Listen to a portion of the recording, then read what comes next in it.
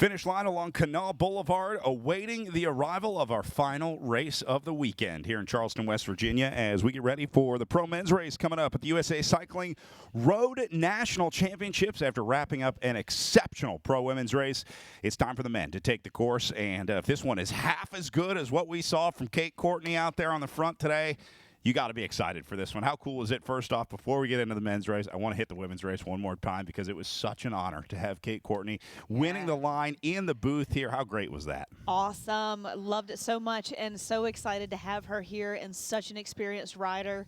World champion and now a national champion on the road. What a gift to have her, and what a race. Well, that women's race was wide open as the defending champion, Kristen Faulkner, decided not to race. Our men's race, though, will see the return of the champ as Quinn Simmons will be pinning on number one to try to defend his Stars and Stripes jersey. I know there are going to be a lot of people watching him, both in the race and outside of the race. His dad is here, actually going to be in the team car for him. And how about Modern Adventure Pro Cycling? What a team. They've come here with 12 guys. They're going to be marking him left and right. It's going to be the biggest teams that we have seen in a long time racing in a national championship. This will also be a big change for Quinn Simmons because, remember, last year he didn't have to deal with a big team like this. It's been a long time since he's raced solo against 12 guys on a squad like Modern Adventure. Let's go back and take a look at last year to see how it played out for Simmons to get his win. It was really a solo ride for him. He was able to get some separation pretty early, but first he had to shake some very strong riders up at the front of the field. And I would expect to see the same thing again today. Yeah, I mean, we're going to have the likes of Project Echelon out here. They're in the break last year. We had Michael Garrison. He is back this year. What a contender. See Sam Boardman. He'll be the Modern Adventure squad. Robin Carpenter also returning eventually, though. Came down to this group of three with A.J. August, Quinn Simmons, and Henry Neff having a great ride for the Kelly Benefit squad. But eventually, Quinn Simmons turned on the afterburners, and these guys just could not respond. It was the Works Road climb that ended up being the decisive factor here once again in the Pro Men's Race last year. Brad, we've seen it time and time again today, and I'm sure we'll see it with the men's race. We saw it in the women's race.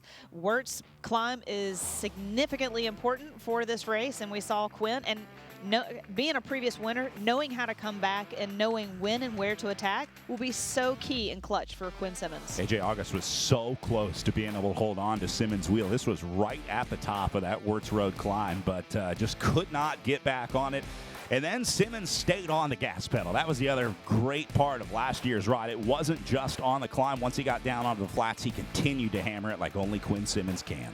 And just hearing from Quinn Simmons a couple of weeks ago, off of his win from the Dauphiné, he was basically talking about how the next 6 weeks are some of the most important 6 weeks of the year, including Dauphiné, National Championships, and the Tour de France. This was his look at the re-entry into Charleston last year. At this point, he pretty much knew he had it, and he had plenty of time to plan the post-up, which was also perfectly executed. Very Quinn Simmons-esque. Dual pistols. He celebrates 2 victories. He'll be looking for a 3rd here today and hoping that he can repeat this scene on the exact same finish line he did it on last year. Yeah, I mean, I think the jersey is so important to him, so important to the team. That's why he's back here to defend that jersey. He wants to take that to the Tour de France. So he ended up on the top step of the podium with Evan Boyle and Gavin Lady in the 2nd and 3rd last year. Tyler Stites back for more this year with his Modern Adventure Pro Cycling team. 4th last year. And plenty of returning names here. Owen Cole, Colby Simmons. Be interesting to watch and see if these guys move up any inside the top 10. But one thing is for sure, all eyes will be on number 1. Out there today. There's a certain something to wearing that number 1 on your back. Yes, it gives you a little bit of confidence, but at the same time, you know, everyone's gunning for you. Yeah, but he's got some stiff competition this year. Artem Schmidt, definitely someone to go for. Tudor Pro Cycling also has Larry Warbass and Will Barta, 2nd and 3rd on the team on the time trial last week. You'll see some big teams like APS Pro Cycling leading things off on the start list, starting 6 out there. Seems like we're seeing a lot more big teams coming to race as a squad. These kind of American-based squads are often able to turn out much bigger rosters, obviously, than some of the European-based teams or even American riders racing on a European-based squad. Yeah, and 2 names right there on that slate, Patrick Welch and Marcus Shelton, 2 guys that I'm definitely looking for to be in animators in today's race. Then you see some standout names from EF Education. Evolo, always perennial favorites when you see those pink jerseys out there. This will be sort of the next generation of riders, but these are the kind of rides where you establish yourself into the current generation. And we also know they're aggressive guys. They like to just try and get up the road and make the race come to them. So this starts the Modern Adventure Pro Cycling, who almost have their entire page of this start list here with, again, 12 riders starting. You'll see names like Sam Boardman, Robin Carpenter. These are guys that have all been in national championship breakaways before. So I'm expecting more from them today. I don't think there's a ton of pressure on Modern Adventure. They don't have an odds-on favorite in this group, but names like Scott McGill can certainly ride at the front of this bike race. Yeah, Hugo Scala and Tyler Stites, 2 very strong guys for the Modern Adventure Pro Cycling team. And then you see Artem Schmidt. That will be a big name to watch out there. Schmidt, incredibly strong, had a great time trial, and he'll be looking to use that on the road today. Whether he can do that without any teammates remains to be seen. Yeah, and I think there's definitely the possibility. I mean, we're talking a lot about Quinn Simmons and everything that he has to gain here, but also Artem Schmidt, what a day he would have for that Netcompany Ineos team. Then we get into the second biggest roster of the day today. That'll be Project Echelon Racing. Now, you may recognize a lot of those names on that Modern Adventure team from the Project Echelon squad last year. A lot of those guys got recruited, so Project Echelon having to rebuild their roster, but they bring some exciting names. Tim McBurney coming off a good ride up at Beauce, where he found a podium up there. So these guys going to be looking for some results today for sure. Luke Elphinstone also winning the national championship jersey for the Criterium Racing on Thursday night, so they should probably have a little bit of confidence going into today's race. Also, Ashlyn Berry winning U23 road race yesterday, Team Visma. Again, he's going to have a lot of weight wearing that jersey for himself today. And then another former national champion, Larry Warbass. We talked about Megan Garnier and her 10-year anniversary of winning her national championship. Larry Warbass will be just shy of that, our 2017 men's national champion. Going to give it a shot this year in 2026. Go a little further down here. Saw Kevin Vermark on the list. Again, a lot of these names are going to be riders that will have early impact on this race. Guys that are going to go into breakaways, be aggressive, at least try, right? At least make an impact, try and get in the conversation, be a part of the race. For a lot of riders, just being able to survive into that front group for the last 2 or 3 laps would be a successful nationals. Yeah, we just and again, we saw that in the women's race, the importance of these first couple of laps. Try and get something established early, get up the road, try and get yourself up these climbs early, and ride your way into the race and make them come to you. Just like we saw from the Visit Pittsburgh cycling team during the Criterium. So super great. Aggressive early on. Nice to see them rising up through the ranks here. And then we get into our triple-digit numbers on the start list here. Gavin Sherry could surprise us as well. He's a former Stanford runner and has been over to Europe for the first time this year and has already had a great result. Then some late ads from Ryan Drummond and Aiden Volmuth. They're going to join their competitive edge racing teammates. They got a pretty solid squad as well. That'll make 7 for them, including Drummond and Volmuth. They'll also start Andrew Frank. We talked about Shelton, Robert Strobel, Luke Walter, and Dylan Zakrajcek. So plenty of big teams to look out for. That's going to be one of the big differences between the pro women's race that we watched earlier today and this pro men's race will be the preponderance of large squads. Yeah, a bit of more of mix-up and probably a lot more breakaways establishing up the road and, again, trying to put pressure on the likes of the Quinn Simmons of the world to see what he can do or what he's going to do and keep that mindset. Like we saw the importance with Kate Courtney and having someone important in the radio, talking to her, keeping her calm. You know, Quinn's going to have his dad essentially in the car, and, yeah it'll be interesting to see what Dad's got to say. perfect day for a bike race today. We are hovering right around 82 degrees. Wind is barely blowing. That'll be a blessing for the riders on the open sections, especially along Canal Boulevard, along the river here, and should stay like this for most of the day today. So folks out on the boats today picked a good day to watch some bike racing from the river. Brad promises this is where the studio is going to be next year. Now seeing race favorite right there, Quinn Simmons. His pre-race ritual, a little bit of stretching happening.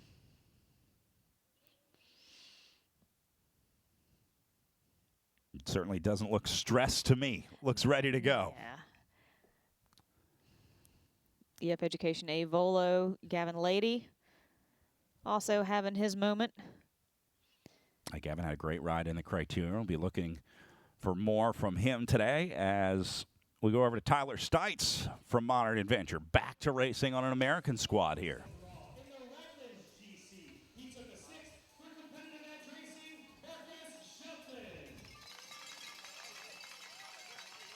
I think Marcus Shelton could be one of my dark horse picks today, as he's getting his call up right now, coming to the line. Marcus had a really great Levi's Grand Fondo race.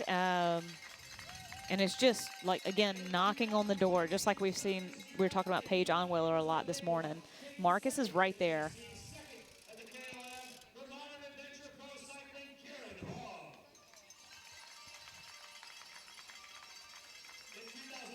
Speed Block Tarun up next in the pink jerseys. Going to get Nathaniel Martin up to the front row. And then we'll go over to Kieran Howe next to him. Second Modern Adventure Pro Cycling rider up to the front row.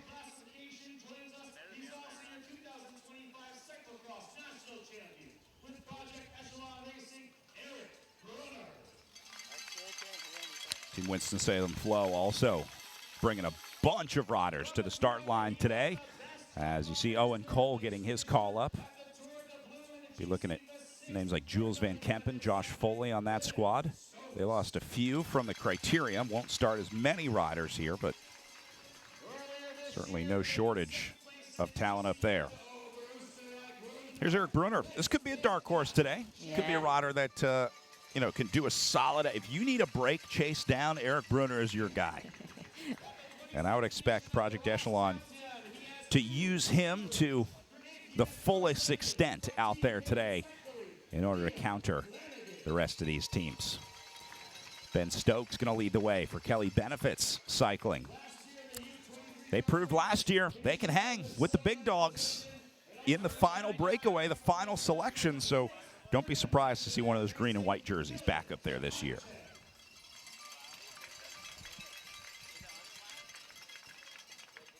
We talked about Gavin Sherry earlier, number 100 right here. Maybe the darkest horse of them all on a day like today.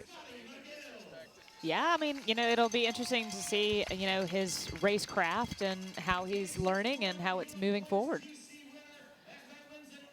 For APS Pro Cycling Team, Canaan Cycling, it's Patrick Welch.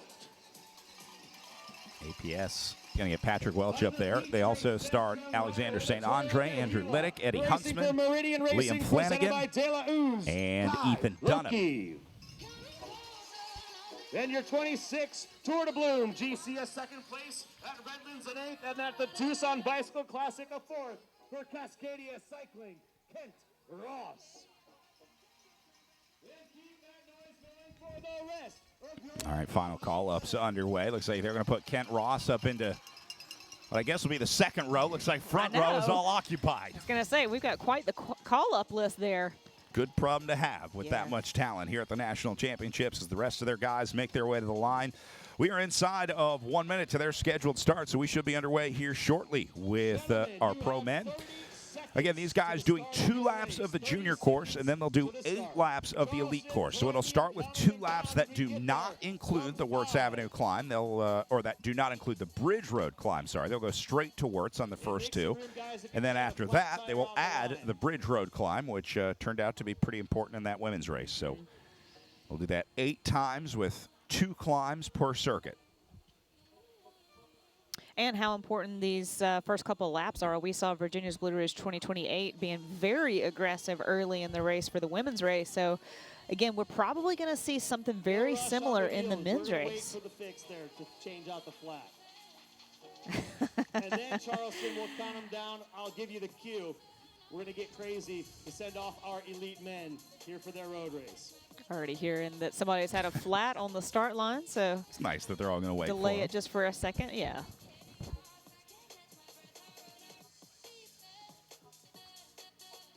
Seeing Quinn in person the last couple of days, he is extremely fit right now. I've never seen him this lean. I know he's getting ready probably for the tour and coming off of Tour Vern Roan Alps, as we should be calling it, with that victory. We're going to roll here soon at 01. I'm going to give you 15 seconds, all right? So, gentlemen, you have now 15 seconds to the start. Our final countdown is on for our pro men's start. Last race of the weekend. It has been an awesome time here in Charleston, and now it's time to get the party started one more time as our pro men begin their USA Cycling Road National Championships.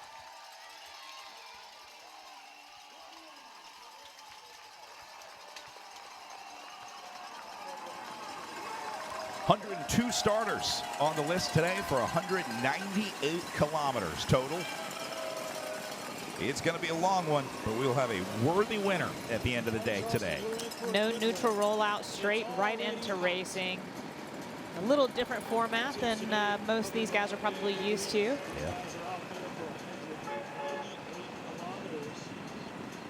102 starters. So you can work your way around this course, go over the Bridge Road, hang out downtown. Already going single file up on the front.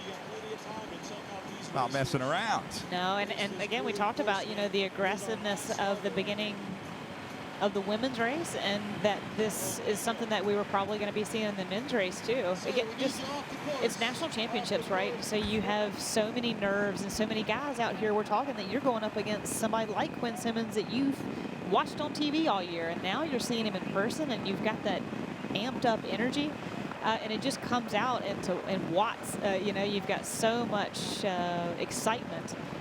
And again, team plan, like you're talking about, Brad, like these guys want to get out there and get recognized. The other thing is that they hit this climb pretty early on the Wirtz Road climb. They're actually headed straight towards it right now, going down Canal Boulevard here. So if you're not a great climber and you're worried about the selections or the splits, you definitely want to get your way to the front sooner rather than later here early on. And again, Wirtz climb is a really narrow climb. This guy right here is already looking to see if he's got a flat. It's already looking back. That is going to be Nicholas Milanovic for the Hubo Scott cycling team. Hopefully he's all right, because we're talking about positioning into the Wirtz climb would be so important, and you're already off the back with a flat. Looks like he's going to be okay, but again, when you turn immediately off Canal Boulevard into the left-hand turn of Wirtz Road, it starts to pitch there. Yep. And the climb, it starts in earnest later down the road, another half mile down the road. And we saw also that it veers to the right and it gets to a very narrow road. You're going to see a selection just like we saw in the women's race immediately on the climb and up and over the top. Guys up front trying to recruit some help to keep this tempo high. They want to make this race as hard as possible early on. As we saw Project Echelon. Here comes Modern Adventure. EF going to get up there.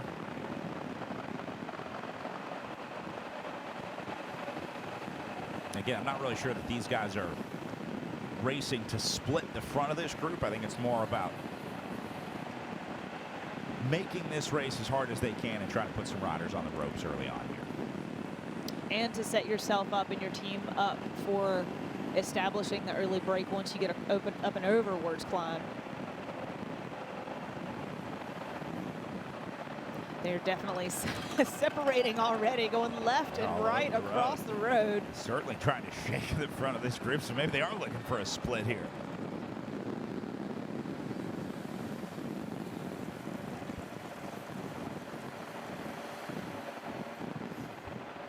Man, brutal day so far. Only only 3.5 minutes into it.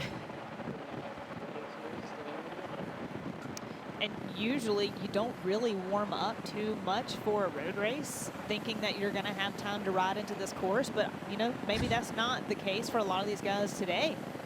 Modern Adventure Pro Cycling head down, pushing hard. Project Echelon sitting second wheel.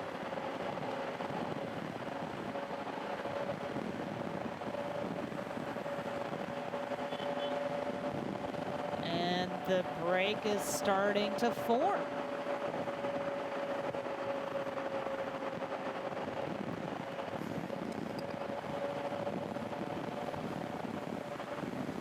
We'll go ahead and call this first split of the day.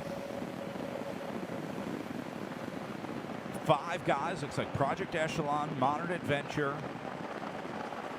Competitive Edge. I think that yellow jersey is South Chicago Wheelman. You got EF Education in there.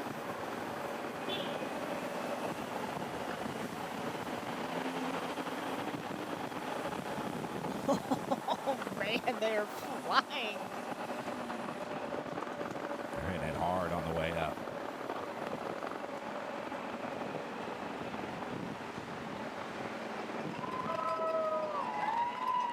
Would not be surprised to see this gap hold and grow up and over. Now that they will start the climb with a gap here, there's a very good chance that these guys spend a lot of time together today. Yeah, you could be very well right, Brad, and it'll be interesting to see if it's the right mix of guys between all of these teams.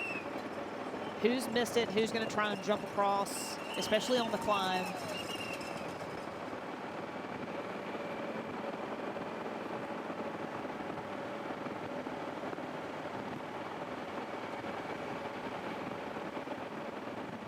Meanwhile, I have to imagine there's a little bit of worry at the back of the field.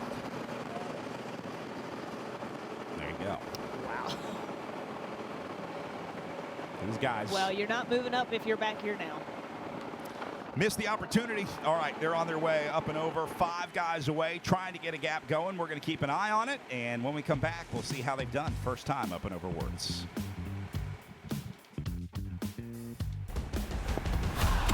Fueled by passion and strengthened by determination. It's a symbol of the relentless pursuit of excellence. That's Jack Mason. Be your best.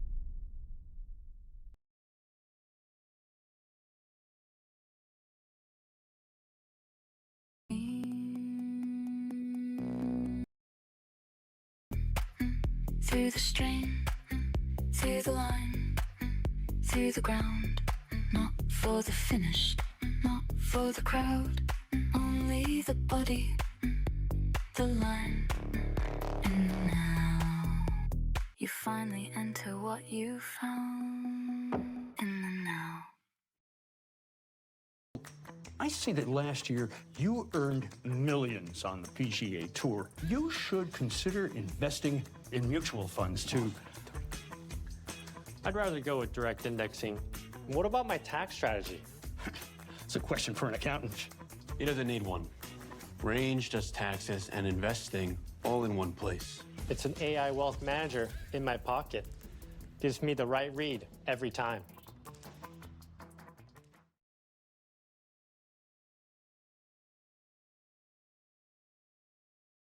They box you in, slow you down. Play by someone else's rules. You're here to push limits, break records, Well, I cracked. and own every inch of your journey. US Performance Academy was born to fuel that fire. An online school that aligns with your ambition, respects your grind, balances your dedication to athletics and academics. This is where you learn what you're truly capable of. Let's go. US Performance Academy, official academic partner of USA Cycling. GoUSPA.org.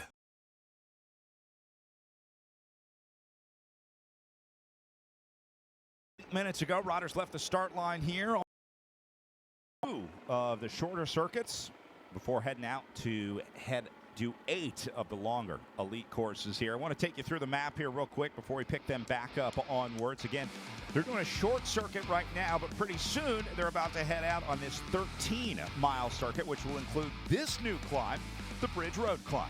Yeah, Brad, we'll talk a lot about the differences of the two climbs. They're going up Wirtz right now, a really tight technical climb with a really beautiful descent, but then also the bridge climb is a bit more open, flowy, and you can see around the corners a bit more with a more technical descent because it was in the shade and around the corners these rock walls before they come back across the bridge back to Canal Boulevard.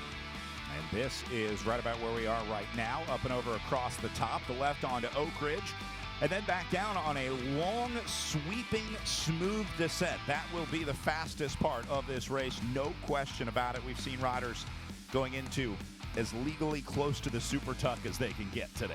Yeah. And extreme speeds coming off of the Wirtz climb. It was in the women's race. I look forward to seeing the guys successfully come down and navigate that back into town. Well, these guys bobbing and weaving their way up to the top of Wirtz for the first time today. And quickly realizing why there was such a flurry of activity to get to the front of the field here. It's a full-on roadblock right now. Yeah, and you can imagine that there's going to be splits in this peloton. We're already seeing two guys off the front of this race. It looks like Project Echelon and Modern Adventure Pro Cycling. We were talking a lot about them pre-race, and knowing that these are two of the stronger teams in the United States that are looking to go head-to-head today. Started with 5 guys up and over, and now Modern Adventure and Project Echelon going to be only 2 left, with a pretty good gap behind them.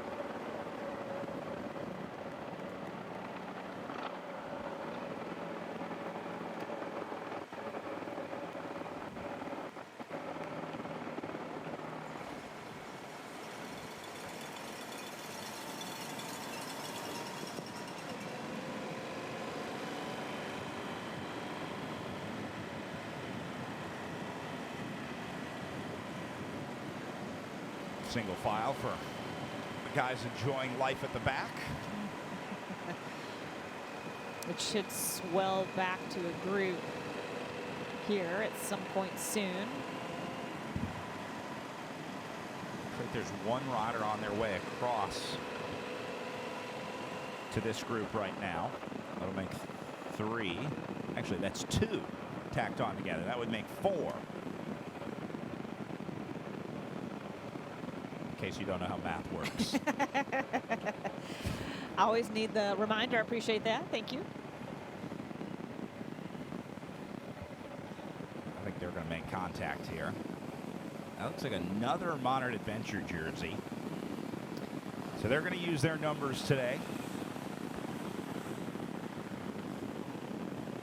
Yeah, that's one of the best cards that they have is their numbers. And yeah, we were fully expecting that to happen.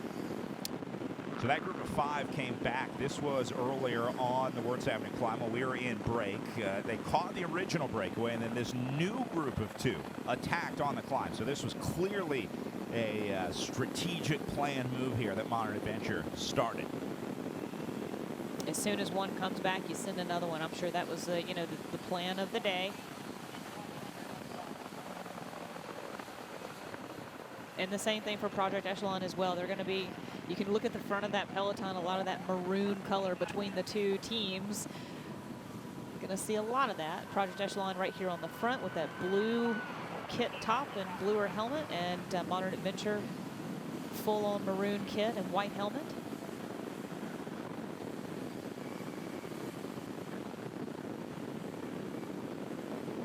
So they got themselves away, and then these other 2 came up across the top to join them.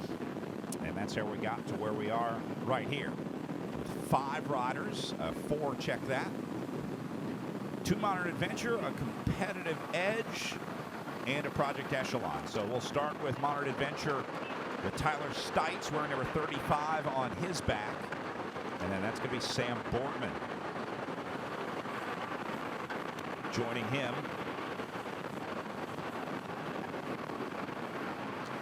competitive edge up there with Ryan Drummond wearing number 101 on his back.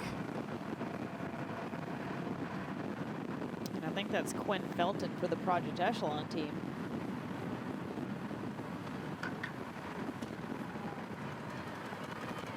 Number 42.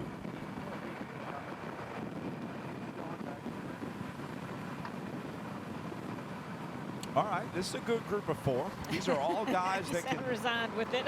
that can work in a breakaway. I mean, Tyler Stites, Sam Boardman, they've spent a lot of time in breakaways in American bike races. Yeah, if I'm in a breakaway, especially early breakaway, and I'm going to be out here all day, I definitely want Sam Boardman in my group with me. Yeah. He is such a strong rider. He's shown that over years of racing.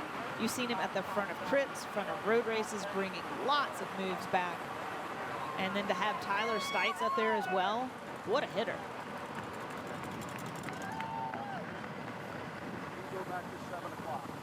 Kind of rare to see the first move of the day go away and stay away, but these guys might have a shot. Modern Adventure sending one more. Now you're getting greedy. Nice. Gonna go right by the moto here as we will add Hugo Scala Jr. to this mix, wearing number 34 on his back. So just like that, Modern Adventure has a quarter of their team in the breakaway. Wow. Okay, strong move. Gap up to 40 seconds. So Scala just did a big effort to get here.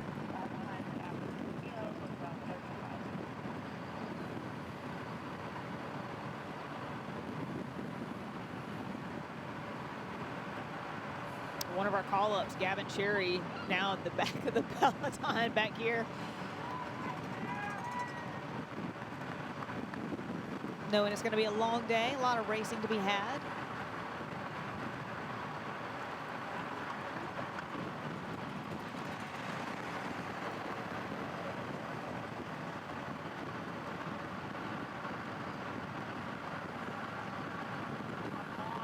Sure, there's some guys jealous of the tubers along the river right now. It's starting to get hot. They've only been out there 16 minutes on our Jack Mason race clock, but long enough to get you thinking. Well, I mean, every time this race finishes, you know, when we see these guys in person, how salty are they? It's impressive what we can't see on TV. It's just such a big day out for these guys, and they put in so much work. And yeah, TV just doesn't do it justice of how much work they do. Hugo Scala already shaking the legs a little bit. Waking up, just wake up.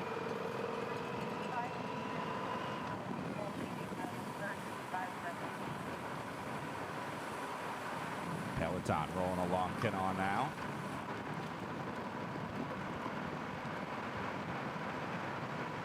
Based on what we saw in the women's race, not expecting to see a peloton for much longer. That one fell apart pretty quickly. And they do pull riders on this circuit. If you're far enough back out of the group, they will pull you on the line here. Yeah, we did see their group break away and swell back together. And I think that, you know, the same thing with the men's race, minus that the fact that there's already 5 guys off the front of this race, 3 of them being Modern Adventure Pro Cycling. This group is not going to come back. You might see some splits within the peloton through the city lap and then back out Works Climb. But like you said, Brad, really when we're going to see the attrition rate start to really take place is once they go up Ridge Road and enter the full 8 laps.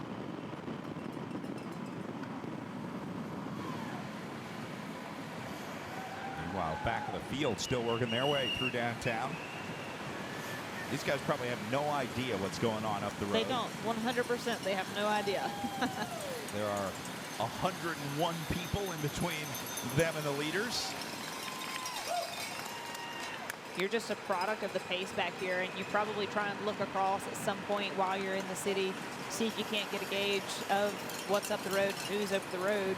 But other than that, a lot of these guys probably don't have team cars or race radios, and so yeah, you're just let me just get some miles under my legs and then see if I can't move forward at some point in this lap and position myself better towards the front and kind of get an assessment of what's going on.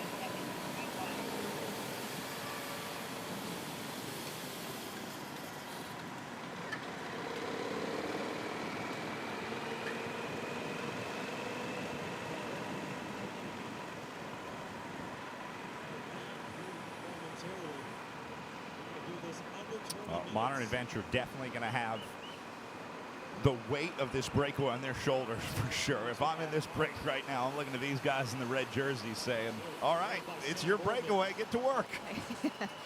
But the interesting thing, all of these guys are rolling through. They want to establish that 1 minute gap, get a little bit of pressure off of their backs by putting forth the effort to be out here. See if they can't already get their team car called up. And wow. This is the next chase group here of this entire peloton. It's like they're going to have a split here.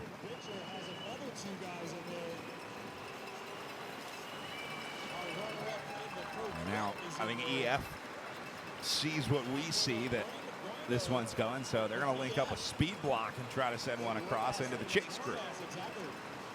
Tudor Pro Cycling now having to draw out a bit.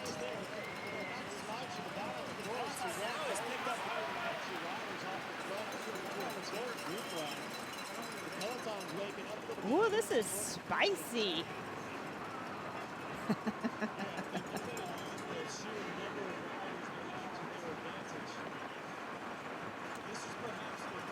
Sam Boardman looking steady in that nice aero position. We've seen that team just announce that Factor Bikes is increasing their support for the Modern Adventure Pro Cycling team. Congratulations.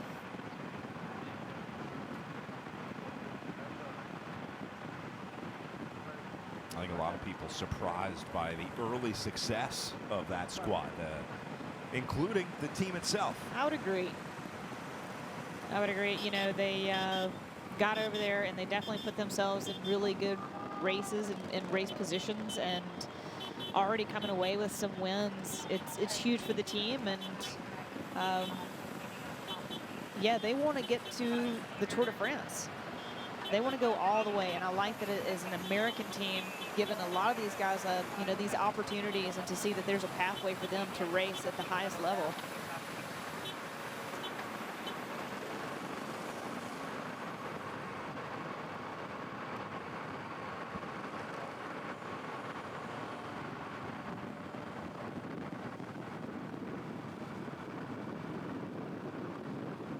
Looks like everyone in this front group is working. I've been watching to see if there's anyone sitting on. I think everyone's taking a turn at the front. We'll see where this rider slots back in. Maybe not. Might have one Project passenger in here. Echelon already sitting on. Well, I mean, when you see Modern Adventure starting to send up 3, 4, 5 riders, then yeah, then okay, well, this is not the right mix for us, and it's definitely not the right ratio.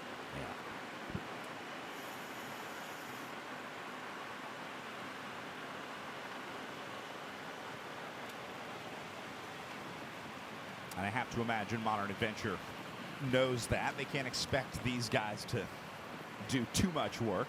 Basically, you're going to start doing a team time trial up here.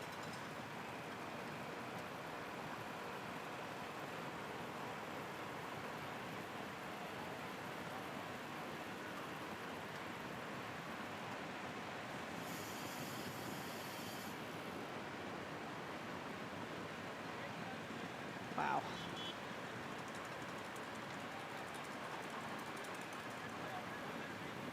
Someone needs to tell Sam if he braids his hair, he's more aerodynamic. They've done wind tunnel testing with this.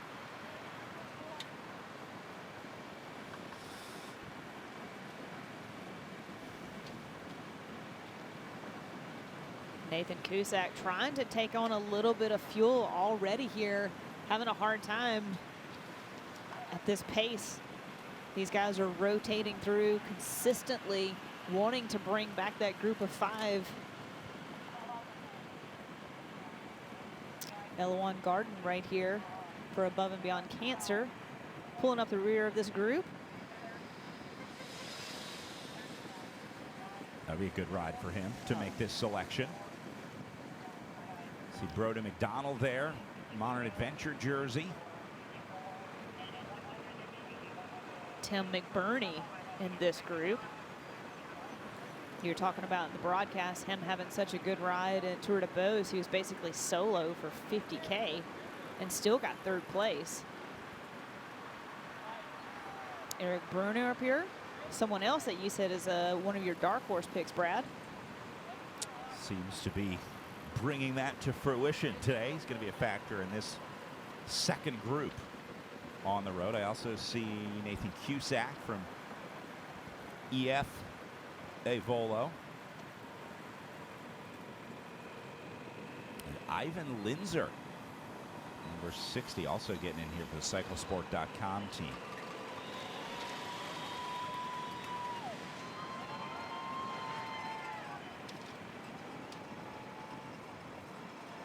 A time check between Group 1 and Group 2 on the road, because they are starting to separate themselves from what will become the peloton here as our leaders head back upwards for their final time on the short circuit. They'll come back down and head out onto the long loops.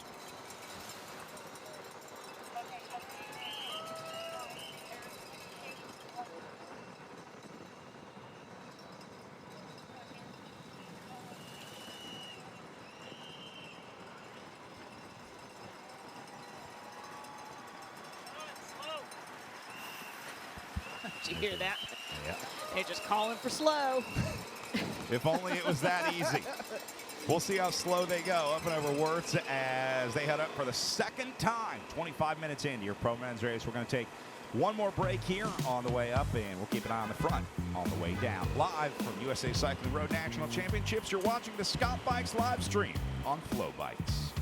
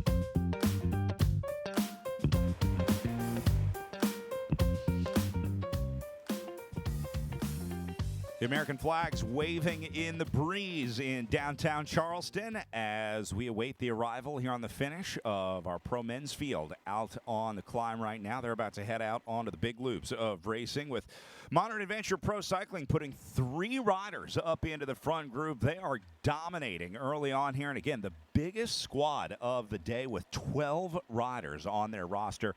We had a chance to catch up with their team director, Bobby Julich, to talk about how they're going to use those numbers today. Well, numbers it's always a numbers game, no doubt. But we're very aware of the talent, the World Tour guys that are here. We wanted to create this team to inspire not only people to come to our team, but American cycling in general. And that's just getting out there. We don't have the number one favorite in the race, so we're going to have to be a little bit creative, but we're also very realistic. I want these guys to come here, get experience, national championships. I didn't get to do that many because I was racing over in Europe, and they were always not timed perfectly. But there's nothing like wearing a national championship jersey, and I just want these guys to have an opportunity to experience that. And we'll come up with a plan, but we're also very realistic. I mean, when you come out of the Giro or you do a big World Tour block and come back here, it's going to be tough. But what I like about working with these guys is that they're very coachable, very eager, very willing to learn. And as you've seen so far this year, they've punched way above their weight. Punching above their weight. Good way to describe it.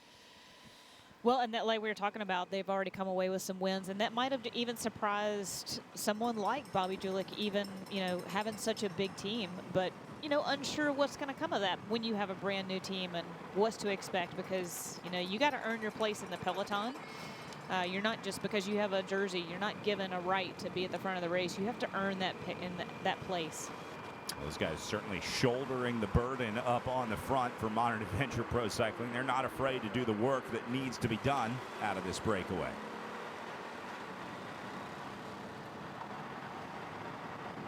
Ryan Drummond already looking to feel the effects of the pace of these early laps. A little bit of head bob already, not pulling through too much now.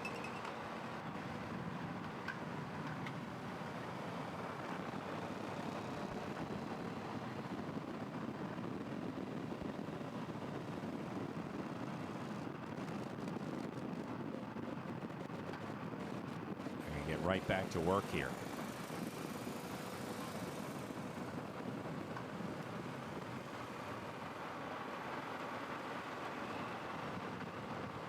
Gap's opening a little bit. Sam Boardman doing a good job of not panicking just yet. To his own teammate. Yeah. Just give him a little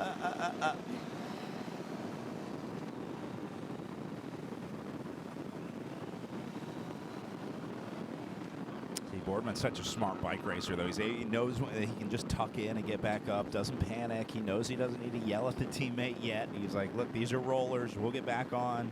Gonna just roll into that slipstream. Yeah. Smooth as fast. Look at the pace that they're just descending. The little blind corner off to the right here, and then a hard left-hand turn. Wow.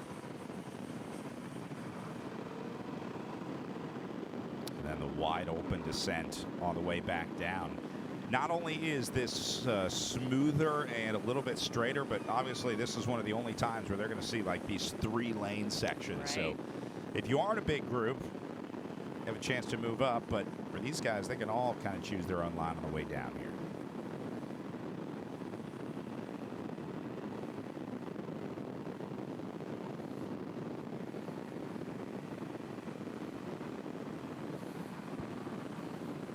Last time check we got was 40 seconds. We're still waiting for Race Radio to update us with any new time gaps here.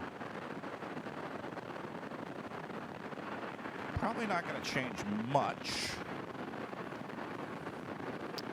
Especially we did have a chase group. I'm not quite sure if they got reabsorbed by the peloton up and over Wirtz or not.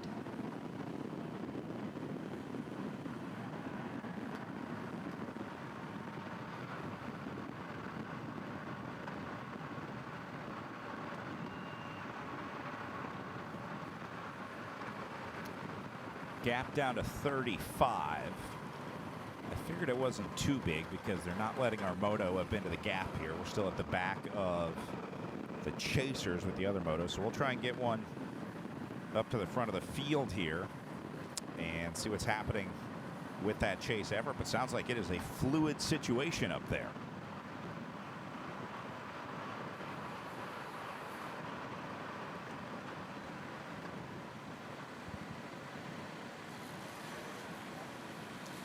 This guy's looking pretty relaxed.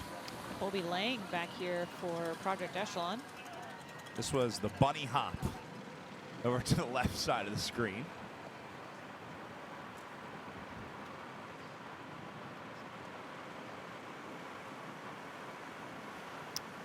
Must have missed it.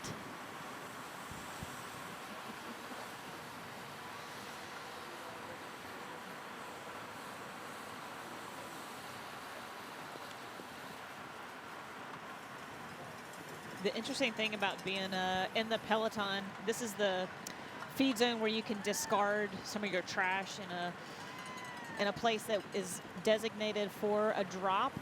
Called the green zone. Yeah, exactly. So you're seeing a lot of these guys toss over to people on the side of the road that are ready to pick up that trash. But basically what I'm saying in the feed zone is you can't see. I was short rider. I could not see over the person in front of me. So, you know, when you're talking about the bunny hop back there, you can't see what's happening. You're a product of whatever the guys are doing around you, and you have to react with like millimeter instincts, right? And so you're just kind of at the whim of whatever the group is doing. And when you're looking back here, what we can see, this guy, the camera guy, is actually standing up, right? So he get a little bit more of a bird's eye view. But these guys back here, like we were talking about at the beginning of the race, they have no idea what's going on in the race. They can't see forward.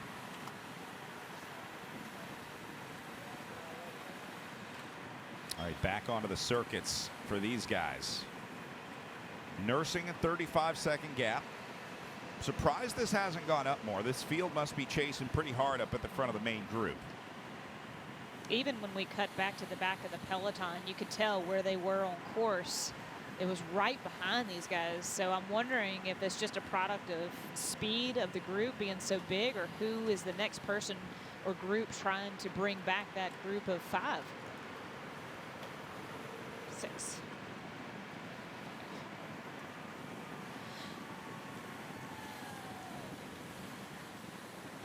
Not really single file up here, so not a huge concerted chase up the road. Already guys putting their hands in the air trying to get back to the team car for bottles. This is basically the only place on the course down here on Canal Boulevard, back out and back is one of the best places to do that. See our Jack Mason lead car bringing the riders through it right around 36.5 minutes in. Be about 37 by the time, maybe a little more by the time these guys make it to the line. That Jack Mason car will be out in front of all of the USA Cycling Road National Championships, letting folks know where we are in the race as our official timekeeper of the National Championships. What's going on here? I think Modern Adventure and Project Echelon decided interesting. It's going to be Quinn Felton pulling the plug.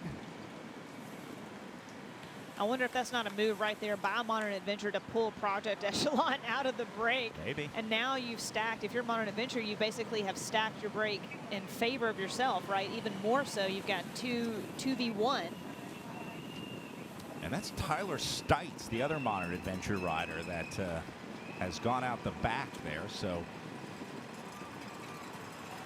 maybe use him later in the race, Brad. That's a good guess. Say, like, he's such a strong rider, and we've seen him later in the races in years past. And again, like Bobby said in his interview, they've got numbers. So what difference does it make to them if it's Tyler back or whoever it is? Well, he did succeed in taking Quinn Felton with him. Right. If that is, in fact, the goal, mission accomplished. Got rid of Felton, and now these two guys just have to worry about Ryan Drummond, number 101 for the Competitive Edge Racing team in the white jersey there.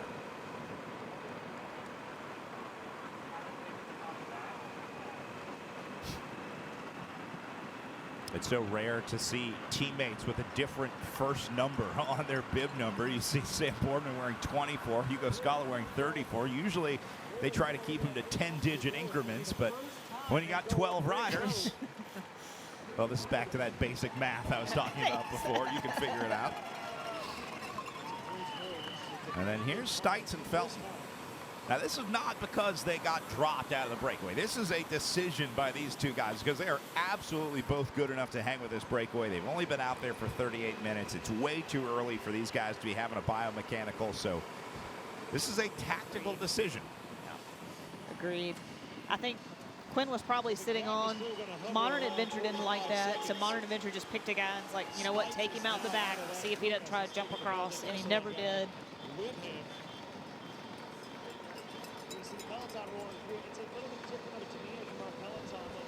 Not a ton of urgency up here. Project Echelon's got the numbers up there, but not really organizing them yet. You can just feel the energy is a little bit different as they're all trying to race it. 12 wide on the road right now. Well, and now they're leading into their first time up and over bridge, the bridge, and into Bridge Road. That's what these guys are headed across right now. And it's, you know, going up and over Bridge Road, this not a big gap, right? Like we saw in the women's race. They could knock down a minute and a half easily if you put forth an effort. So we'll see if this break doesn't stay away or if it's not going to be a reshuffle once we get up and over bridge.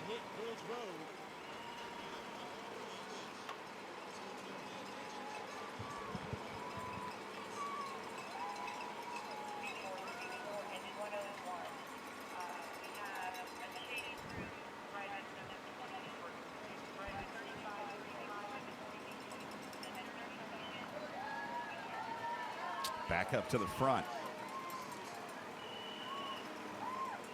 Drummond should be on the back of this one. There he is.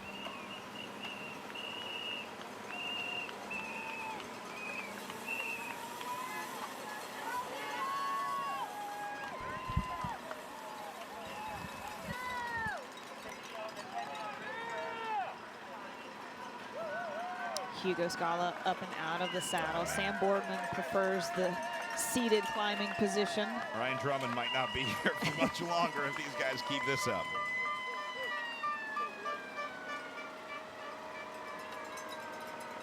Well, Ryan Drummond deserves some credit here. I'm not trying to say that he's going to get dropped out of this group. What I'm trying to say is that Modern Adventure is clearly riding this one hard. Yeah, agreed, Brad. Yeah, this is good riding by Ryan, competitive edge team.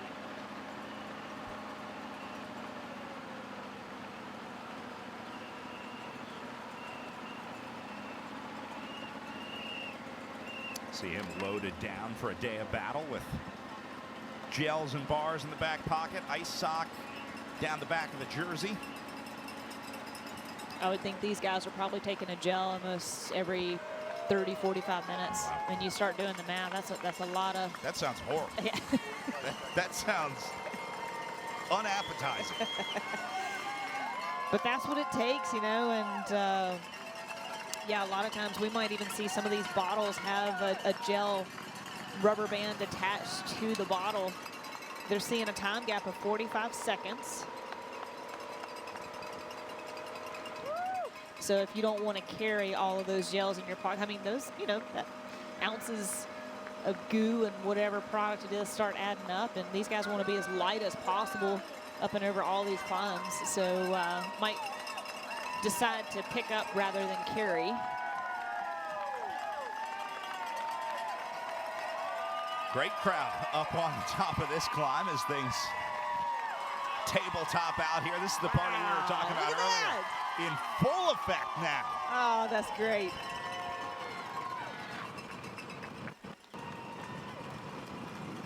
So they'll be cheering these guys on. And right there to the left, I'm pretty sure, is what's called Quitter's Corner. So if you want, if you're not feeling this climb, that's how you get back to the coffee shop. Hit a hard left. It'll take you right to the descent. Well, I'm sure it's tempting for these guys right now at the back. As they get gapped off, Sean Geidish, the BikeWorks Fred Beans team. Ryan Drummond fresh off a Tulsa Tough. Yep. I'm sure Crybaby Hill is a good way to introduce your body to Works Road and Bridge Road.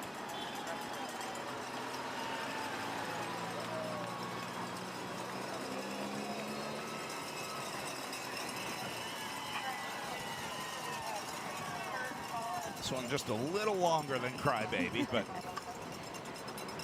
that crowd up there at the top gave Crybaby a run for its money. Yeah, it did.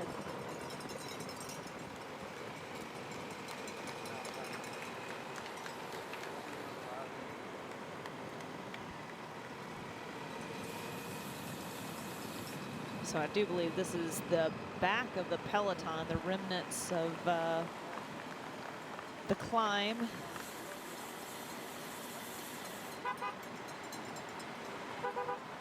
And this is what we'll be seeing the rest of the day, right, Brad? I mean, just the attrition of this race. These guys are going to start coming out the back. I mean, the pace at Modern Adventure, Pro Cycling, and Ron Drummond are running up here. The throttle is pretty high. Drummond going to contribute to this one on the front here. He says, I like what we got going, boys. Let's keep it up.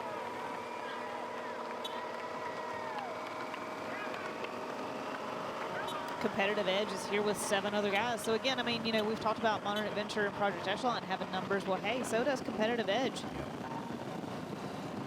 And one of my favorites in the race is Marcus Shelton. So leave him in the pocket, leave him marking Quinn and the top tier riders, and let him have a chance at the day.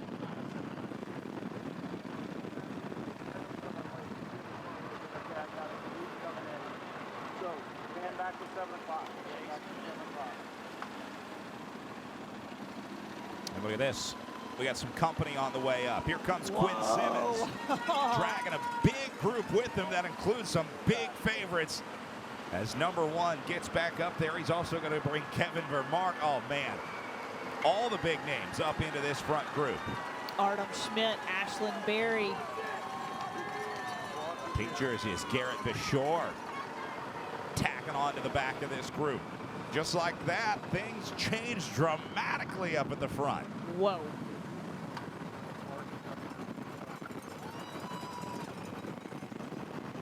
I don't think I was expecting to see those guys be drawn out so early. Let's see if they just don't put their stamp on things. Bring it back.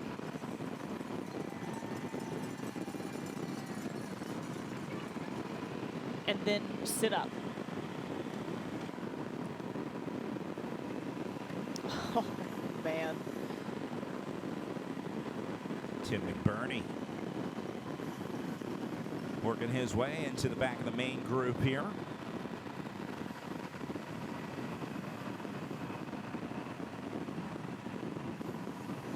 Look at that beautiful descent. This is definitely one that makes me wish I was on 2 wheels right now. Hey, man, the only reason to go uphill is to enjoy the downhill, right. Personally.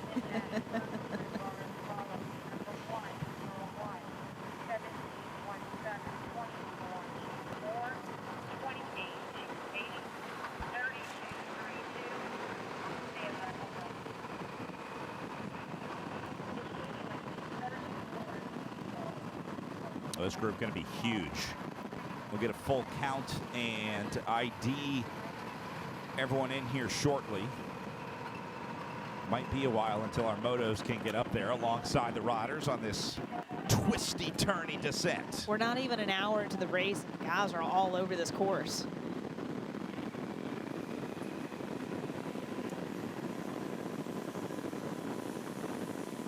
Race Radio is still calling this a 45-second gap back to what must be a group at the front of the field.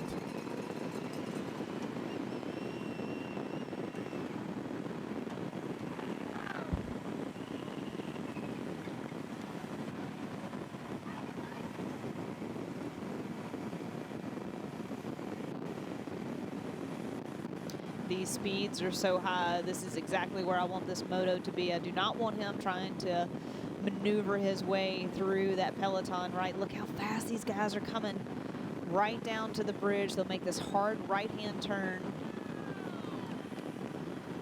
Looks like Vermark going to lead him through.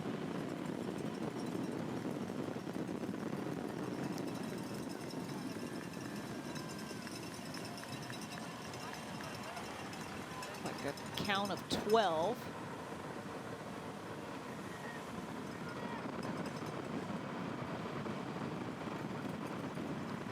More importantly, though, we'll count the, well, I was going to say count the gap back here, but there's not going to be much of a gap. I think that 45 seconds might be a little outdated for this field.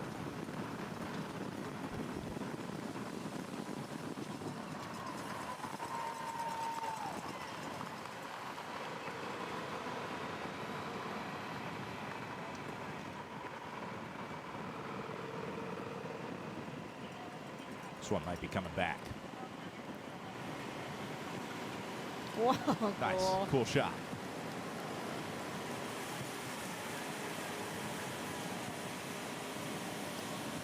Well, you know, if you have the race favorite up the road, every one of these guys are saying, well, what are we going to do? Just roll around? No way. We are going to do everything. You know, everybody's got strength still 50 minutes into the race. This is what's left of the climb back here and the descent. So everyone's going gangbusters right now.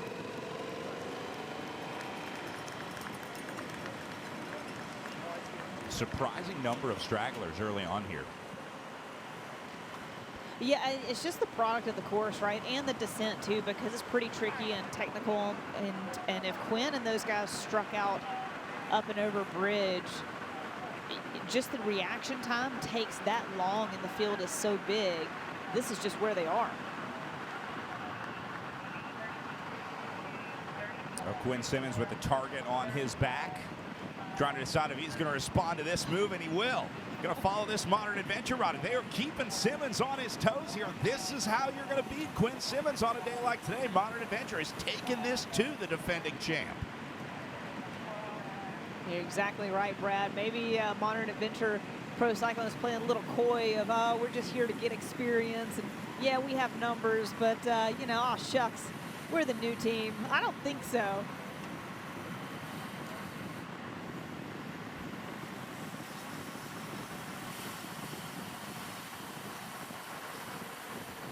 Ashlyn Berry also up here, yesterday's U23 road race winner.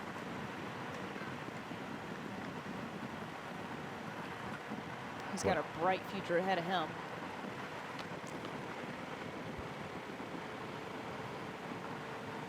Eric Bruner at Project Echelon in this group.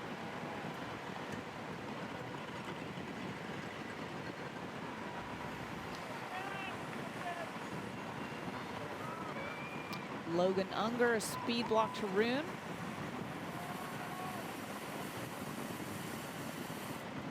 Things finally calming down in this group. They have at least neutralized that first move that we saw Quinn Simmons trying to chase. But now he realizes that he's going to have to ride the front of this breakaway because he can very easily get caught off guard. If he's riding at the back of 12 guys and someone attacks from second or third wheel, you got 10 guys to get through before you get up to cover that. So I think Simmons going to be a little more careful with his positioning. You got 5 Modern Adventure guys up here. Almost half the team. So they have caught the breakaway. This is your front group. Wow. Yeah, I like this one. See Ashlyn Berry in the Visma jersey in yellow there.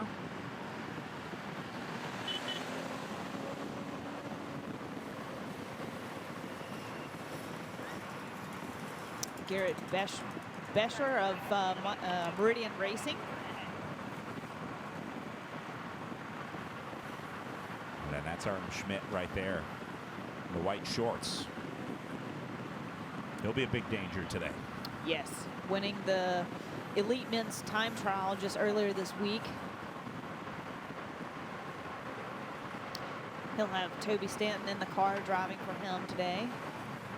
Toby runs a Devo program called Hot Tubes. One of the preeminent development junior programs in the country.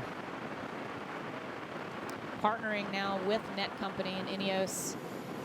So basically a nice funnel for those kids and a place for them to go, a future to look forward to. And vice versa, to have all that information and data from Net Company back down to Toby and lots of great equipment on offer.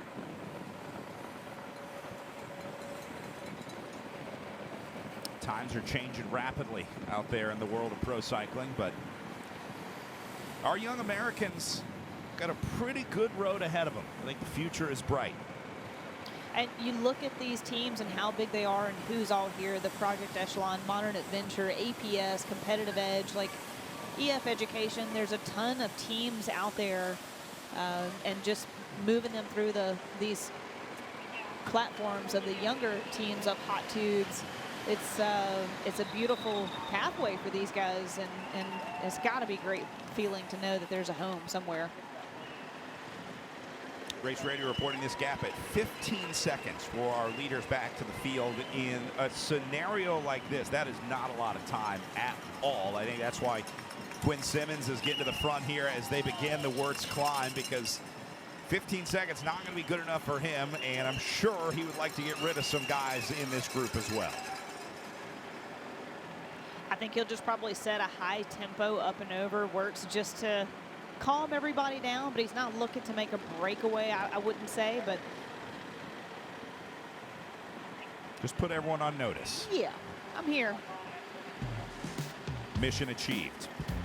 All right, on their way up, we're going to take another break here from our Scott Bikes live stream, and we'll have more live coverage on the way up and over Wirtz when we come back.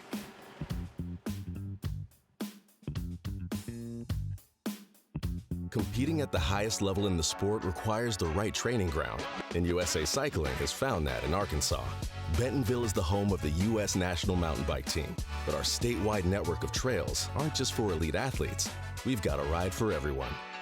Just increasingly more and more, I'm telling people, if you ride mountain bikes or if you want to get into mountain bikes, you got to come here and see for yourself. And there's something for everyone here, for sure. Plan your next cycling adventure to the natural state at arkansas.com.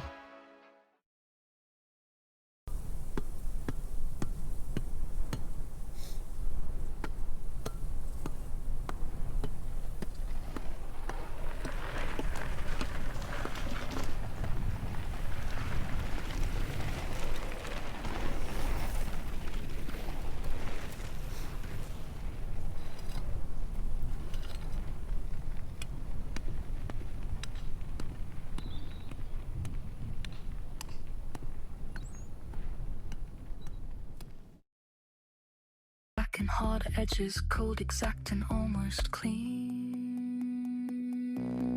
Be in the now, through the strain, through the line, through the ground. Not for the finish, not for the crowd, only the body, the line. And now you finally enter what you found in the now.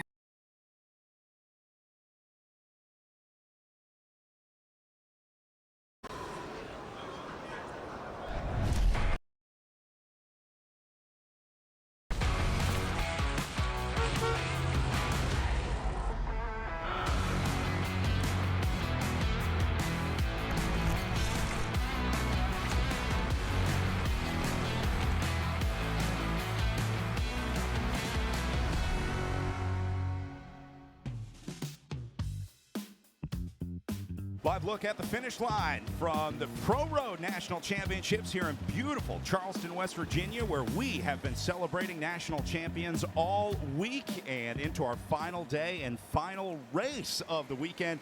Joined in the booth by our host, Mary Amy Goodwin, as we celebrate another great year here in Charleston. First off, thanks for having us back. We appreciate being here so much. Thank you so much, Brad. Thank you so much, Lauren. This is amazing. And by the way, I probably should have said thank you, Mother Nature. Yes. I probably should have thanked her first, because it has been an incredible week in the capital city here in the Mountain State. And we're just so happy to host so many wonderful athletes and their families and spectators. It's just been absolutely an incredible week. You guys have put on an amazing party. Lauren and I were marveling at the top of Bridge Road up there. You guys got a full-on party going today. Yeah, you know, I know all of these 33 square miles, which are Charleston, West Virginia, but I particularly know Bridge Road because that is the road that my husband and I come home from Right on. work every day, and to watch these cyclists cycle faster than I am permitted to drive on that road is a little nerve-wracking, but it is so incredibly fun to have them here and to watch their incredible talent. It's just been inspiring. I'm sure it looks a little different here at the National Championships. It's been a great way to celebrate not only our athletes, but celebrating our country as well. I know you guys are rolling out for the 250th anniversary, the flags all along the course. It's really been an incredible way, not just to celebrate Charleston, but to celebrate our great nation as well. You know, every single opportunity that we take to stop every athlete, every parent, and also our other hosts, our restaurants, our bars, our shops who are saying to us, thank you so much for bringing so many people here.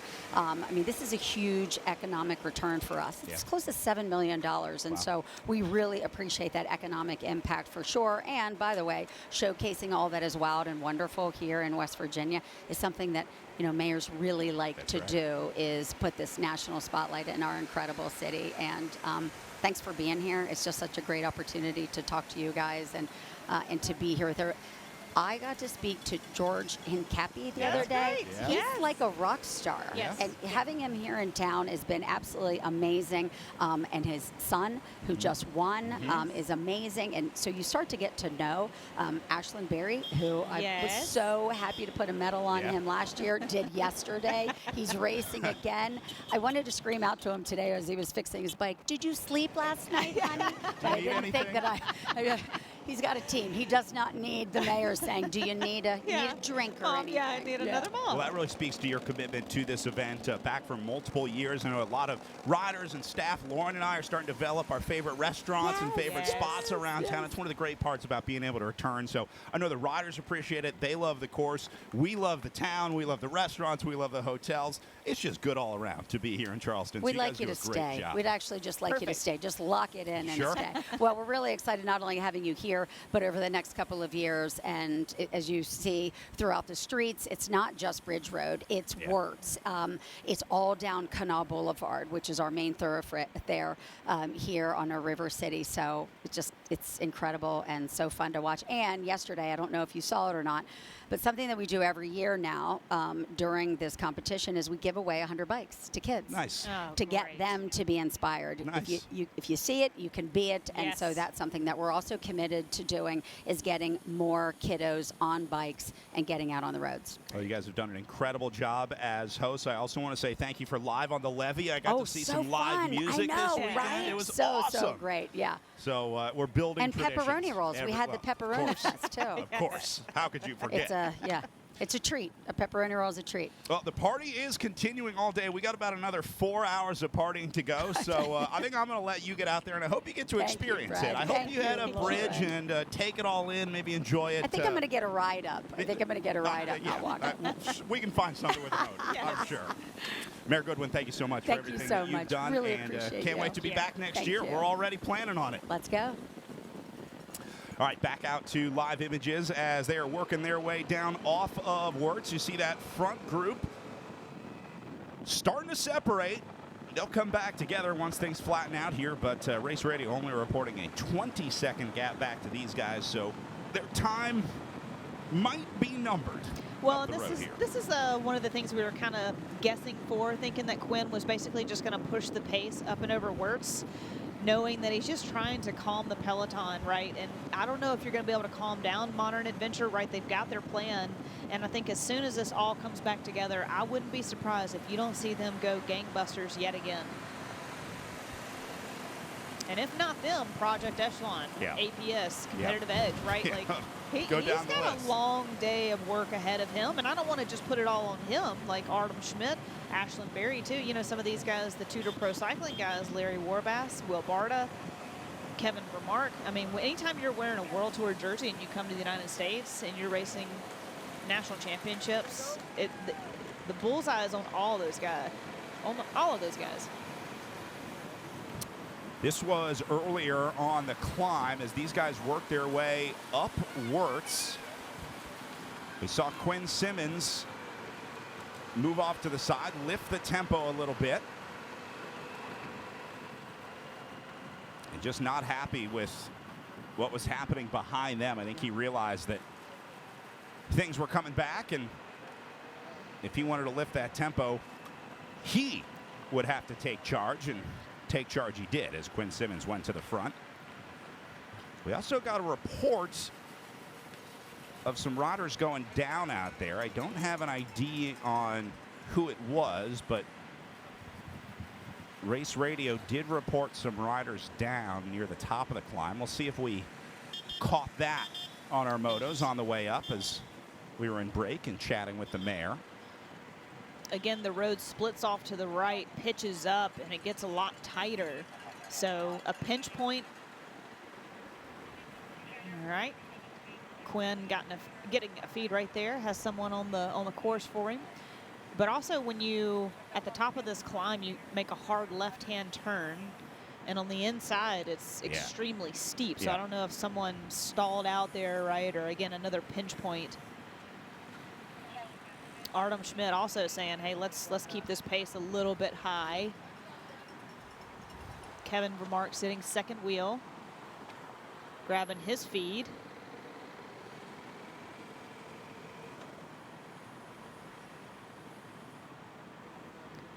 Water bottle with an ice sock, water bottle with gel.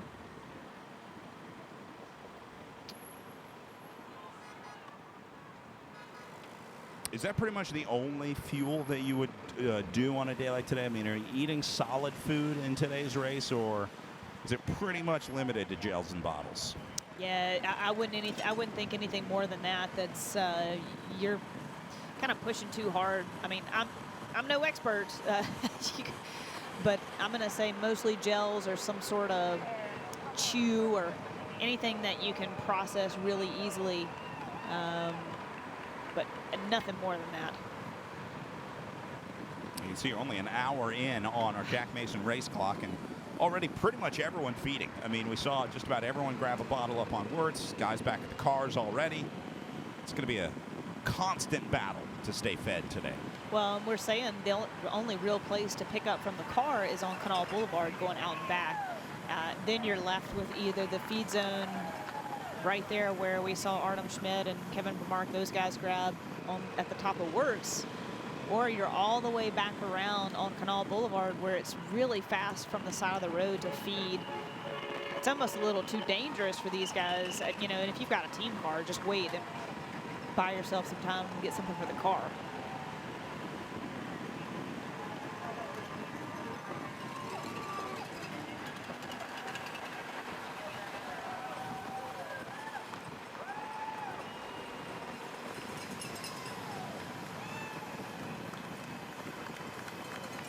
All right, so first of 8 of the larger laps about to be completed here,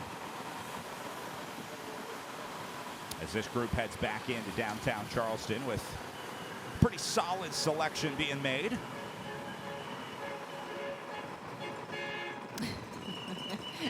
Some more support. I love it. Those are the boats along the river. I'm not sure if you hear that on the broadcast, but some of the larger ships along the river signaling their support for the racers. Cole Davis right here at the back of this group, Speed Studio. Teammates with Michael Garrison.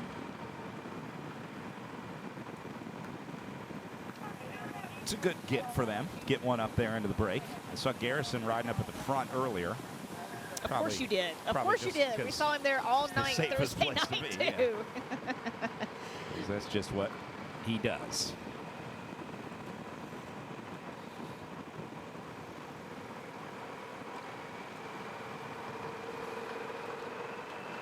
Front group coming back through. And we'll put a Jack Mason clock on these guys on the line. Here's our group of 12, led by Artem Schmidt. Ineos. Group of 12. Chasers already onto the start-finish stretch, so we'll go ahead and call this Chase 1. And I think that was Aiden Volmuth at the front of it. Yep. So that is right around 20 seconds back to these guys. Gavin Lady, EF Education, A Volo in there. Also Gavin Sherry. 20 seconds.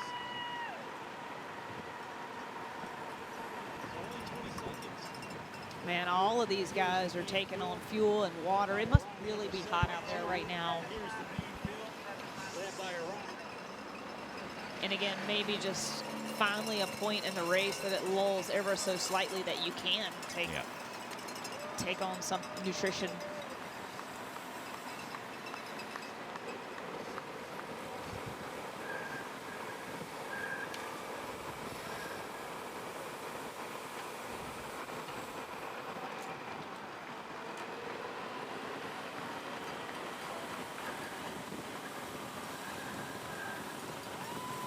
Relative humidity out there right now, hovering right around 50%, so it's not too damp.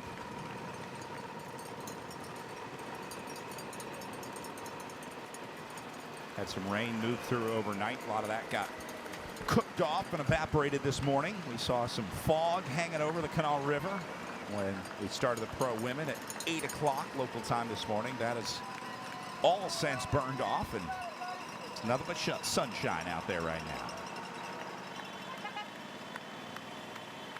So as those guys go up bridge, this is the peloton going across the bridge.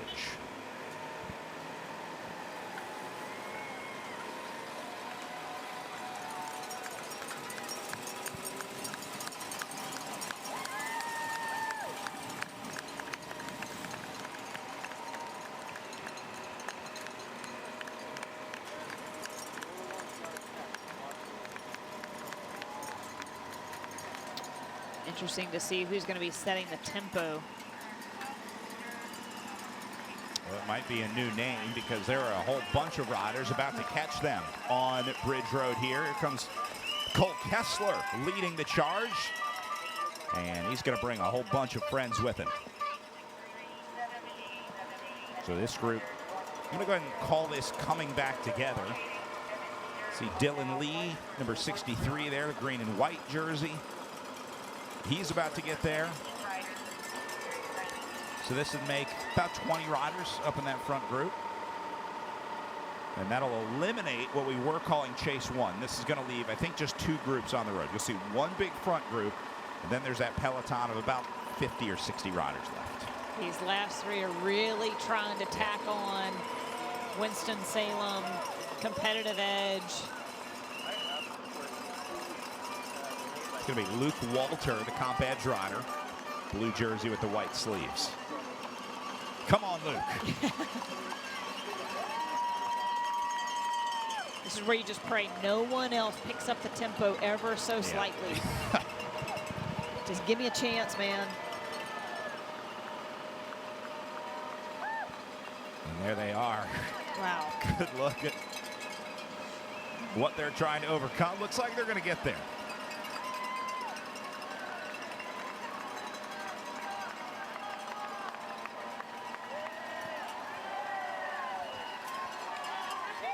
Again, Modern Adventure, 1, 2, 3, 4, 5 riders, maybe.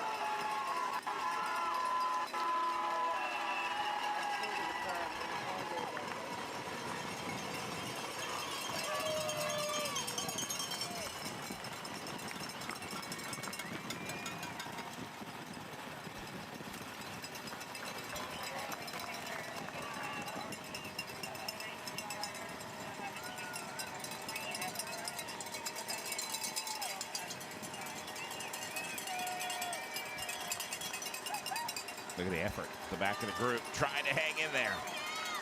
I think that's Tyler Brendel of the Mid-Atlantic Union, presented by Netflix team. And then bobbing and weaving his way to the top. Poor Sam Boardman from the front off the back.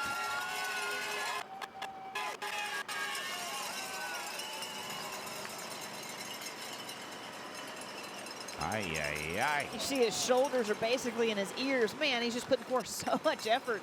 That just tells you how hard those first couple of laps in the break that he was in, how hard he was pushing. I mean, it takes a lot to put Sam Boardman in trouble, but trouble has found him here in Charleston, that's for sure today.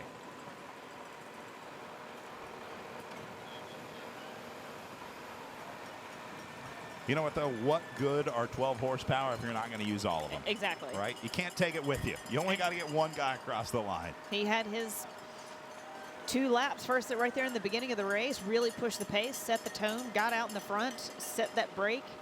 Now he's got 5 teammates up the road doing the exact same thing that he was doing, you know, an hour ago.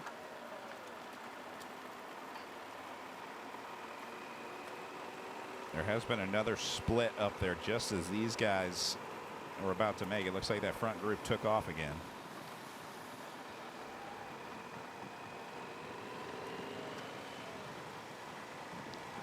Just when you think you get to the top of the hill and there's going to be reprieve, you know, these left and right turns, they're still, look at how they're pedaling, how hard they're having to pedal and push. It just rolls across the top. It doesn't really let up. Back to the front of the group here. This is Artem Schmidt, Net Company Ineos.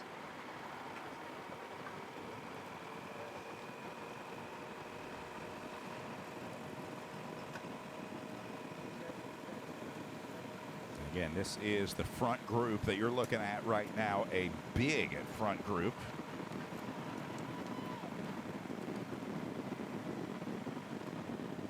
And I wouldn't be surprised if that second group that we were just with made it up to this group as well.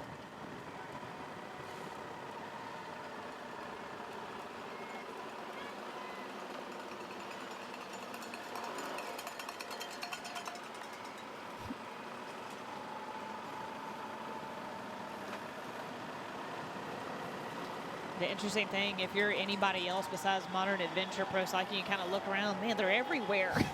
It's like, think about the staff and support that they need for all 12 of those guys. It must be a significant pull from their service course. Certainly made an effort to bring as many as they could to the national championships here. I think the importance of American bike racing weighs heavily on the mission of that team, and what a better way to support that mission than putting as many Americans as you can into their national championships. Having team owners and support staff like George Hincapie and Bobby Julich,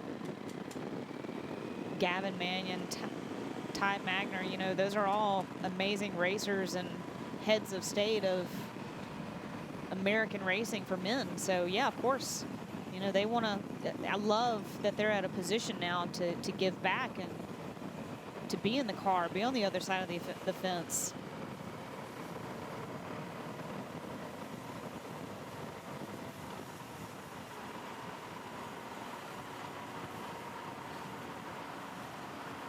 Also one of the few teams that is keeping the bus tradition alive for American bike racing teams. They got the full rig out here in Charleston. I think I saw a Vespa strapped to one of their vehicles. Now that I'm talking about. They got a unique setup over there. If they need a driver, I have my motorcycle license. I'm ready. That's right. That's right. I was going to put you on one of our camera motos next year. You should. Give you a camera. How about I do interviews like they do in the Tour de France from the moto? We could arrange that. Let's do it. We'll do it right on the other side of Wirtz on the way down. Perfect. On the inside of the corner specifically. Ah, man. Yeah, these guys are flying. They've dropped our motos on the way down. Well, and those guys have to be aware of anybody coming back, right? Yep. Cyclists can go so much faster even than a moto.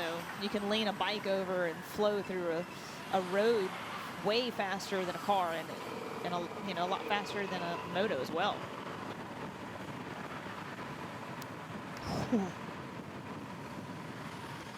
Got to give a shout out to our moto teams. They do an incredible job out there.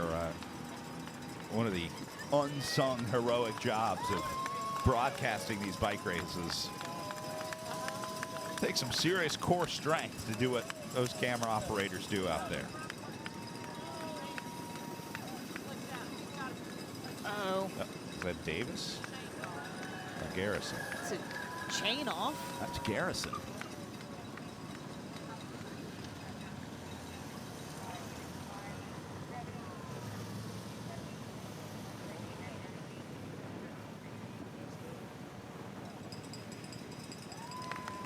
Like he just threw it off on the outside. Yeah. And he's in a big gear. Basically doing a standing start. Ouch. That's going to be hard to get back on from that. Yep. So, Lauren, for the cyclists at home, what would cause, like, how do you prevent that? What would cause something like that? Is it just an unavoidable pothole that he would have hit? It just jumped off? I mean, was he in the wrong gear headed into the corner? No, not in the wrong gear at all. You know, I'm not quite sure. I have no idea how that happened. Never happened to you. I'm sure it did. But, you know, that's the best way to, a lot of times you can downshift real quick to the small chain ring, and that hanger will basically pick it back up and throw it back down. But, you know, obviously he couldn't do it. It didn't work. So, yeah, the only other thing is get off. Like, that thing was completely off. So, yeah, unfortunately having to stop. But usually you would also like to shift down a couple of gears, pedal through it while you're off the bike, because you saw how aggressive he was. He's trying to get back on the bike, and just under load and tension like that, that's a good way to just basically tear up your stuff, your gearing. Yeah, I don't know. I don't know what happened. Gap is coming down along the river here. Race radio report in 20 seconds. You can see it right here. That is the front group just at the top of the picture. And these are a select group out of the peloton. So that front group looks like is about to get even bigger here. If these guys make it across, I think pretty soon that front group is going to be bigger than the peloton. That'll be it'll be the peloton and then a chase group behind them. Dropped group.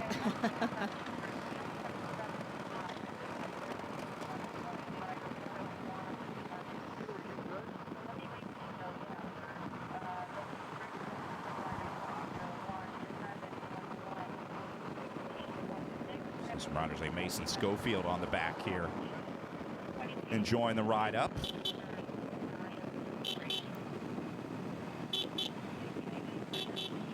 As we take a look at a whole big group of riders here. Wow. This is the really fast feed zone coming through on the right-hand side of your screen. Again, surprised if anybody really picks anything up from that feed zone.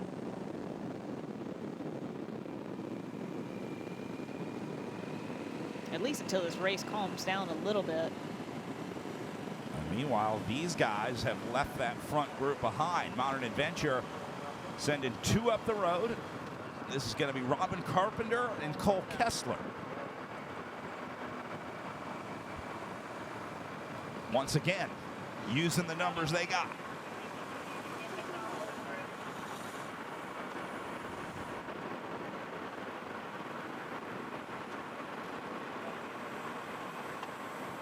Robin Carpenter wearing number 25. Cole Kessler wearing number 29.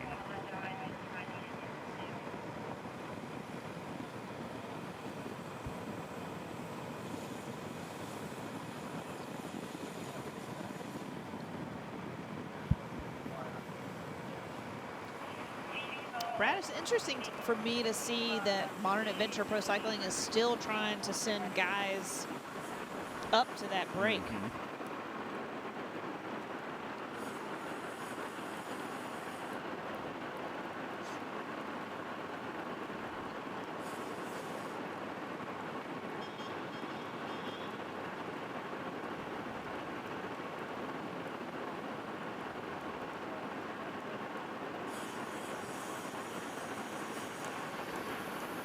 If anybody knows how to be out for a long day out, Robin Carpenter. He's definitely been in many of the national championship breakaways.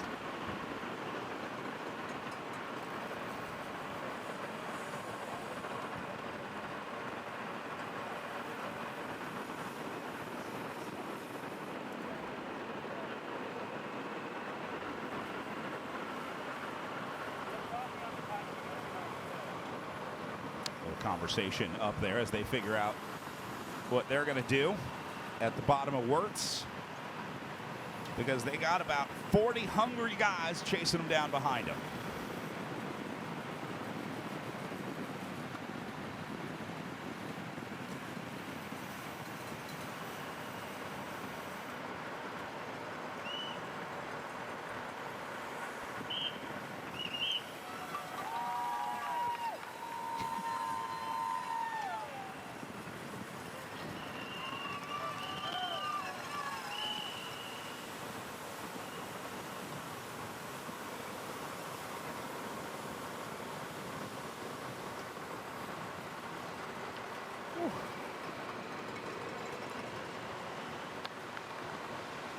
Robin taking on the whole bottle. Yep, trying to stay cool.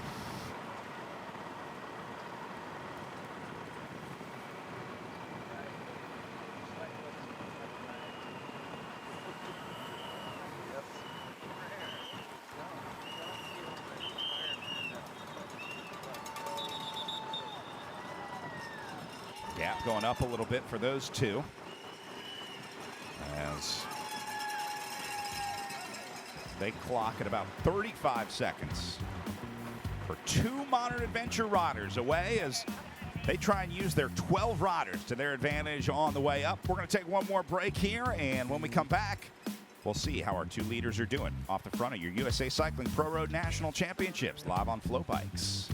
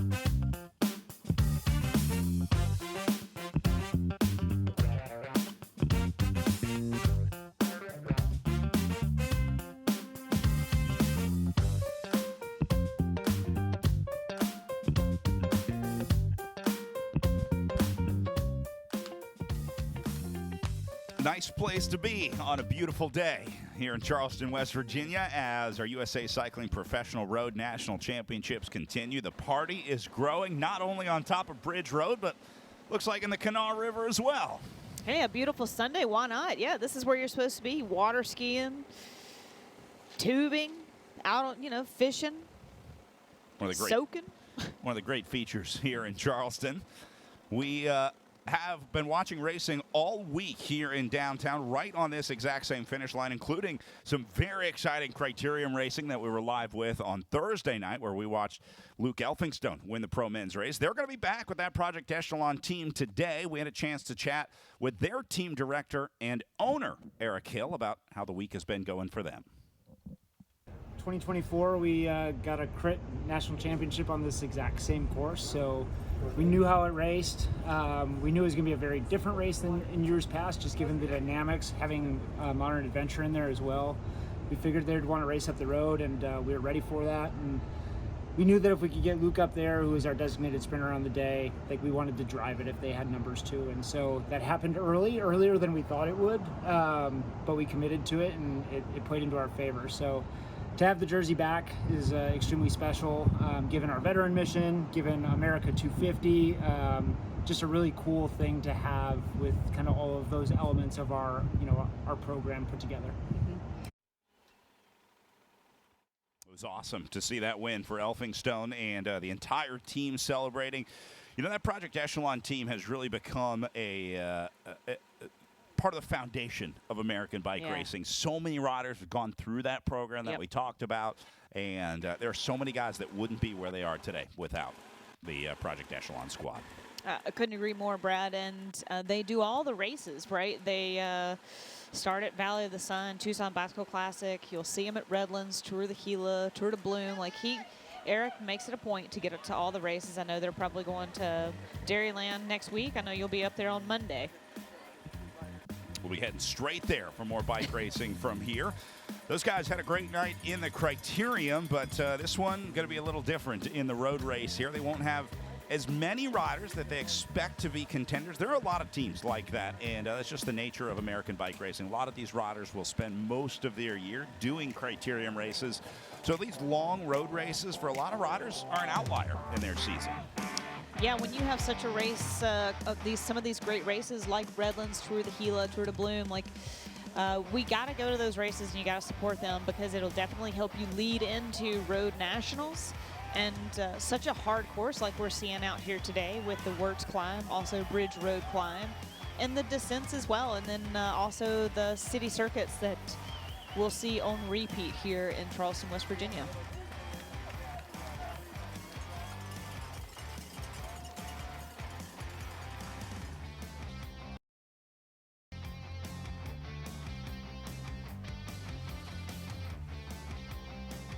All right, well, our leaders are out on Wirtz Road right now, the top right of that map there, as they work their way through the feed zone after grabbing some bottles and gels up and over the top. Time to refuel, empty out those empty bottles as Artem Schmidt reloads for another circuit.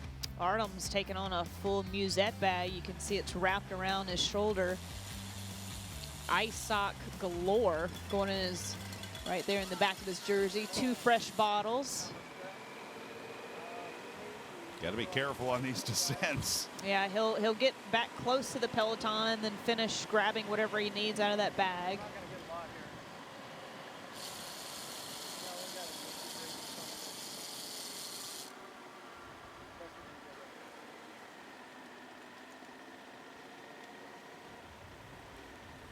Try and stay as cool as possible. Pouring cold, ice cold water all over.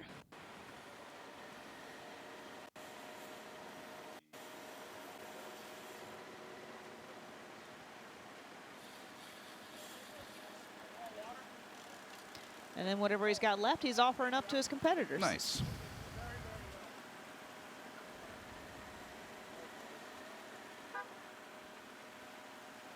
It's another really strong skill. You see the way Schmidt is able to ride just with the musette, no-handed, working on other stuff in the group. And then he'll lost art. Yeah, and then he's tucking that musette bag underneath his jersey, so he's going to keep it either to give back to the team car at some point or drop it at a designated drop area. They talk about the green zone. So you're not littering in anybody's neighborhood. But yeah, there you go right there. You just dropped it to an official. Seeing the replay right here of the Wirtz climb. It is an art to basically take your hands off the bars and trust all those around you and to know how to weave your way through the peloton safely.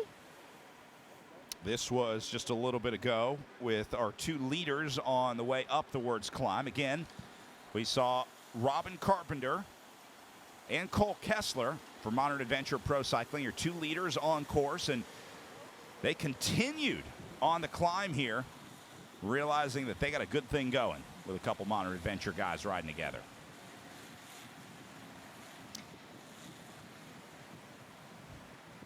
See everyone over in the feed zone, some of the teammates and riders that have wrapped up their day will go to support the rest of their guys in the feed zone. Talking about how much National Championships is kind of a family-oriented race weekend. Always seeing Cole's mom and dad, Steve and Pam, out there. And I always like to get an update from Steve. He's very proud of his son and wants to, share that with me of like, this is what Cole's been up to. And it's just so great to see them. You hug them like family as well. And they're so proud of their kids being out here. And it's a lot of fun to meet the parents behind these athletes.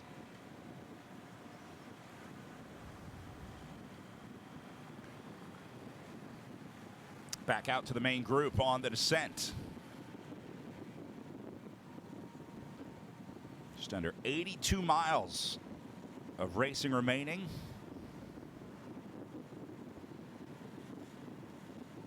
A little under 200K of total racing for our elite men today. It's a long one.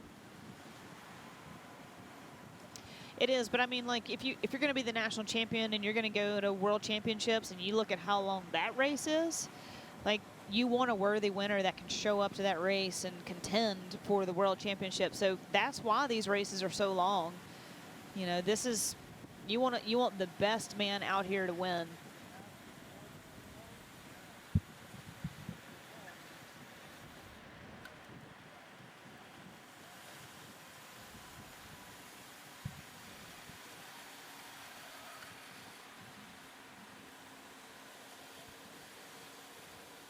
This race has been much more calm than the elite women's race that we saw earlier. By this time, Paige Onweller had already been away from this race for an hour in the women's race at 90 minutes in, hour and a half of elapsed racing time. In this race, we have seen 3 or 4 different groups in splits. Go away, come back, go away, come back, shuffle and reshuffle. It just doesn't have that dominant gambler like we saw. You basically have the dominant team of Modern Adventure Pro Cycling just having the numbers and sending those guys left and right up the road. Currently have 2 up the road with Cole Kessler and Robin Carpenter.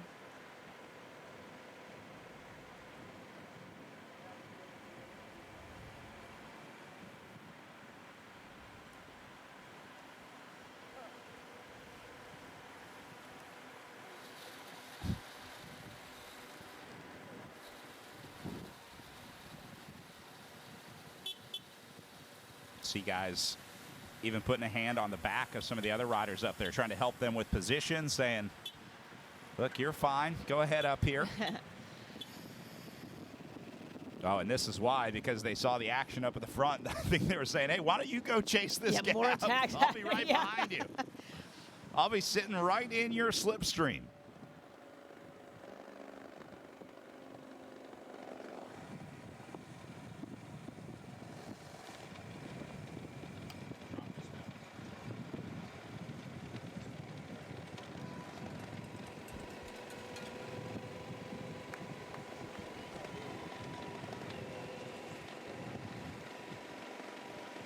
Like a soft attack.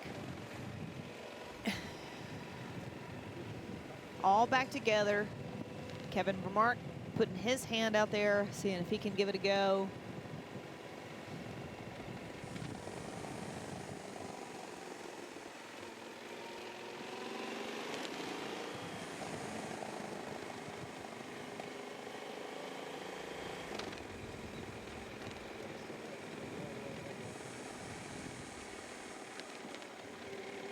Rodder's going to use this opportunity to light some matches.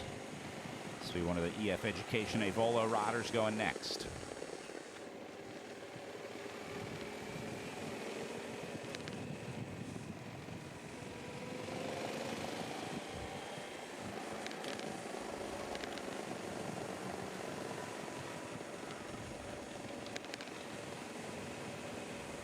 EF Education Evolo here with 4 riders. Alfredo Bueno, Peyton Burkle, Nathan Cusack, and Gavin Lady.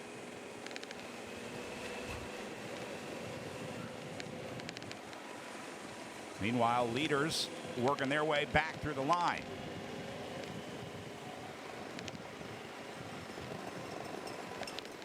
We'll get another time check for these guys as they roll through, but I'm expecting this one to be at least 30 seconds, maybe closer to a minute.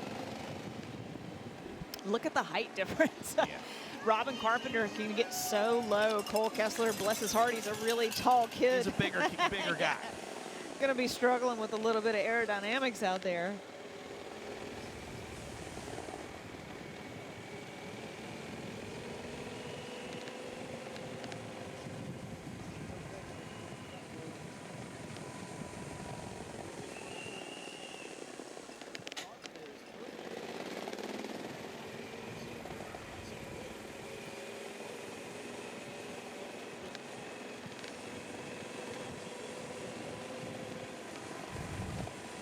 These guys still a couple turns away from the finish, so this is going to be at least a minute back to these guys.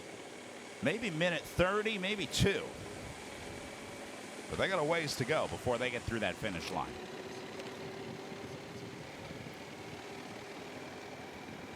And that's why we are seeing those attacks from EF Education Avolo, trying to see if anybody else would like to animate and try and jump across to this group of 2. But again, a lot of times now at this point in the race, you're going to start to use Bridge Road and Wirtz Road as your 2 favorite places to attack and close those gaps.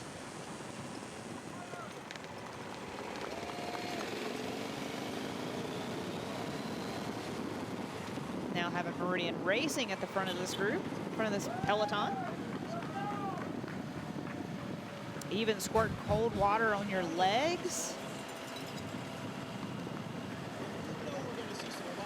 The water bottle helmet squirt doesn't quite have the same effect with the Aero helmets here. Yeah, you got to try and figure out a way to get through those vents, don't you? Back in your day when you were racing with the hair nets, it was a lot easier. Oh, man. Thanks, Brad. Throw me under the bus. All right, well, you were at least, we hadn't moved to Aero helmets No, yet. we had Let's not. say that. No, we hadn't.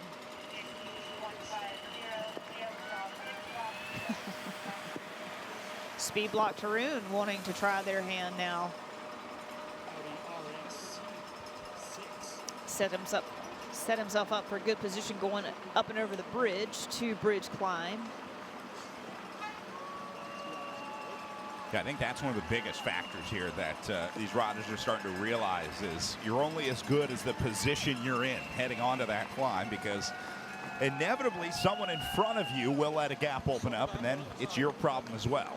Bridge, again, the difference of the 2 climbs, Bridge is a bit more wide open, flowy road climb, you know, longer climb, but where Wirtz is more punchy, tight, technical, because you have to be in good position. Bridge, you can flub a little bit and not have to be in the best position, and because the road is wide enough that you can move around and move up, especially as this peloton starts to dwindle. And see if we don't have another next move going up the right-hand side.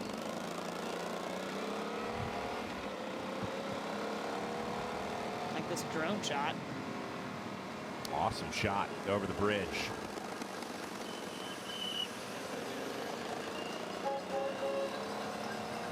And that really shows you how steep this kicks up, how rapidly you start gaining elevation once you come off the bridge.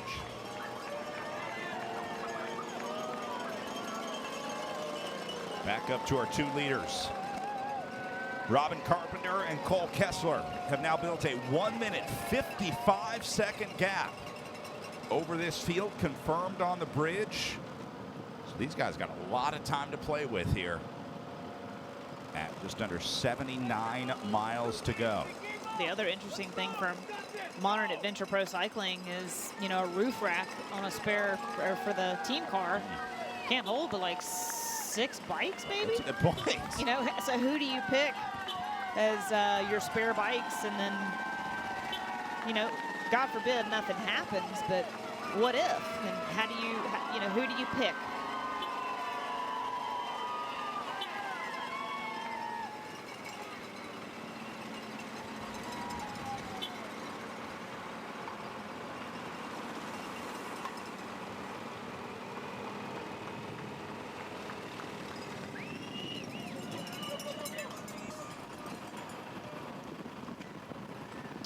Also, if your race director for Modern Adventure is being a little bit coy and doesn't want to tell you who they're riding for, right before the race, you can go up to the team car and look at the roof rack, and whoever's bike is on the outside, the most accessible, that's who they're essentially riding for. The bikes that are more on the inside of the car or inside of the roof rack, those are harder to get to, takes a longer time.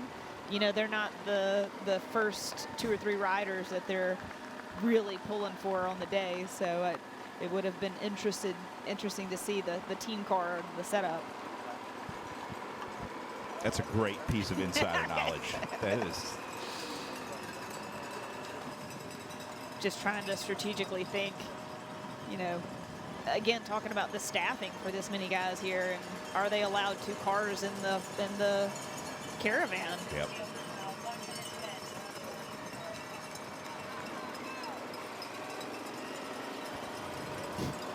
The other thing you talked about is the availability of spare parts in a town like Charleston. Bike shops will maybe have 1 or 2 of the part that you need, but a lot of times they get cleaned out before the elites start racing later on in the week, because you got to remember there's juniors and U23s and all kinds of racing all week. There's a lot that can go wrong. So you told the story earlier about trying to chase down a spare BOA dial. Yes. Which is often tough to do, but it sounds like it got worked out for those riders.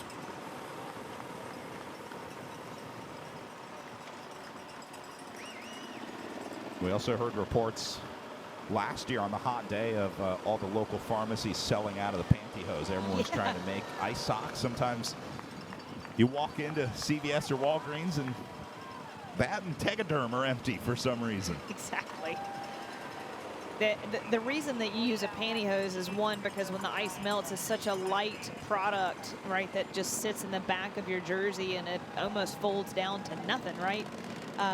And they tie off easy to whatever size you want them, and the staff can cut them to a smaller ice sock, or like you saw Artem Schmidt grab out of his musette bag, a really massive ice sock, looks like the size of a football. So yeah, that's why you just pantyhose have just been historically the go-to product for ice socks within cycling. I saw on Instagram Larry Warbass was reminiscing about the times he had to make his own ice sock. It sounds like it's been a while since he made his own, but he was in the rental house, you know, making the ice socks just like the old days ahead of his race today. And you know, the opposite of what Modern Adventure Pro Cycling has on availability, being a U.S.-based team out of South Carolina, you know, somebody like Larry Warbass and Will Barta, you know, their team is going to send them with just the bare minimum, with their team being based over in Europe. So you're going to get your bike, you'll have a spare bike, spare wheels, but you know, they have to travel with all that. Their staff has to travel with all that, so it's expensive. You know, now you're adding luggage costs. It's not as expensive as it used to be, but you know, you gotta take an account for all those details that make a successful racer in a race day.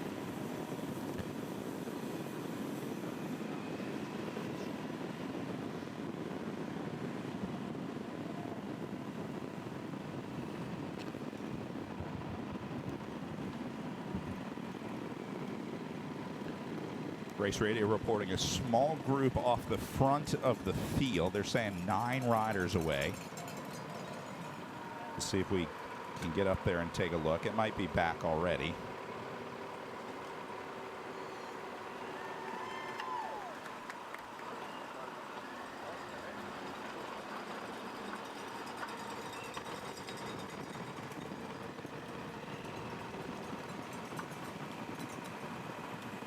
One thing's for sure, the whittling down of this field has continued its steady march over the last hour and 48 minutes. Remember, start of the day with 102 riders on the start line, and you're pretty much looking at the balance of that right now.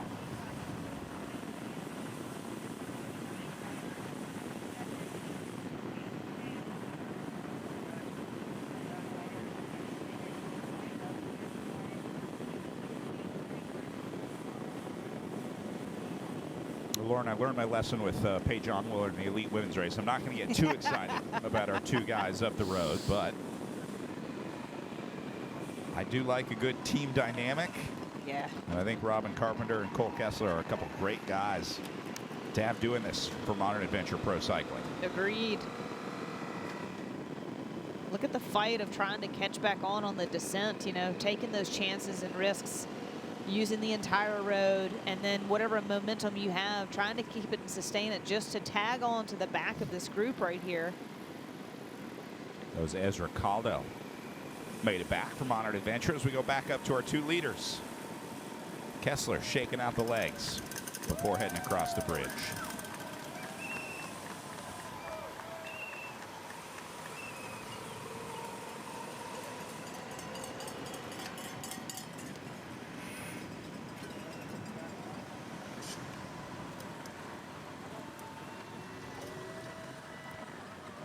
These guys are definitely cruising.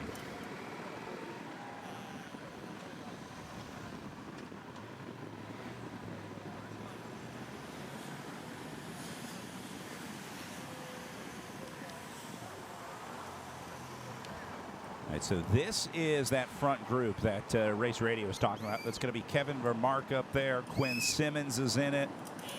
Tyler Stites. It's Ashlyn Berry onto the back. Gavin Sherry. Artem All right, Schmidt. so these are going to be the hitters in this group right here. This is a pretty strong group on their way up to the 2 leaders. Now, this is the kind of group that will catch Carpenter and Kessler here. And then this is the rest of the peloton. So 3 groups on the road, 2 leaders, 9 chasers, and then this group, which we'll call the peloton, with a few stragglers back there up the road.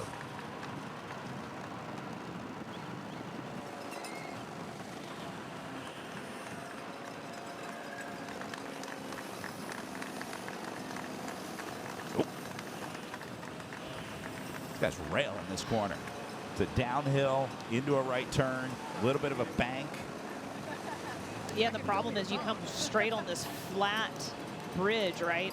And I actually even thought that they have put like grip tape on the bridge where it separates, you know, the metal partitions, I guess, just right there when you move from the asphalt back onto the bridge, even for just a little bit more grip for these athletes. And I don't know if that was specifically done for the race, but if so, kudos to Charleston for doing that.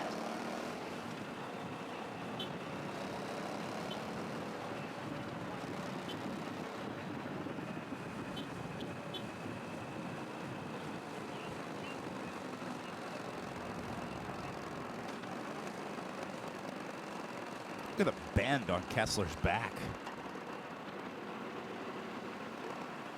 He's just such a big guy trying to fold over in an arrow position. It's almost like his knees are just inside of his elbows every single pedal Yeah, I mean, stroke. look at the difference in Kessler's pedal style and then Robin Carpenter on the backs. You see Carpenter's knees never even come close to the elbows. Kessler is overlapping by about 6 inches up there. He's just folding into that position. Yeah. These guys trying to, and successfully grabbing bottles. Ice sock, another ice sock.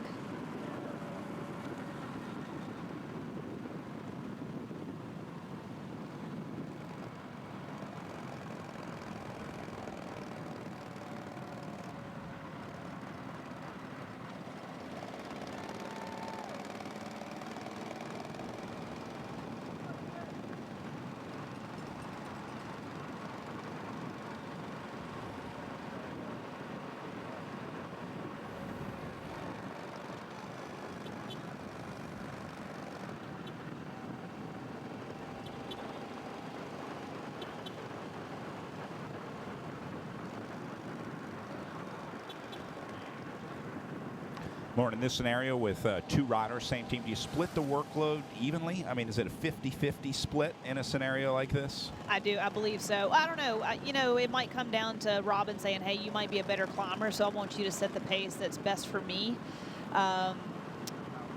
You know, but again, talking about how tall Cole is versus Robin, it might be a little difficult for Cole to grab a draft. But I would imagine the whole idea of them being out here is for someone to eventually meet them, come across like a Tyler Stites being in that break. Maybe they have Tyler now pinned on a Quinn just to follow anything and, you know, set themselves up for success for the day. But yeah, I would think right now what we're even seeing on the broadcast, right, is it looks like it's pretty evenly matched as far as who's pulling through and when. Let each other grab food and drink when they need to and take their breaks when they need to. But other than that, it should be equal work.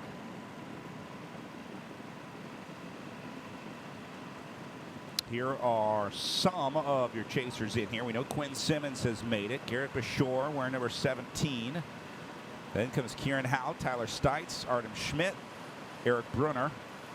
Gavin Sherry is not on this list. That's number 100 up the road.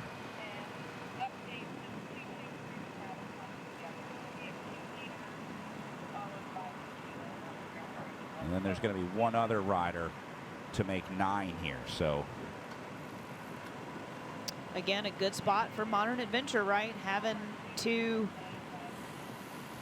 the ability to sit on, knowing that Robin and Cole are up the road. Yeah, I wouldn't expect to see these red jerseys anywhere near the front of this group with 9 guys in it. This is going to be up to names like Ashlyn Berry, Kevin Vermark, Quinn Simmons, and the rest of the lot.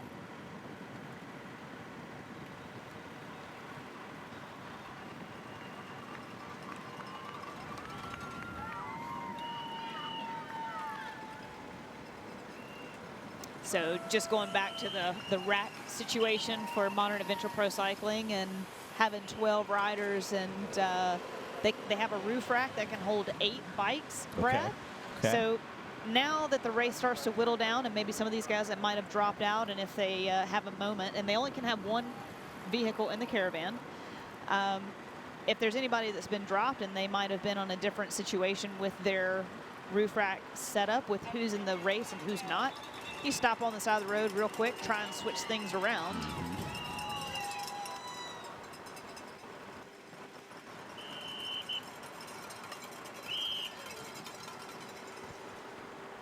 Time gap down to 40 seconds for these guys now. So the addition of names like Ashlyn Berry up to the front of this chase effort has put a pretty big dent in our 2 leaders. I would let them sit. I'd let them sit out there, Brad. You know, now everything, let things kind of just fall into place a little bit. Let this race just happen. They got plenty of time. 72.5 miles to go on the way up, as we're going to take another break and thank some sponsors responsible for bringing you the Scott Bikes live stream of your USA Cycling Road National Championships. More after this.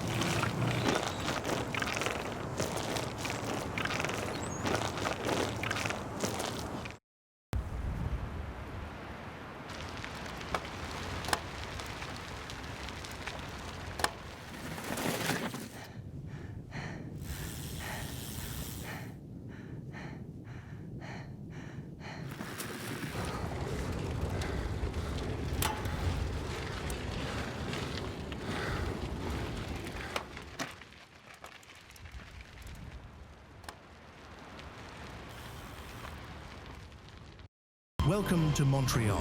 Embrace the rhythm of the city. The vibrant metropolis meets cycling's greatest champions in a celebration of speed, grit, and human triumph. Book your stay in Canada.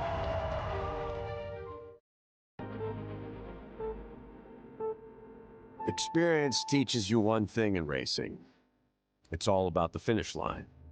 Every race will test you, push you farther than you thought possible. Hours in the saddle, hundreds of miles in your legs, early mornings that most people will never see. Somehow, it's all worth it. Because the moment you cross that line, giving everything you have. Kristen Faulkner will repeat in 2025. You'll spend every day chasing it again. If you ever wondered what racing feels like, this is the moment. Finish line waits. Come race with us.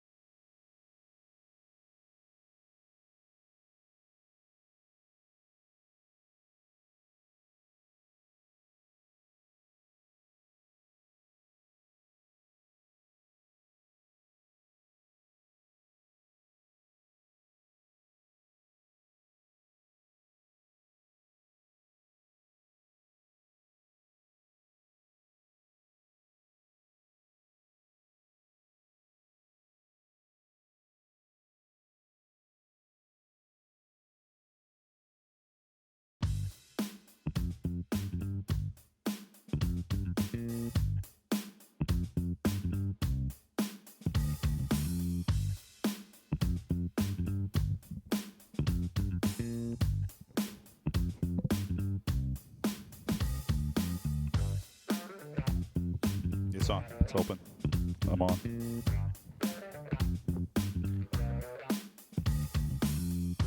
Back at the front, our two leaders up and over the climb and holding on to this gap that they had built just about a lap ago on this circuit. Two Modern Adventure riders away and continuing to do what they do best. Robin Carpenter driving things. Cole Kessler, his teammate up there. And then these 9 trying to reel them back in. Yeah, they haven't had much rope, have they? And if I were these guys, I wouldn't give them a minute, because then the team car can come up and feed them and talk to them and reaffirm that what their team tactic is holding strong. I'm sure they have the race radio, but you always want your team car there. So when you're out there solo, you have to rely now on the feed zones, and that's it, right?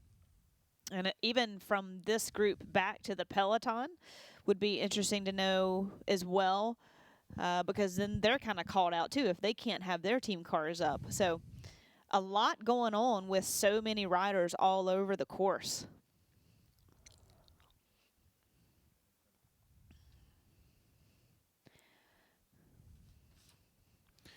Gap came down a little bit up and over the climb. This one down to 25 seconds now. I like how every time we're looking at Artem, he's taking on some sort of fuel. All the guy every does lap. is eat. That's a smart bike racer right there.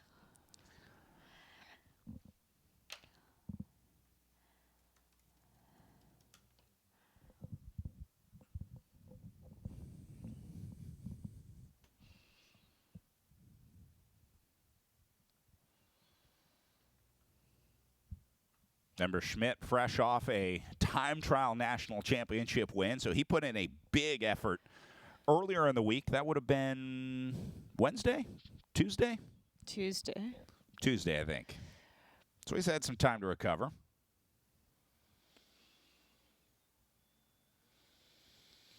And really doesn't seem super worried about this gap opening up. He knows he'll be able to chase it back.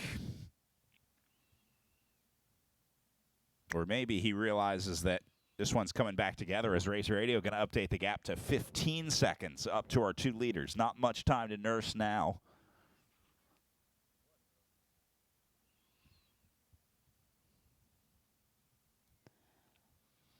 There's the modern aero tuck up on the front. That's all they'll let you do these days. Yeah, you Back in Lawrence Day. Oh, God. Cannot do the super tuck. I don't even think we did that. That's ridiculous. Don't do it.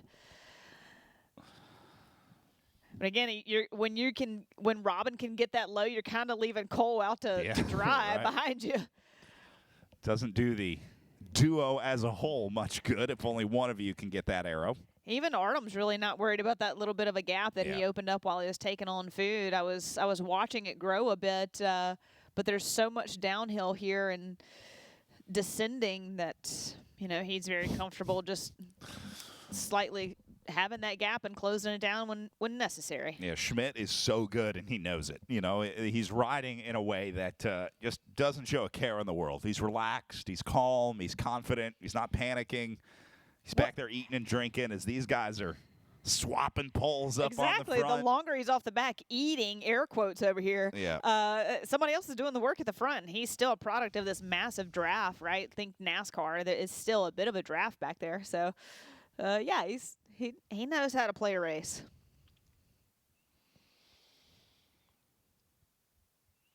Gap went up a little bit, added 5 seconds to get him up to 20.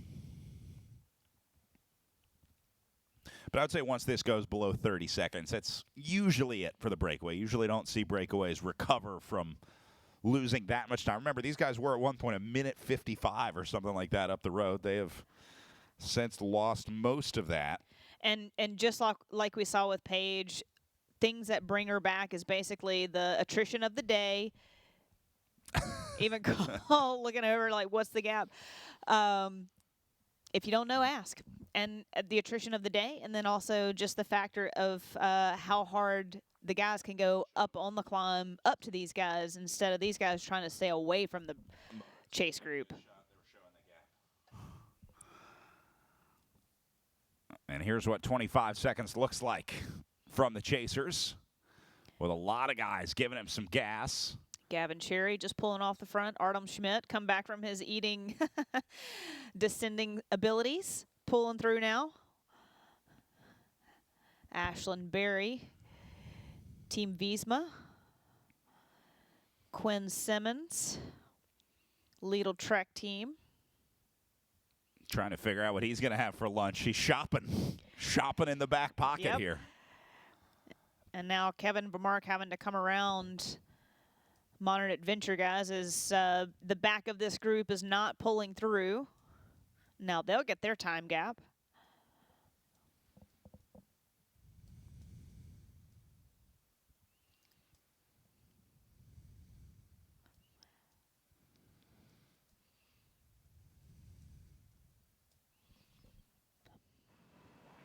Even Ashlyn Berry, I would say that he's sitting in such a sweet spot. One, he just won a national championship.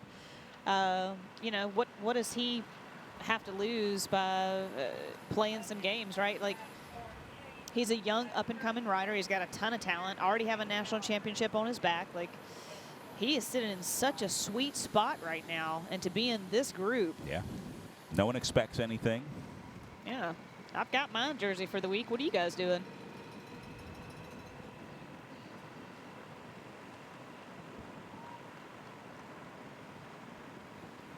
Gap holding at 20. I still haven't seen these guys on the camera that's following our chase riders, so I don't know that they've seen these two yet. They're on a pretty technical section of the circuit right now, working their way through downtown. They got a bunch of these left and rights. But pretty soon, probably on the boulevard here, once they come back through the start-finish line, they'll be able to see the back of these two guys, and that often results in a larger chunk of time being taken back from the break. But again, if I'm that chase group, at some point, if I can see them, then I'd almost say, hey, ease off a little bit. Every time you pull through, just 2% off, 3% off, right? We want them to stay out there. We want them to have a 30, 45-second gap. It's perfectly fine. I think more the case is what's behind that chase group, what that gap is. I'm very curious who's chasing and what that gap is. Behind the group of 9. Yes. Not sure if there's much of a peloton left, but we'll see when they come back to the line here. We got some cameras along the start-finish stretch. We'll try and show the peloton when they roll through. They don't have their cars back there, right? As far as I know, that's what we don't know. Yeah, if anything, the cars would be behind the group of 9. You need at least a minute in between groups before the officials will put cars in between them. So the 2 leaders probably have not seen their Modern Adventure team car yet. They will, though, have a neutral support, probably motorcycle with them that'll go up and support a breakaway in this scenario. So if they do have a mechanical issue, they should be able to get some support, but it won't be from their team car.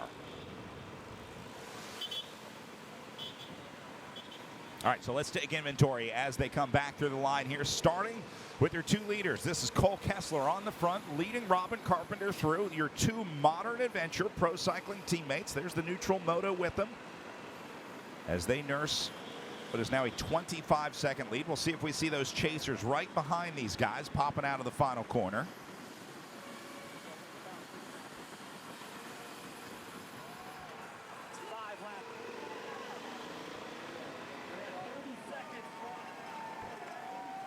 And they are just now coming around that last turn. So about 25 seconds. They can see them right now up the road. And I think that's why they're not really panicking here. And then behind them, just the rest of the peloton is just right there. Yeah. This race is about to come back together. Yep. So pretty soon, you're not going to have much of a chase.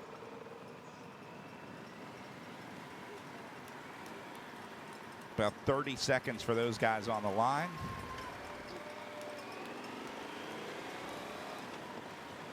And there's the rest of your peloton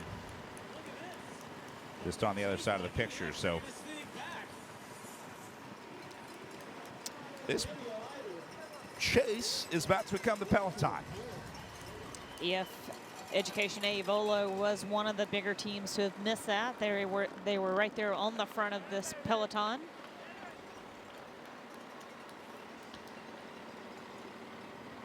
No, I would say this will be bad news for the 2 leaders because now you're going to have a bigger group chasing them down.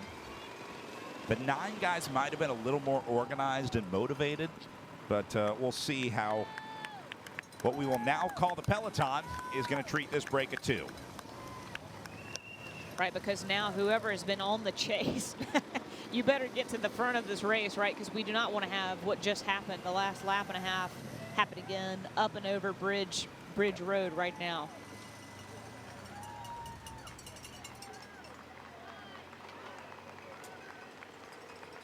There's the swarm. Cole Davis now coming to the front. So that'll be the catch and counter by Davis right now as those guys let off the gas. They're part of that group of 9, and Cole Davis happy to take over. I love the way the Speed Studio Basso team races. Michael Garrison, Cole Davis, small squad. It's only 2 guys. Oftentimes Garrison's racing alone. He has Cole Davis with him maybe about half the time that he races. But they always have an impact on the race. Yep. And I'm curious, too, if Michael Garrison got back on after his mechanical right there when he came back off the descent onto the bridge. Mm-hmm. He's a strong rider, and I would think that he's very capable.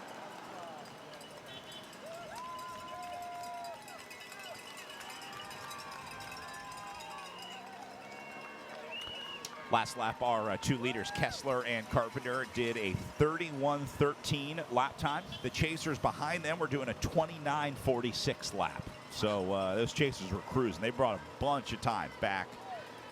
That was also the slowest lap of the day for your 2 leaders up there. They were previously doing around 29 or 30-minute circuits. So that last one at 31:13 for the 2 leaders was their slowest circuit of the day. The intensity is starting to settle in on a lot of these guys.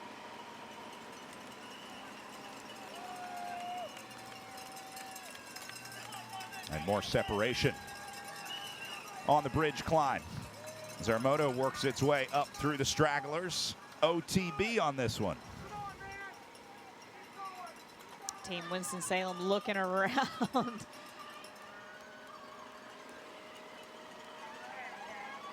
We haven't seen anybody quite doing paperboy across.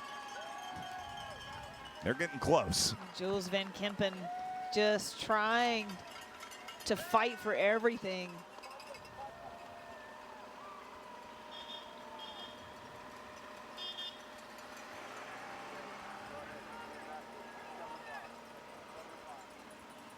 And here you go. Catch being made right in front of our eyes as Quinn Simmons will be the one to bring it back. He's going to go right by them, up and over bridge. Vermark, the only one to respond to him. Barry is going to get there as well. So now this will be Simmons, Vermark, and Barry.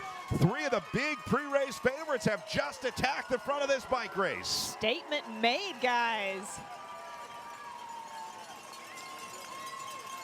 Wow. Remember this moment, yes, because we are going to be talking about this at the end of this race when only two guys could respond to Quinn Simmons. If this break doesn't work out, remember, Vermark and Barry were the only two that could go with him up and over bridge.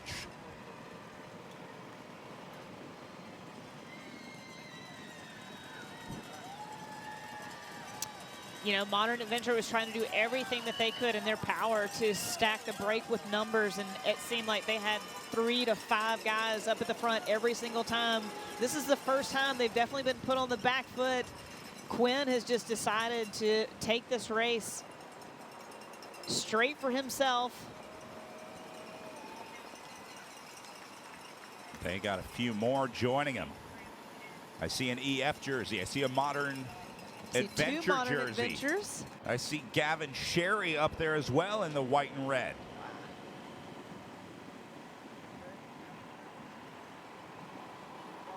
This is a heck of a ride for Gavin Sherry. Again, a runner from Stanford, you know, and out of the Bay Area, just having a result already this year with the USA Cycling National Team. Making a name for himself out here amongst the elites.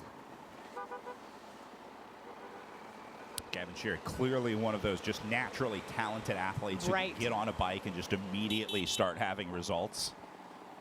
I guess somewhat similar to Kate Courtney's ability to come to Road Nationals and get a win here, but the difference is that this guy didn't even have the bike skills. He's a runner. Yeah, exactly. That's why I'm like, what's his racecraft? And I'm wondering if he's got a radio in, or he's just racing on pure adrenaline and just sheer force at being at the front of this race.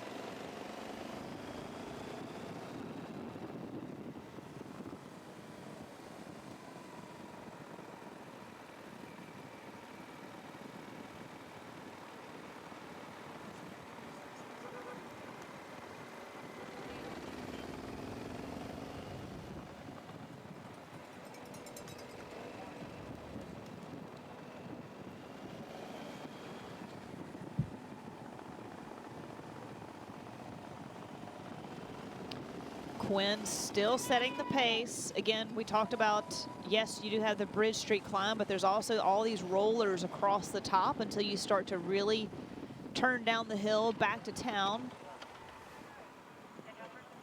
This is their left-hand turn right here.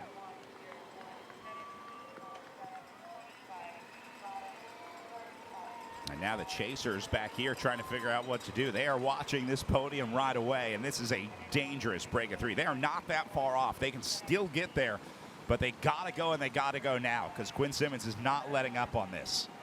Noah Shelton looking back for some help. The Kelly Benefit cycling rider in the green and white trying to lead the charge. This is the lead group on their way down. And then you see the Chasers on the right-hand side of your screen.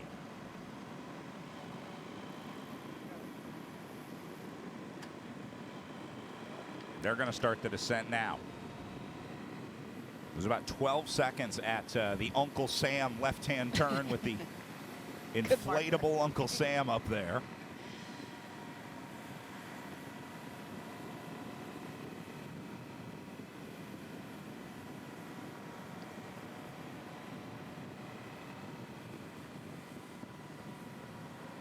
And that's about 15 seconds to this bridge that the Chasers are on right now.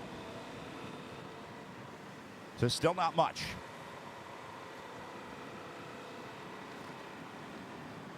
Is that Sherry up on the front?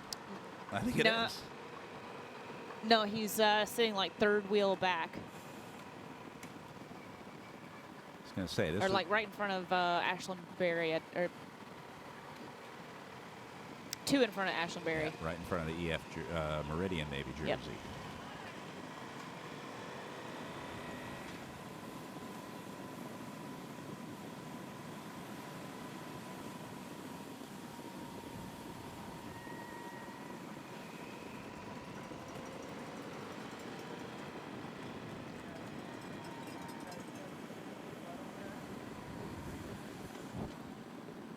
Yeah, I think Quinn's ready to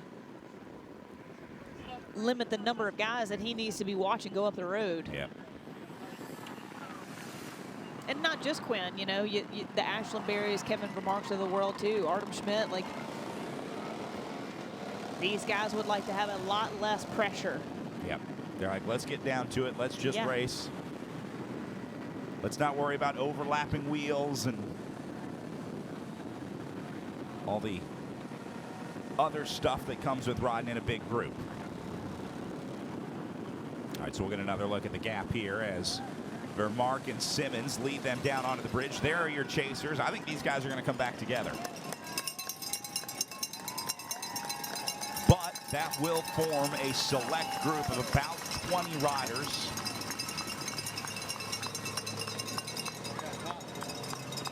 Once these guys get up there.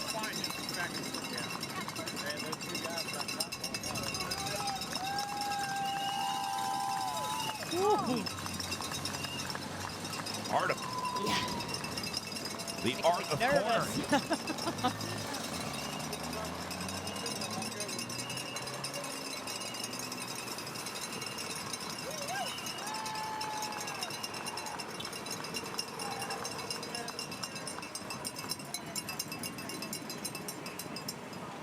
So it's only going to be about 10 seconds, maybe less, as they go through the line here. This is shaping up to be a good one. The aggression has already started as Quinn Simmons lit the fire underneath these guys. He brought back the 2 Modern Adventure Pro riders, and now he continues on the front to push the tempo as much as he can. So that's Robin Carpenter, who has recovered from that original move. Kessler did not make it. That is Tyler Stites in front of Robin Carpenter, wearing number 35. So we'll see if we can find him. Then we go up to Gavin Sherry, wearing number 100. Number 17 is going to be Garrett Bashore, the Meridian rider, in the pink. And then Berry, Vermark, and Simmons, the 3 riders that started this move.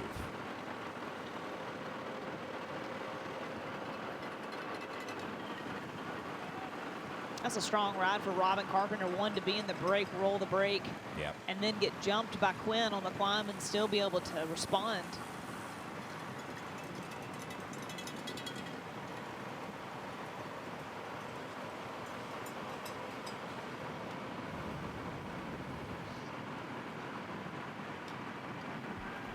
And there are the chasers. And look, Brad, it is filled with Modern Adventure Pro Cycling. And then even another group coming up. That'll be Larry Warbass at the back. Still got it.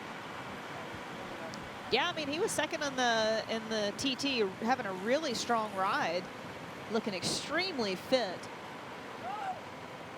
Well, I was worried that this group would be too far off the back to regain contact. They're going to make it back up to the chasers here. Probably, maybe, get back onto this front group before they hit Wirtz again.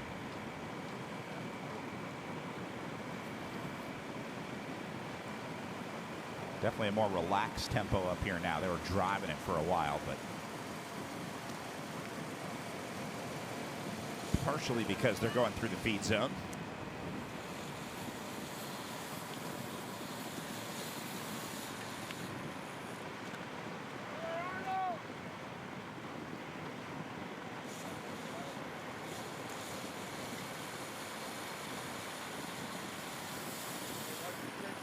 Boy, Quinn Simmons doing a lot of work on this one. Well, maybe that was a nice little test hit right there on the climb, just to get a sensation of who's following, how aggressively they're following, or if anybody's going to counterattack him. And maybe that's who he's trying to draw out anybody else. 60 miles to go, still a little bit ways out for these guys, but we've seen Quinn solo here for laps on end in years past. So if he's not just trying to separate himself from so many of these guys and whittle down this peloton to a select few, and every time he does, then takes a break, assess what's going on, and we see that they amass from the back and come back. Looks like we're about to see this catch made from our drone shot up in the air here.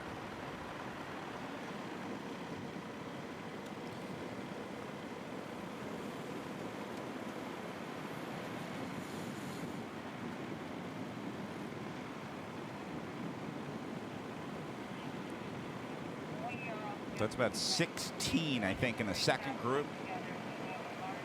Coming to join the 7 up the road. Getting into advanced math here, but I'll call that 23. You can see that? To count that? Enhance. I got some CSI technology Seeing over that you here. thought I was wearing hairnets at one point. Yeah, this is called a drone, Lauren, that we're flying from right now. It's this new thing they got. Tell me more. Yeah, it's like a tiny helicopter.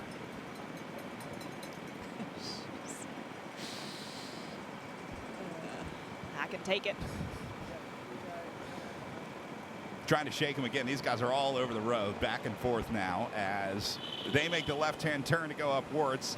It won't be 23 when they come onto the other side of this one. That's going to be for sure. They will hit it again on this climb. Agreed. Again, talking about how technical and such a smaller road that Wirtz is, I would imagine, Quint, why not hit it again? Or maybe talk one of your friendly compatriots there into doing the same thing of like, hey, man, don't you want to whittle this down? Aren't you tired of looking around and seeing nothing but maroon riding your coattails?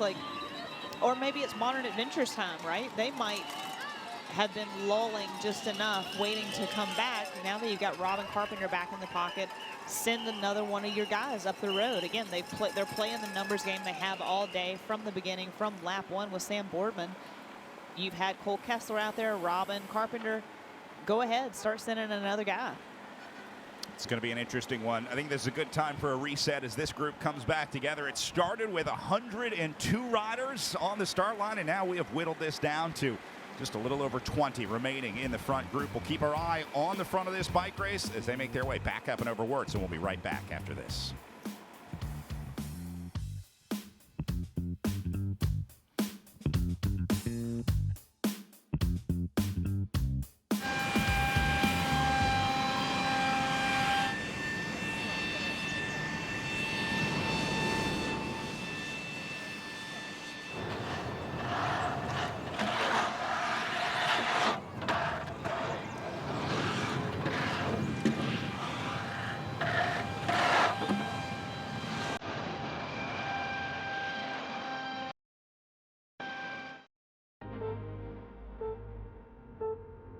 Experience teaches you one thing in racing.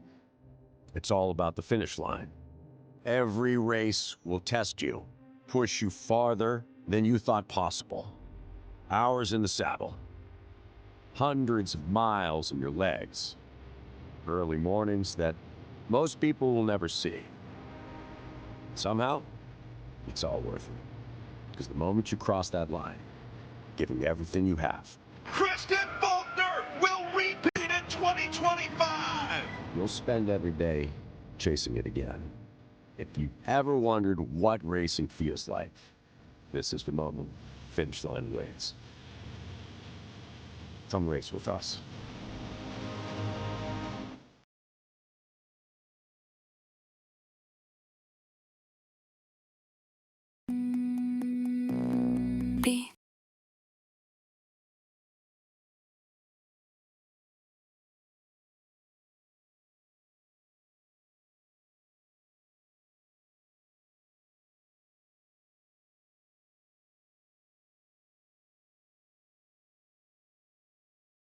What you found in the now.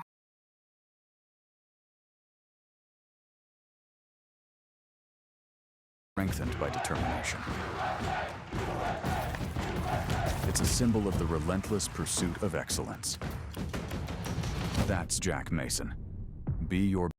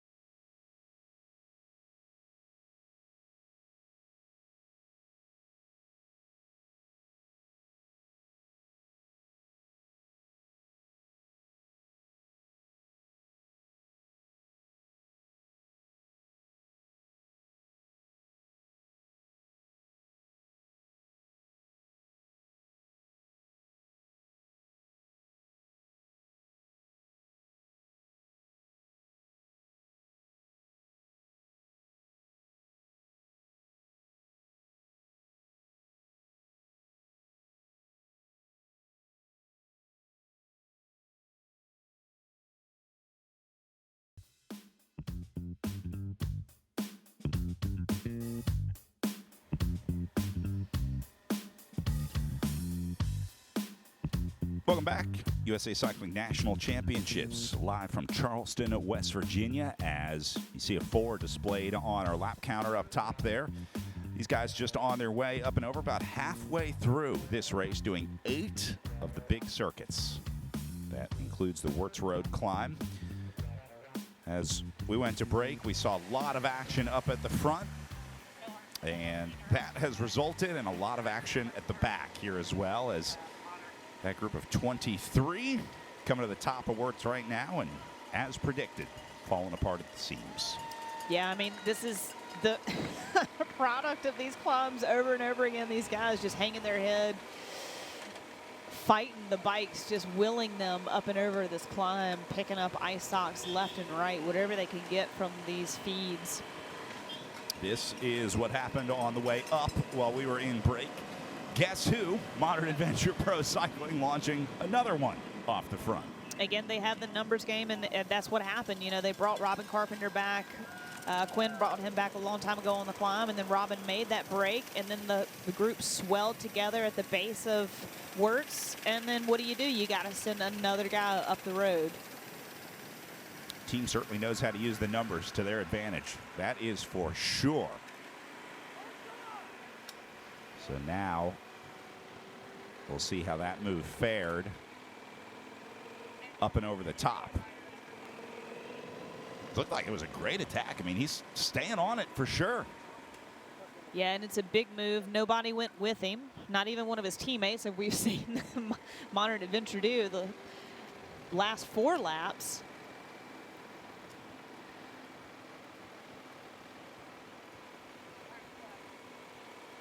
You saw the damage that it did at the back. It's a huge effort.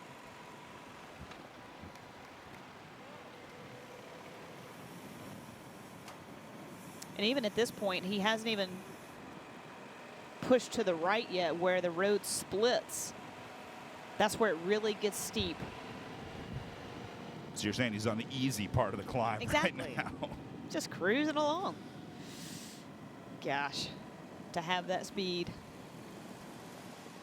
This is why they sell e-bikes. For people like us.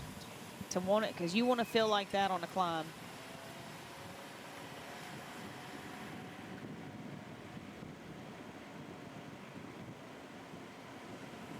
It's exactly what you want to see when you look over the shoulder. A whole lot of nothing.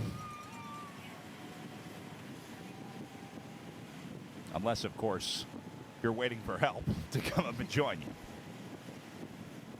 So that's the split I'm referring to. You see how narrow it gets, and it pitches up basically from here until the left-hand turn. See the pedal strokes start to slow a bit into the standing position.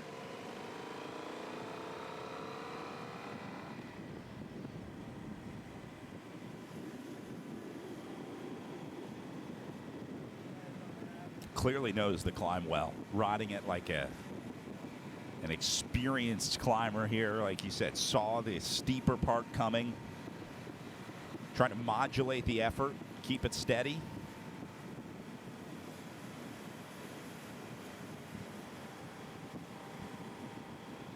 It sounds like that resulted in a 15+ second gap up and over the top. Well, this is also a move that the favorites of the day can let up the road comfortably. One rider isn't near a threat as 2, 4, 6, right? So let him go. You're going to be so much more fast with a bigger group on the flats. We've seen how quick Quinn was able to attack and bring back anybody on bridge.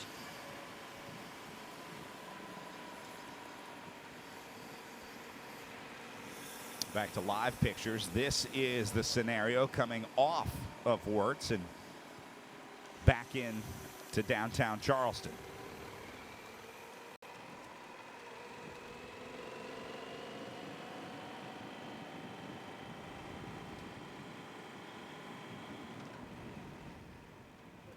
Oh, man. There's another highlight from the way down. Oh, is this Garrison again? Not going to stop the bike this time. You were asking about the whereabouts of Mr. Garrison. He has been located. He's having some serious chain issues here. Do not try this at home. And it's not going back on.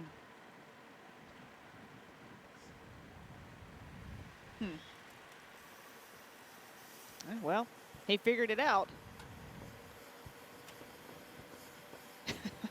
And now he's going to work his way back up to the front.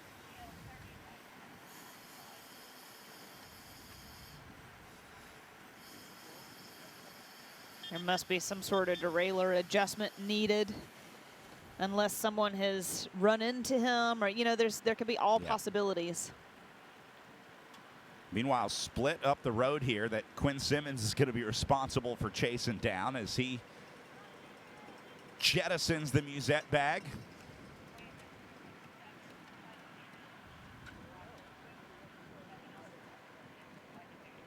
And that's going to bring these guys back, but not without a bunch of watts being spent on it.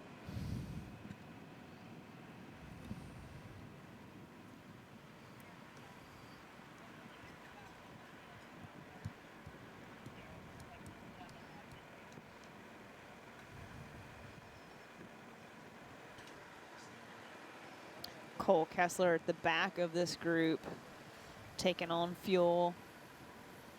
Saw him earlier off the front of the race.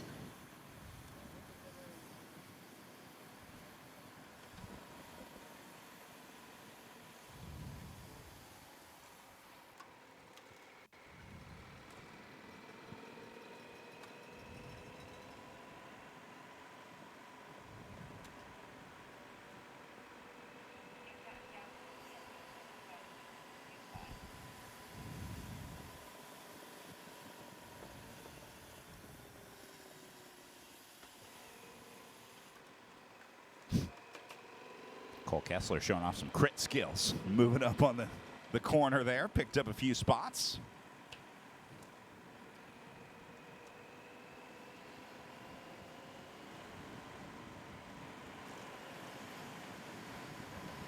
A lot of moving around in this peloton right now. I don't know if it's just everyone's taking on their fuel, and we saw them dropping their musette bags in the green zone and trying to find your teammates and get back to race plan and get back to the front of the race and to these, while you're in these city circuits. Also the avoiding some of the road surface out here.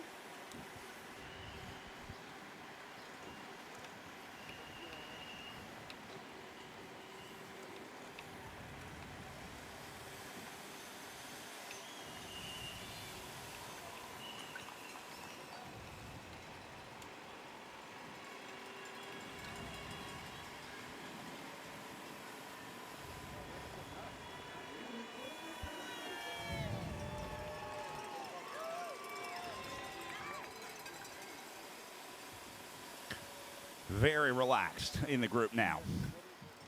I think everyone kind of due for a reset and a little R&R now after a chaotic last couple laps. A lot of ebbs and flows to this race. Still the attacks off the front, though. Looks like we have Meridian off the front. EF Education A Volo trying their hand. And remember, Ian Lopez de San Roman still away from, this is him right here, Modern Adventure Pro Cycling. Attacked on Wirtz. And we'll get our first official gap for Lopez de San Roman through the line here.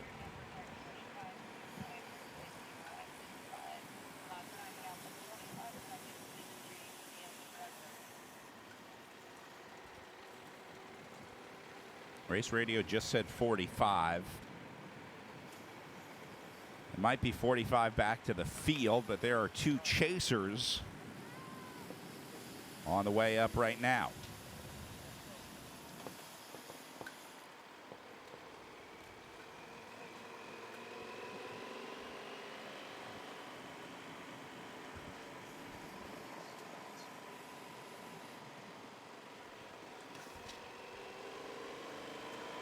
Robin Carpenter marking this one.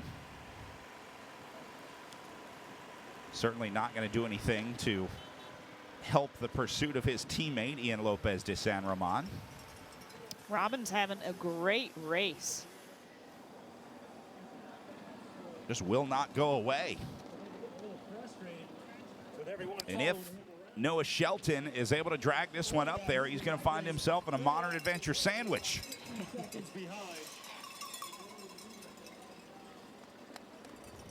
Robin's been off the front with a group of two with Cole Kessler in previous laps, and then he made the break with Quinn Simmons, and now he's tagging Noah Shelton. Heck of a ride by Robin. Lopez de San Roman over the bridge, up the bridge road climb.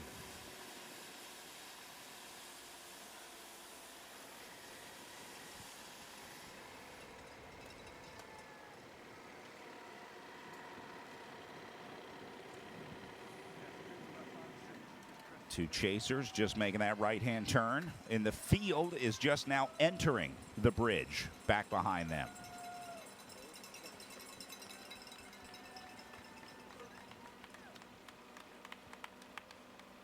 So we'll call this chase 2 with 2 in the gap between Ian Lopez de San Roman and the rest.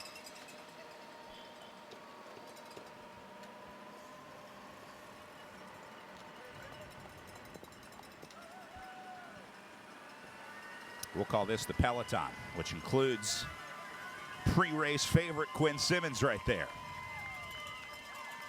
So he is now in group 4 on the road.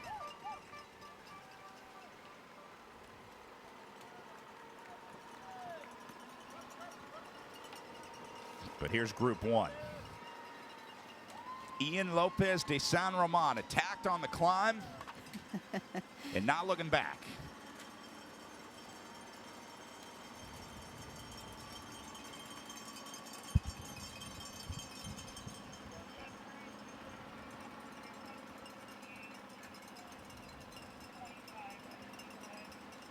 Ian looking a little labored on that bike as he's making his way up the bridge climb.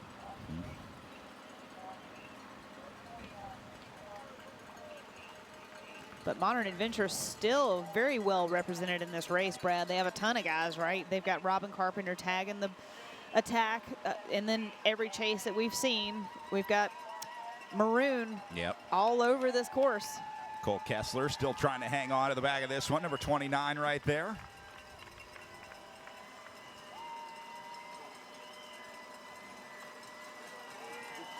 Project Echelon just sitting right behind him, also just trying to will his way up this climb.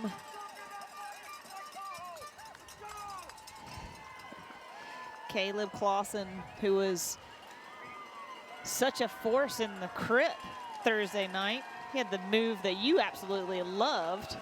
The curb hop. Yeah. Connor Polenska also back there as we work our way up through the group a little bit. Rapidly falling apart here.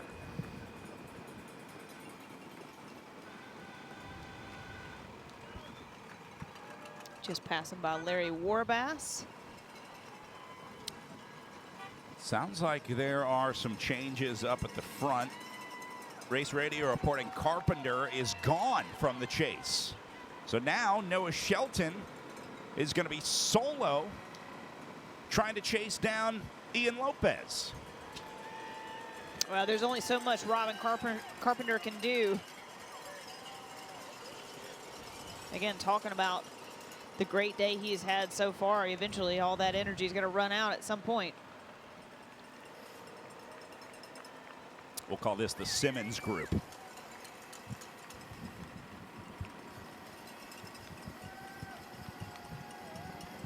One thing Quinn Simmons isn't afraid to do is work. Not afraid to put his nose in the wind, not afraid to ride hard.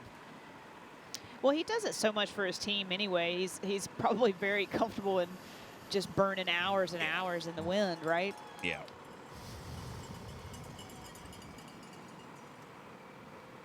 He spends a lot of time. He hails out of Durango, Colorado. His brother Colby Simmons also racing, a professional racer for EF Education, and Dad's here. But these guys, they'll split time between Durango, Colorado, Tucson, Arizona, also Silver City, New Mexico for altitude training.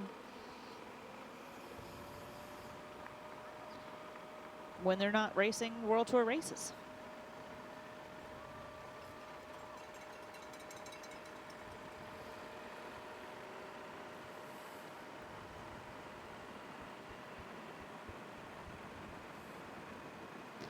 More attacks. Yep. Modern Adventure now. Putting in a digger. EF Education. Avolo chasing. Ashlyn Berry third wheel in that bright yellow. Quinn Simmons on his wheel. A lot of good action right here. That looks like Noah Shelton up the road. So that is the remainder of the chase. And then you can just see the red jersey at the top of the picture there of Ian Lopez. So this one's coming back.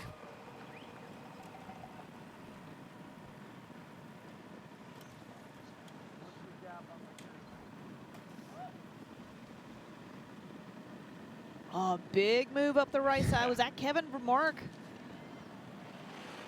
Well, it's going to put Robin Carpenter in trouble. Number 25 at the back there. He did all he could do today. He earned his paycheck, that's for sure. I wouldn't be surprised if you don't see him get back on that even. But that was a big move. Kevin Vermark pushing up and over the top of this climb. Quinn Simmons covering it. Splits in this group.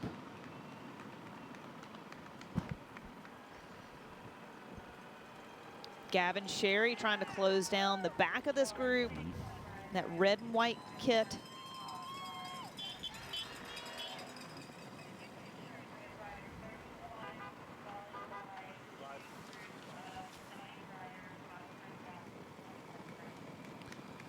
Well, we'll see if Carpenter gets back onto this one.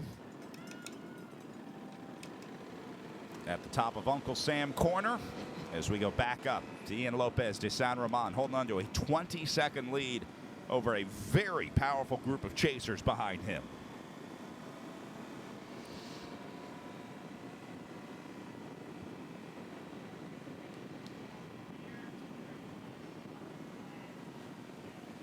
Lopez, another one of those multi-discipline riders, spent some time on that Lifetime Grand Prix circuit, raced gravel for a couple of years, actually turned down an opportunity to race road on a European development team to race gravel here in the U.S. I guess it just goes to show you that talent will find you, right? If you've got the legs and you're meant to, eventually you'll end up on a program like Modern Adventure Pro Cycling.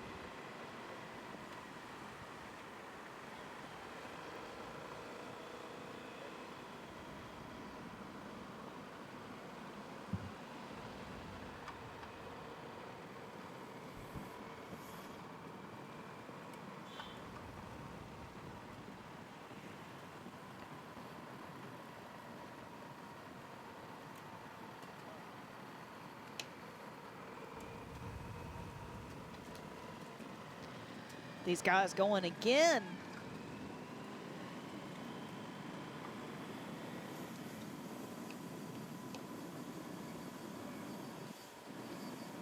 Yeah, they're going to separate this group. These groups don't stay together for long, that's for sure.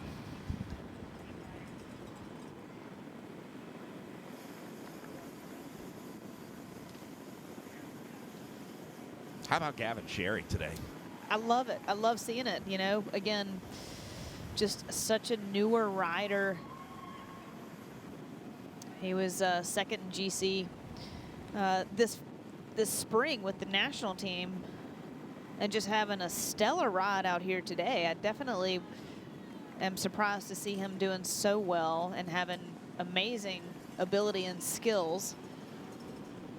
And race savvy, right? You don't see him just at the front doing a ton of work, right? Just because he's got the horsepower. Smart guy. Graduated high school with a 4.2 plus GPA. Went to Stanford. Man, I'll bet he's better at math than me. Those are numbers I never saw.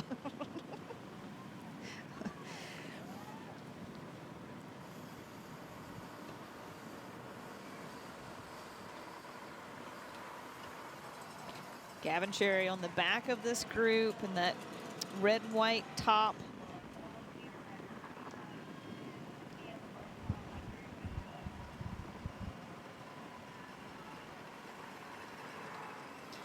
Gavin will definitely have a bright future ahead of him.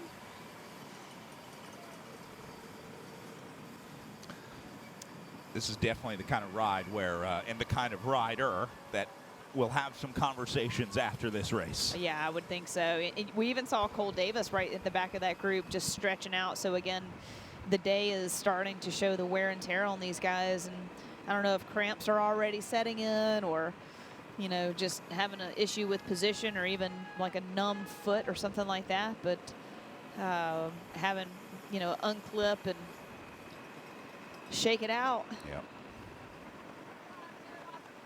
It's not good, whatever it is. Nah, yeah, I was about to say, yeah. Just a little uncomfortable. Yeah.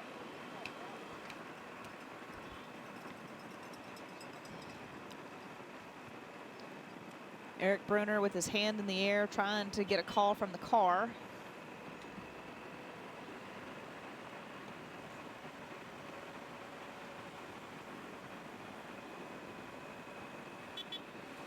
Not an organized group here. Not at all. Modern Adventure going again. Trying to get more riders up the road. I love it. We saw Simmons earlier trying to whip this group into shape a little bit. He was chatting with these guys as they came by him. And I think he probably realized what was about to happen. I think he was telling these guys, like, hey, look, Modern Adventure is going to do what they've been doing for the last 3 hours here. They're about to attack us. Sure enough.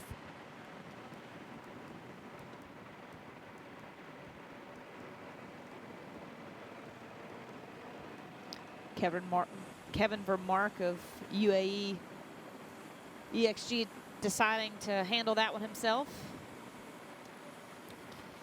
They're going to shut that down, and it also looks like Lopez is on the way back. That's him at the top of the picture there, off to the right-hand side of the road.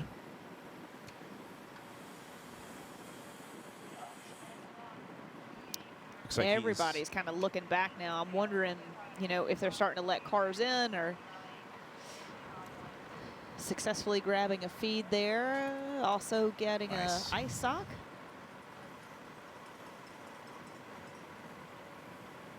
Not seeing the urgency here in Lopez de San Roman anymore, so I think he probably also sees the very minor gap that he's holding on to. And remember, it was almost exactly a lap ago where Ian Lopez de San Roman launched his attack up and over Warts, which they're about to hit when they make this next left-hand turn. So he tried for a circuit.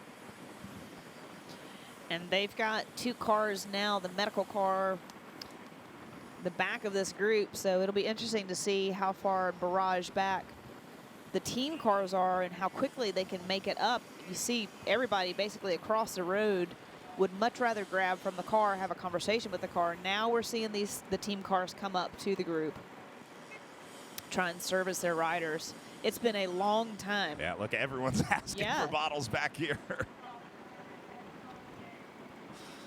It's like Black Friday. The doors are open. And just when they're starting to look, it looks like someone else has gone on the attack, or at least a little bit of pressure. Lopez de San Roman has redoubled his efforts, still just barely away off the front. That's him up there. And that might not last long, as here comes Ashlyn Berry up to the front to cover this one. He saw Vermark go, and now Simmons is going to follow Berry. These three, Vermark, Berry, Simmons, remember, we saw that move go once before. That will be a telegram for what's coming here. Mark my words. Those three are clearly riding at a little higher level than everyone else in this group. I couldn't agree with you more, Brad, in this situation. That's exactly what we've seen. The only person that was missing that we've seen in earlier moves like this is Artem Schmidt, who must be off the back. So, yeah, these three guys are definitely trying to whittle down this group, at least for sure start to limit their modern adventure attacks. Quinn Simmons knew was going to go again. He looked back. He's like, all right, this is it. We did half the work. Let's do the other half now and get rid of these guys for good. Simmons' problem here is that he's going to get barraged by Modern Adventure, and he knows it, right? They're just going to keep throwing riders at him. He can't defend all of this. He can't follow every single move. Eventually, they're going to send a rider up that he and Vermark and Berry aren't able to reel back in. They're not going to have many more guys to help them. This race is rapidly deteriorating for most riders in this group. So I think Simmons and the other 3 or 4 really strong guys up at the front here are realizing, like, hey, look, we're going to have to keep this race together by ourselves. Well, putting in these attacks going into this climb, he's nullified anybody going back to their team car, that's for sure. And they've also decreased the amount of Modern Adventure Pro Cycling guys that are up here. There's only one Project Echelon guy up here, so these teams that we were talking about earlier with numbers has definitely dwindled. Zero urgency in this group now. They go any slower, they're going to fall over here. Seeing Gavin Sherry now to the front of this group. Yeah, and I think this is partially just because Ian Lopez is coming back. Take a little chance to reset, and then they get ready for the climb as they head back upwards here with Lopez nursing just a few seconds.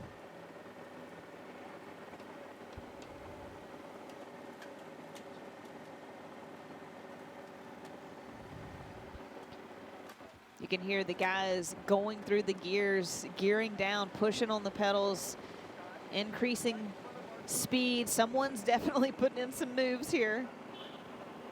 Larry Warbass making it to the back of this group. Number 48. Hanging on, hanging tough. All right, we'll keep an eye on it, and we'll bring you the rest of the Wirtz Avenue climb when we come back from this short break of your Scott Bikes live stream. fueled by passion and strengthened by determination. It's a symbol of the relentless pursuit of excellence. That's Jack Mason. Be your best.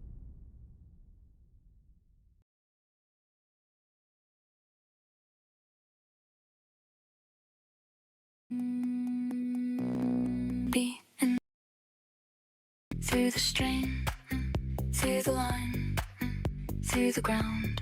Not for the finish, not for the crowd. Only the body, the line. And now you finally enter what you found in the now. Michael, I see that last year you earned millions on the PGA Tour. You should consider investing in mutual funds too. I'd rather go with direct indexing. What about my tax strategy? It's a question for an accountant. He doesn't need one. Range does taxes and investing all in one place. It's an AI wealth manager in my pocket. Gives me the right read every time.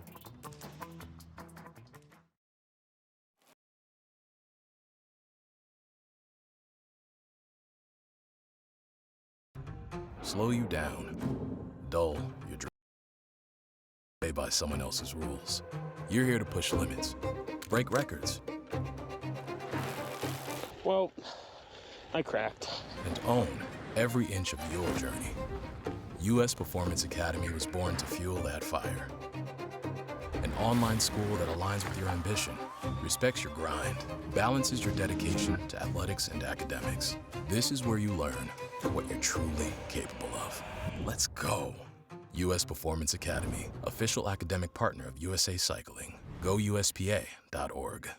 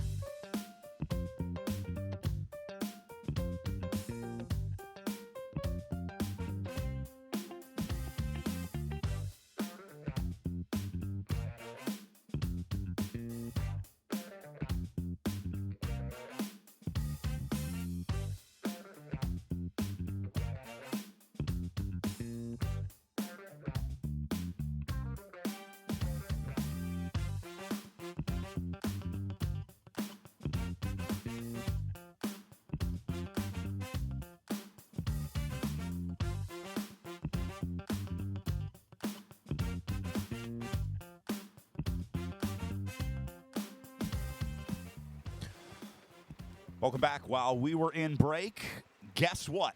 Modern Adventure Pro Cycling back off the front, as they have done every single time upwards here. I mean, of course, what else would we expect?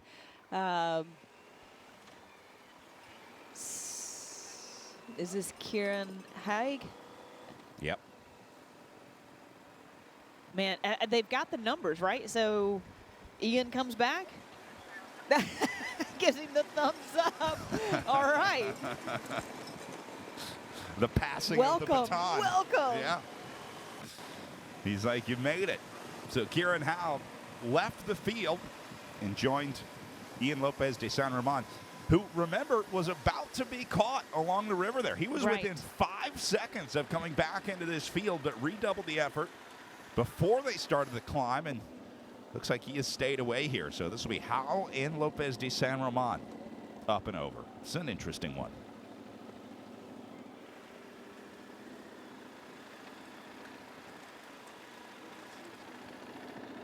Well, they definitely don't like it to be just one rider out there, right? They want multiple guys up front. Yep.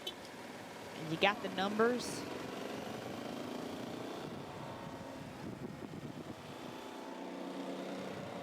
One will never make it out here, right? You have to have multiple guys up here.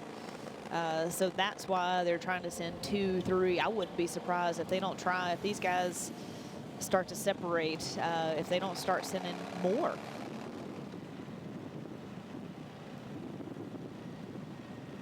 Kieran looking back, realizing that Ian is probably not going to hang on. Yep. And you got to push forward. Is there any advantage to Howe letting up a little bit, trying to entice Lopez de San Ramon here? It's such a long climb. Yeah, it looks like he does probably sit up a bit. You know, yeah, it's a huge advantage too, going up and over the climb and down the descent together are way faster than just one. One has to push on the pedals and really try and get as aerodynamic as possible, and it's just not near as fast as a full peloton raging behind you. And you'd much rather on the flats. I mean, and especially 2 teammates is better than one. The encouragement, the camaraderie of being there together. It just the mental fortitude of having 2, it just always feels a lot better. So yeah, you know, sit up for a little bit, get a couple easy pedal strokes. Maybe we're going to pick up a couple things through the feed here as a group. Also, because if you miss a feed but your teammate doesn't, and you really need something, that's another way to help each other.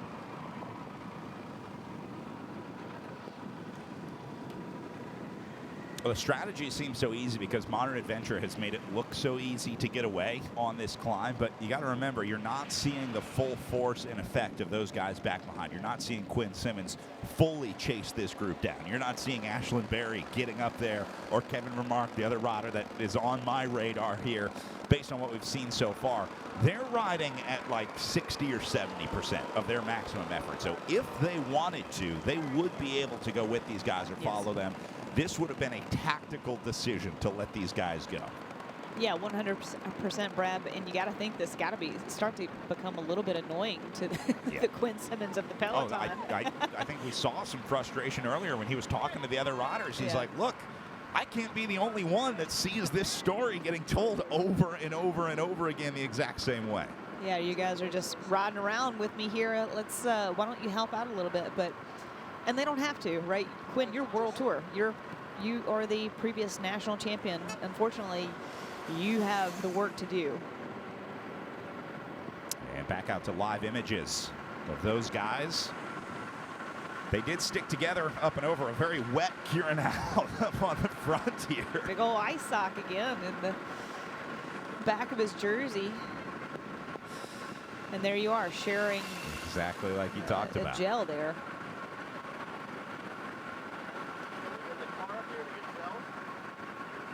This is the chase effort behind them. They are just making that turn onto the boulevard. So we'll get an updated time check, but I think we'll call this the peloton at this point. I think so.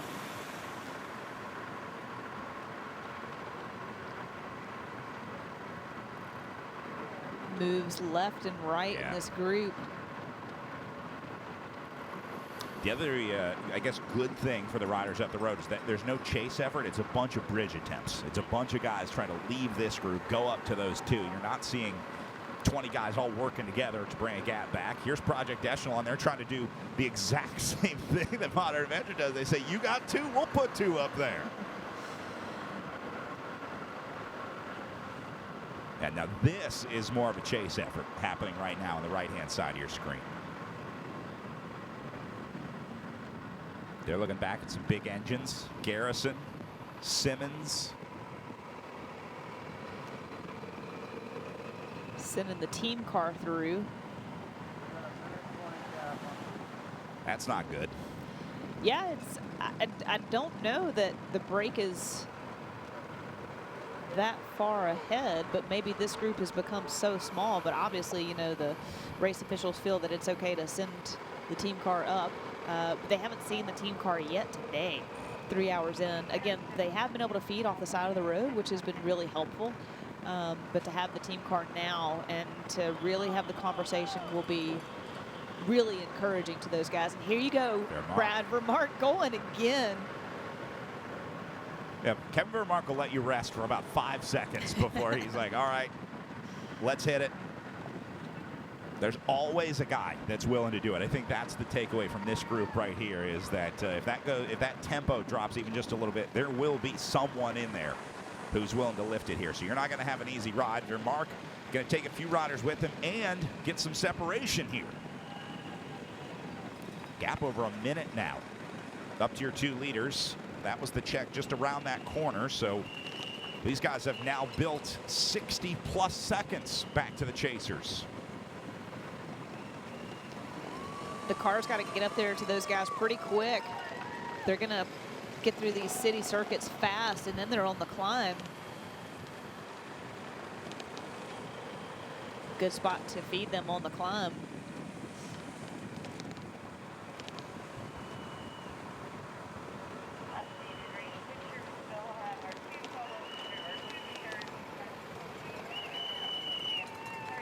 Project Echelon still trying to push forward. Kevin Vermark covering that. And then you've got a Modern Adventure Pro Cycling sitting on his wheel.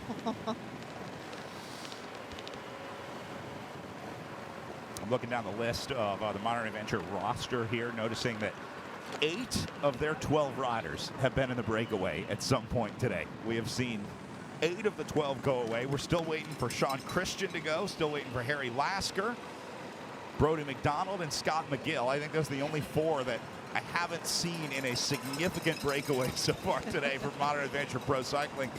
And there's still 41 miles to go.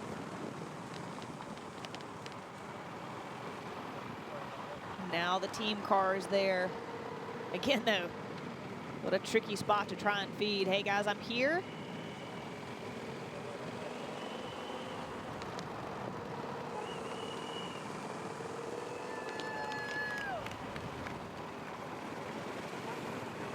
I think that's Ty Magner giving words of encouragement. I just heard relax as they were riding by. I don't know if you picked that up on the broadcast. There is Magner right there in the driver's seat. Former professional himself.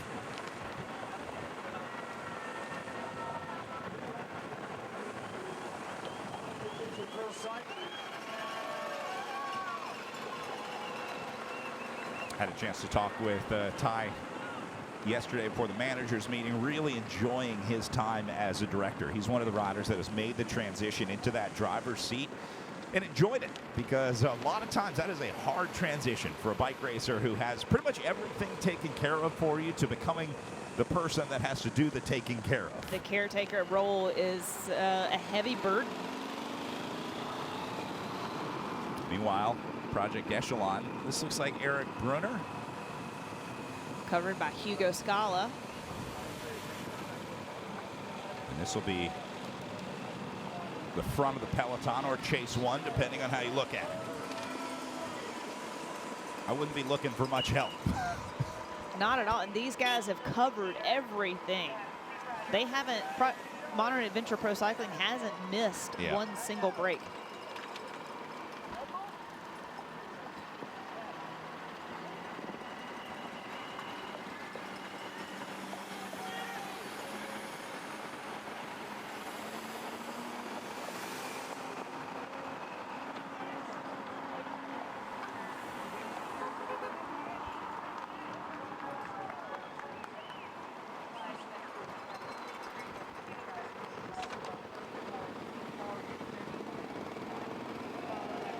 Magner still trying to feed these guys.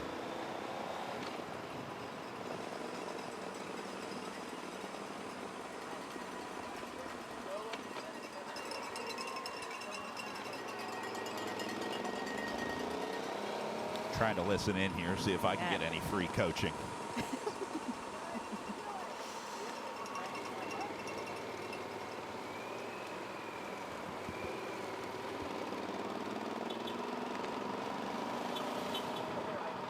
Is that a It's a little energy bit drink? It is an energy drink. Interesting.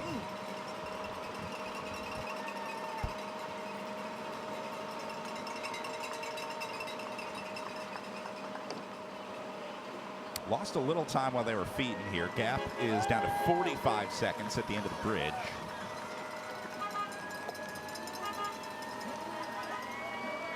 As Quinn Simmons and company go across. This is where I'm going to ask for one more gel, and I'm going to ask for Ty to really get me back. Actually noticed that they weren't doing sticky gels. He handed out the gels and just they didn't hold on at all. I mean, it's an honorable thing, especially on the climb. I think it obviously a turbo bottle or turbo gel affects the race a little bit more on a climb like this. But when you have two teammates, right, you don't want to pull one away That's a from good the point. other. Yeah. So yeah. Or maybe it's this giant camera that we're pointing at them. Let's keep them honest.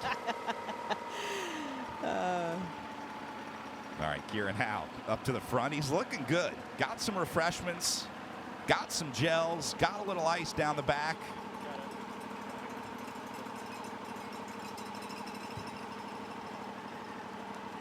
And meanwhile, the familiar sight at the back of the field, Robin Carpenter still holding on. That's what I figured, right? He's so strong and is not going to quit.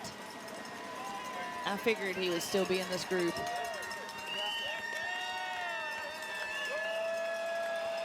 Another one of those riders that understands how to get back into the race as well. Understands how to use his ability.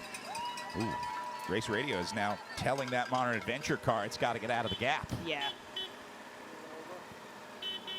So they got a brief visit from Ty Magner. We'll just see him pull off the side of the road somewhere in an open driveway somewhere up here soon.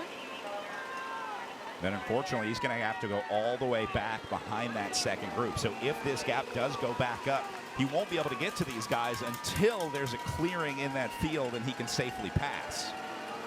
Like, they wouldn't let a car go through here. No way.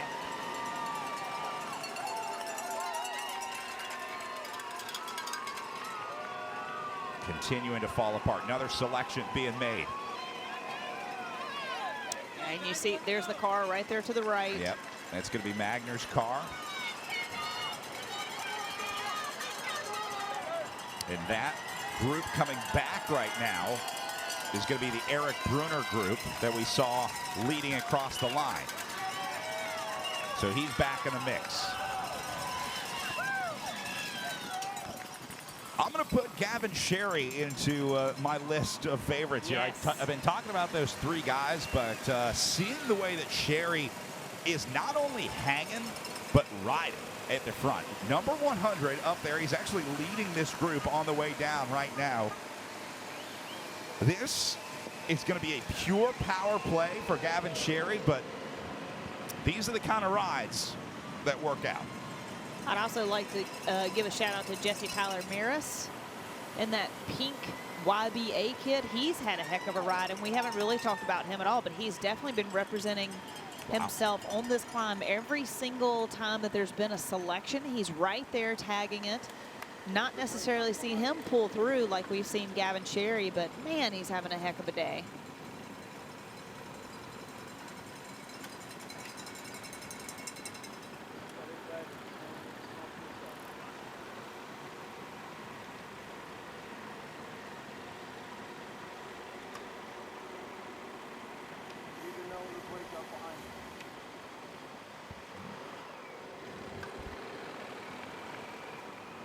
Select group right here.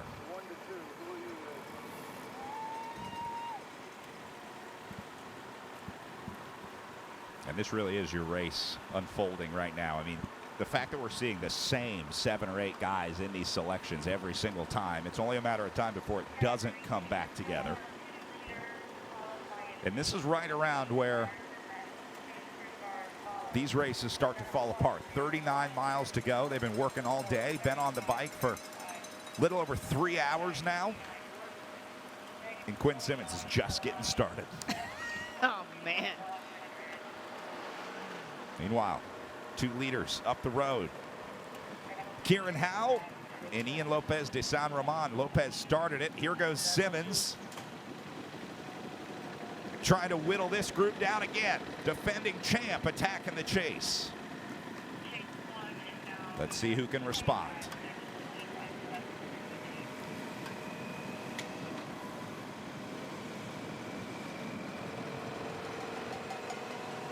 Brunner gapped a little bit.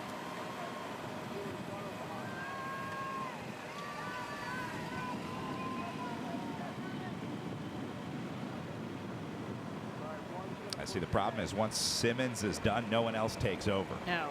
He's the only guy attacking this group. They don't want to. He's definitely softening up. I mean, when you start to gap off these guys off the back, right, they only have so much left to give, and he's the one pushing the pace.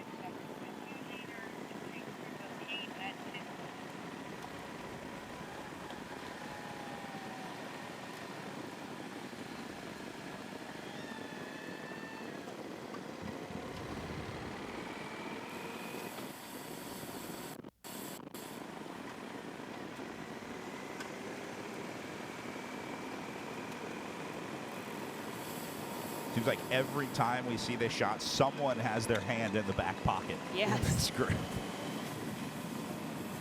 Again, Gavin Sherry back to the front.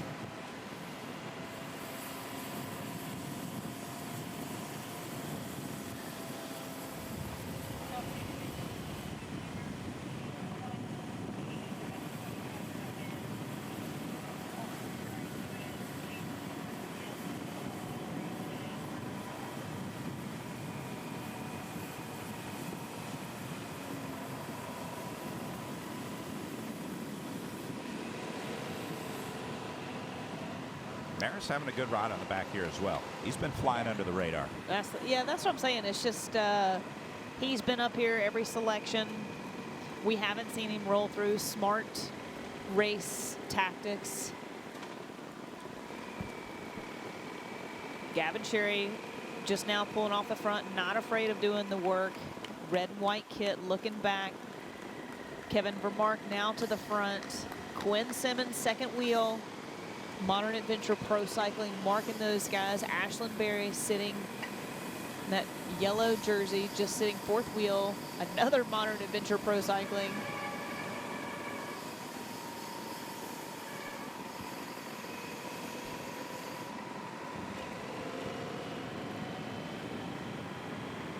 Got a little more panic at the back. Maris goes. Sherry got to lift the tempo just a little bit.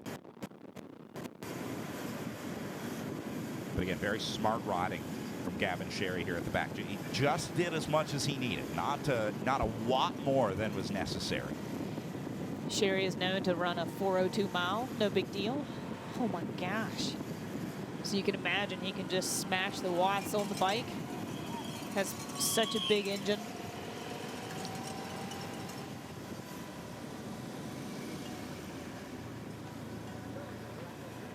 And meanwhile, your 2 leaders still away onto the bridge.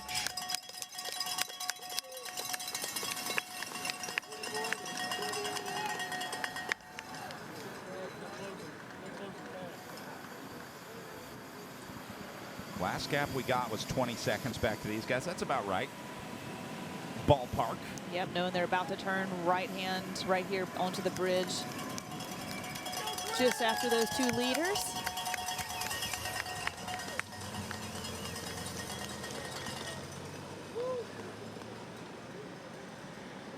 Even the commissary looking up the road to see if they can see him.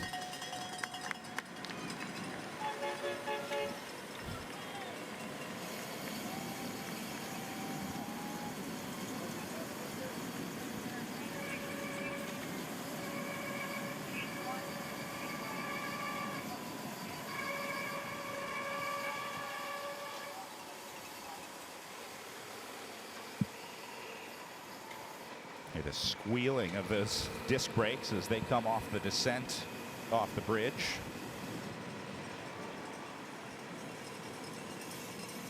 And the rest of your field led by Michael Garrison off the mountain and onto the bridge.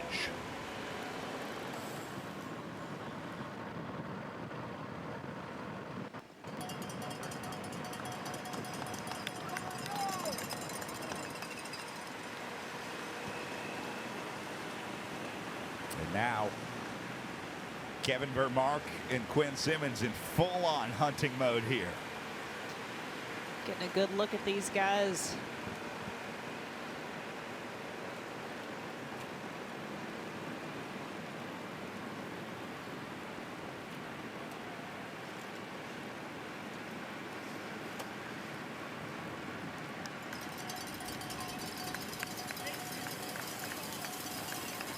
Hugo Scala is having a great day for Modern Adventure Pro Cycling.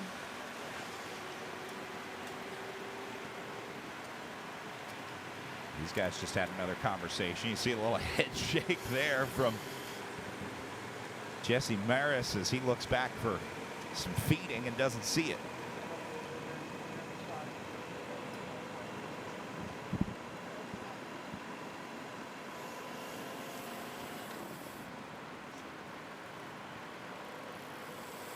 Lack of cooperation with these guys here. They're just attacking each other. They're not working together at all. Trying to get some sort of rhythm, but it's not happening. Gavin Sherry deciding not to. Project Echelon left out there to hang. Eric Brenner just flicked an elbow to a guy in a different zip code. Gavin's been doing a lot of work. I mean, you know, he doesn't have to pull through. And especially if not everyone else is going to. Of course, you shouldn't see Modern Adventure Pro Cycling pull through. They've got two guys up the road.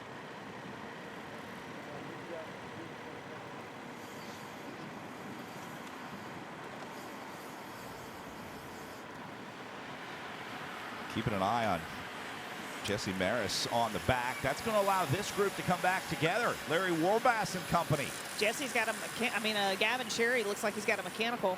Just pulled off to the right side of the road there. It's either that or he's going for a feed.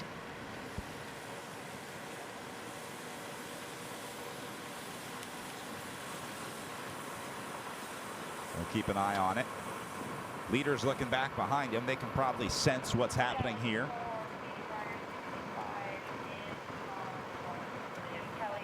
They may not be able to see the situation with the riders behind them, but they will see all the cars that those riders are going to bring with them. And if they look back and all of a sudden see 20 team cars, that tells them that there is a much larger group behind them than they left. Oh, another separation on the front. I think this is maybe a Tudor jersey. Looks like a black jersey has gone through this group. That would be a welcome change from a Quinn Simmons and for a Quinn Simmons and Kevin Vermark, knowing that it's been somebody else. The frustration of this group, we saw Project Echelon asking for others to go through.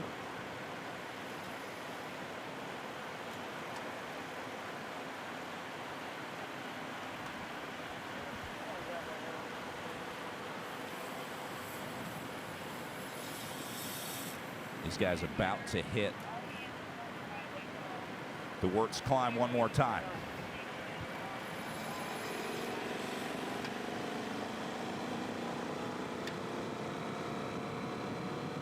Try and get a look at this group really quickly before they make the left-hand turn.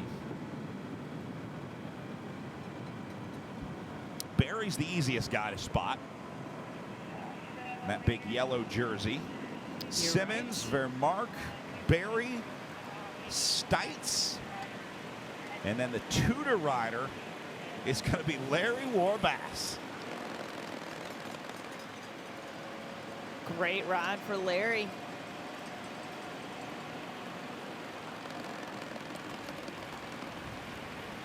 Talk about making a comeback. We haven't really seen him towards the front of this race in multiple laps.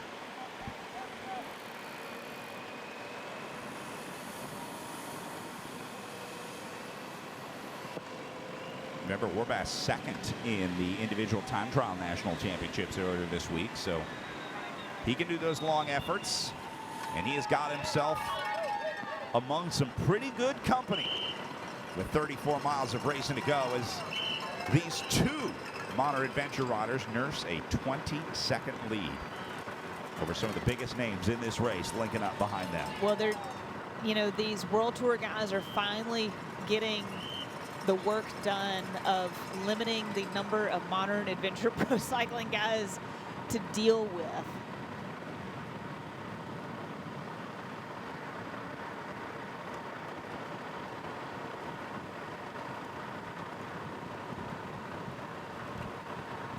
All right, so that's the situation at the bottom of Wertz. We're going to keep an eye on this, and we'll bring you full coverage of this climb when we come back with more coverage on the Scott Bikes live stream after this. Competing at the highest level in the sport requires the right training ground, and USA Cycling has found that in Arkansas. Bentonville is the home of the U.S. National Mountain Bike Team, but our statewide network of trails aren't just for elite athletes.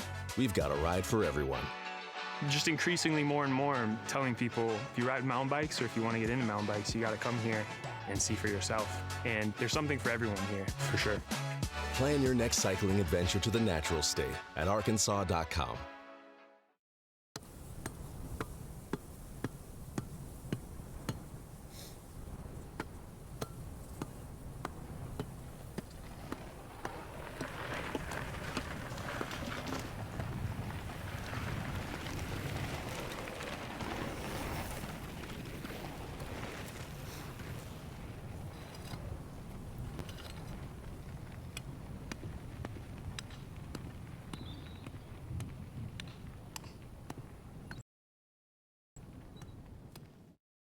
The world comes back in hard edges, cold, exact, and almost clean. Be in the now, through the strain, through the line, through the ground. Not for the finished, not for the crowd, only the body, the line. And now you finally enter what you found. And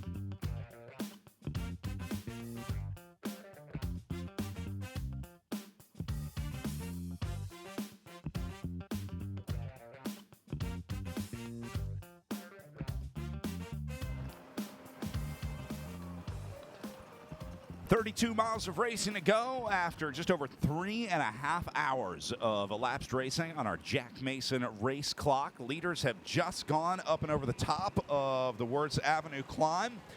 And not much changing this time up and over this select group heading onto the climb together, led by none other than defending champion Quinn Simmons. And we don't expect anything different to have him up here with this group as well. I think Simmons, this is what he's been asking for and waiting for the last 2 hours. He's been begging these guys, hey, let's just get it down to the hitters. Yep. Let's get rid of everyone else so we can start racing against each other. I'm tired of being surrounded by 20 modern adventure guys, so let's just get all the World Tour guys together and have our own little party off the front. Yeah, and you have to be patient, and he knows that, you know, that's just going to come throughout the day, and it'll eventually happen. He might have gotten a little frustrated a lap or so ago, but knowing that it's just eventually going to happen naturally, and he's bought his time, and here he is now that he can race forward and just start to concentrate on what's right with him instead of having to worry about everybody else. They did lose Jesse Maris out of the group here, the pink jersey that had been hanging on. MIA at the front of the race here. We'll pick him up in a bit. This was the catch where Simmons brought back the 2 modern adventure riders.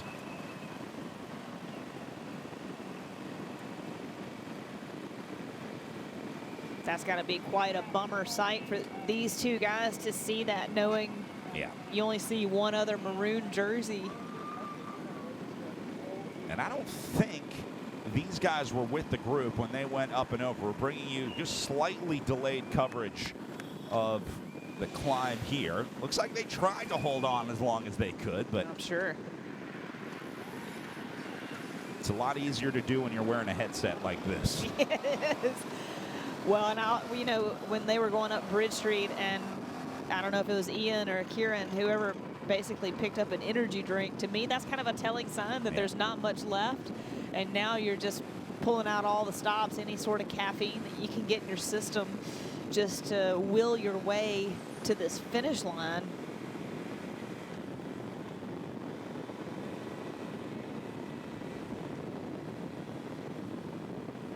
Through the feed zone here on the Wirtz Avenue climb. Everybody going to empty the pockets and reload them.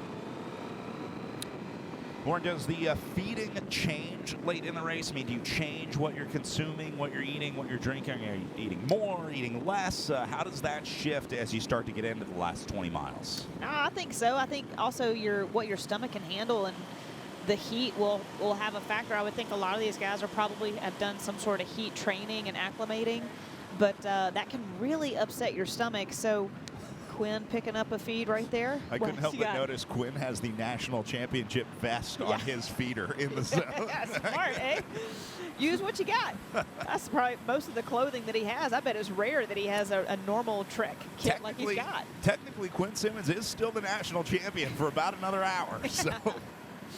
But yeah, and then maybe a bit more caffeine towards the end of the race, just to try, again, whatever you can do to keep your system revved. You see these guys are still able to take their hands off the bars, grab whatever nutrition and ice socks that they need. And Larry also taking on another ice sock. Everybody taking a feed out here. You have to. Yeah, nobody's missing this. We've only seen the modern adventure car service all of the entire peloton. Nobody else has been able to get their car up to their guys. So that was the race to the top of Wirtz. This was the race to the bottom of Wirtz. That's what I like to see. They pushed 50+ miles an hour on the way down. Easily, of course. And this is more the flat surface. I would have liked to have seen that as soon as they turned left onto that major road.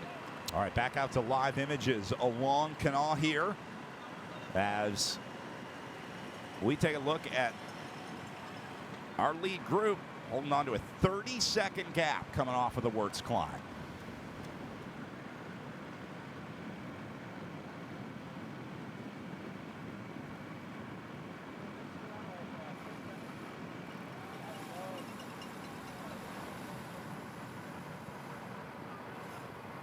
Both of those Modern Adventure guys were able to hold on. That's Ian Lopez de San Ramon at the back, the man who really started this move 2 laps ago. And again, I'm really curious of who's keeping this gap at 30 seconds. I mean, these guys might not necessarily be racing too terribly hard forward, just trying to keep a steady pace and tempo at this point in the race. Now this is going to be the Chase or Peloton. We'll call it the second group on the road that you're seeing now. Modern Adventure, of course, we should be expecting them to put in an attack. Well, they've only got 3 up the road, so that's a problem for them. EF Education Avolo also trying to get in the mix here. Project Echelon covering it. I know those guys would like to be back at the front of this group. See if it doesn't come back together. And then see if it doesn't separate again on Bridge Road.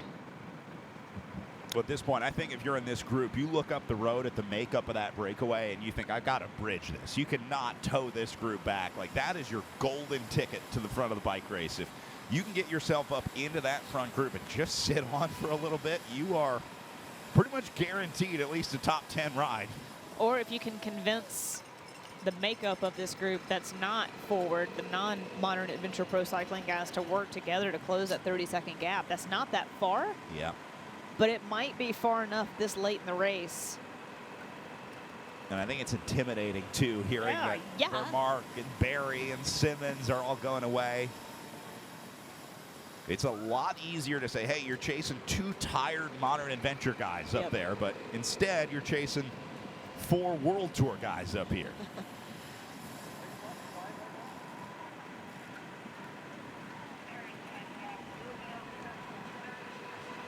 I love the way Modern Adventure has raced this, though. Bobby Julich told us they were going to use the numbers, but I didn't expect to see it used this heavily. Really? I mean... Yes. Yes. He was kind of nonchalant about the advantage of having 12 riders, but I'd say he pretty much used that to its full advantage. I would agree with that, and to have the repetition of some of these guys and the makeup of who they send and when and why. I am surprised how many they have sent up the road trying to stack these breaks with like 2, 3, 6 guys instead of just saying, okay, yeah, we're represented, that's good enough. No way, they just want to keep sending them left and right.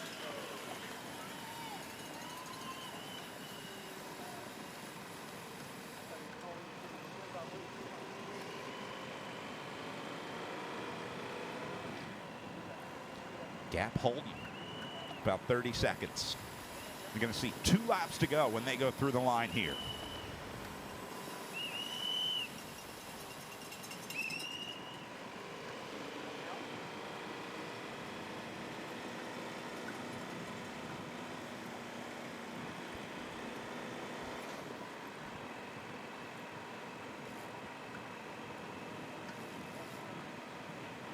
Vermark going to lead them on to Canal.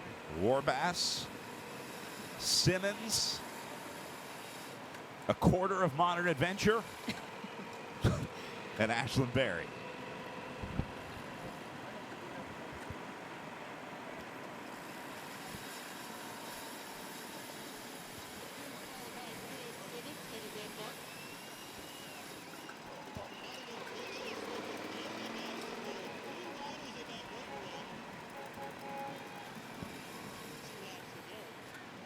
Tyler Stites has to be put on notice.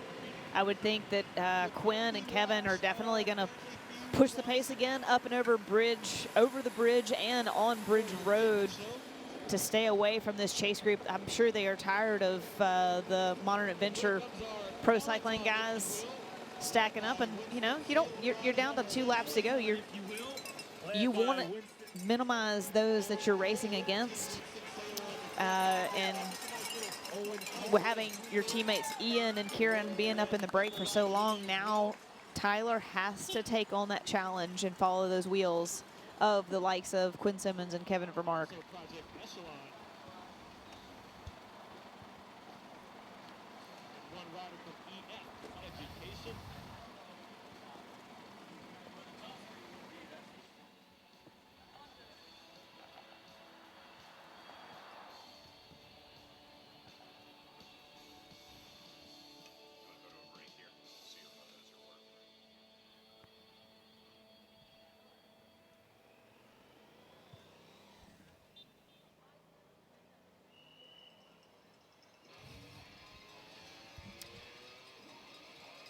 Now we have another team car coming up. And I'm going to guess this might be Tanner Putt driving for a mixed bag of guys up here. The Kevin Vermarks, Quinn Simmons, Ashland Berries. Or mechanical, because he has been in all of the main moves all day long. Gavin Sherry.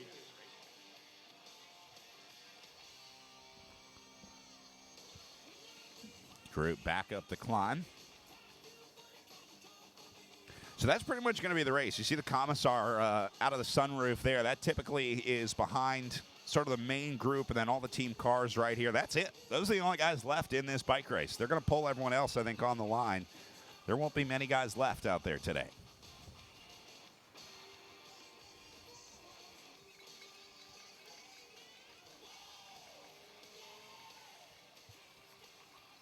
Two to go for rider number 76. I don't know if we'll see many more stragglers through here. Nathaniel Martin, speed blocker in the elite team. Let's go back up to the front.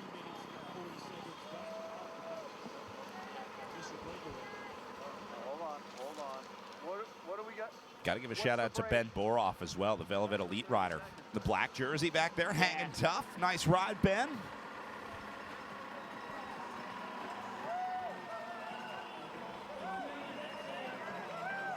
See if he can hold on one more time up and over bridge.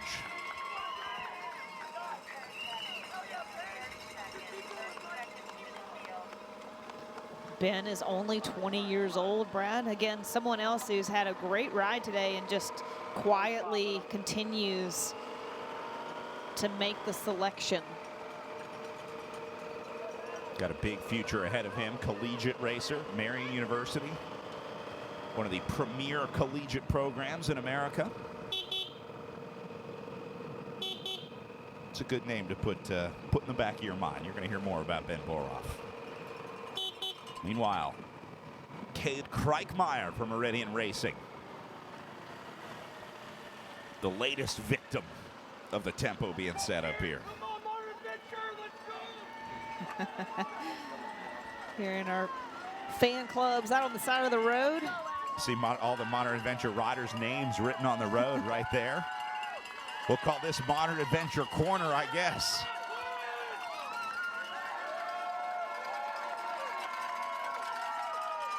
And the Modern Adventure fans got to be happy with what they see up and over the top of this climb.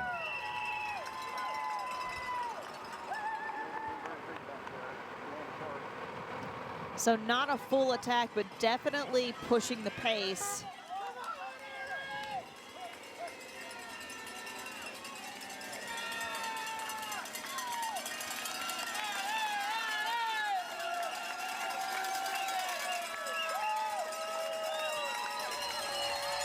See our Rafa van up there.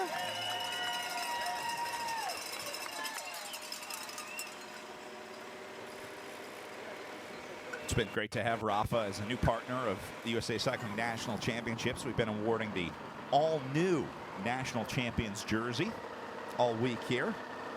So some pretty good feedback. They've also been generous enough to pull coffee shots for everybody. I was privy to one of those yesterday. Delicious. Thank you, Anthony. And I think our staff clothing has taken a step up as well. It has.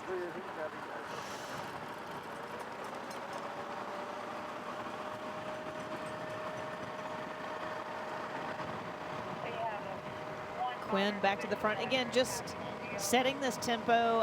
You know, he definitely doesn't want to just ride around. Is this a rider trying to come across that gap? This is going to be Ezra Caldell coming out of the chase to try to join the lead group. So he is behind the Simmons group, but in front of that group with the Meridian Racing riders that we were just looking at.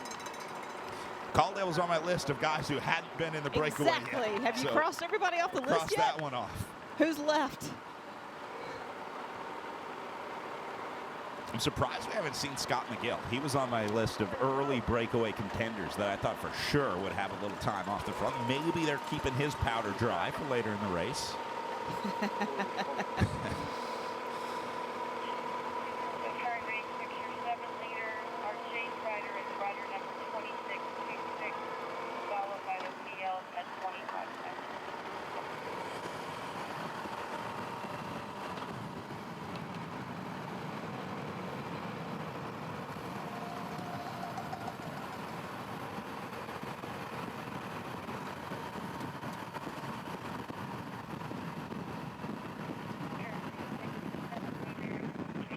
I like this ride. Yeah, it's a big ask to see if he can get across to that gap. I couldn't help but notice on the bumper of the Modern Adventure team car, I think they've adopted the slogan of fortune favors the bold. And I think that has applied to them today for sure. It is applying to Ezra Caldwell right now. The best way to learn how to race your bike is to race forward. Go on the attack. You want to also learn how much you have to give? That's the quickest way to learn. Larry Warbass just gapped off the back there saying, come on, man. Ian Lopez struggling a little bit, but not panicking yet. He'd like to be up here. He'd like to be where Larry is now.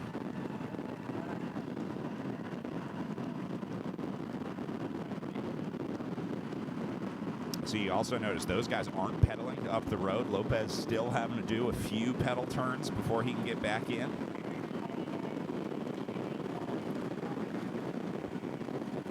But again, not panicking. Did exactly what he needed to do. Right back in it.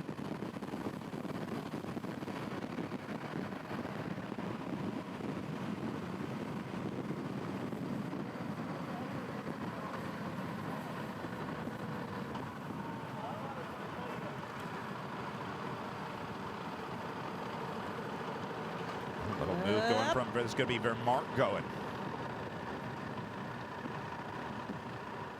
Kevin Vermark launches a big one here. Yeah, he does. He actually put Quinn under a little bit of pressure right there.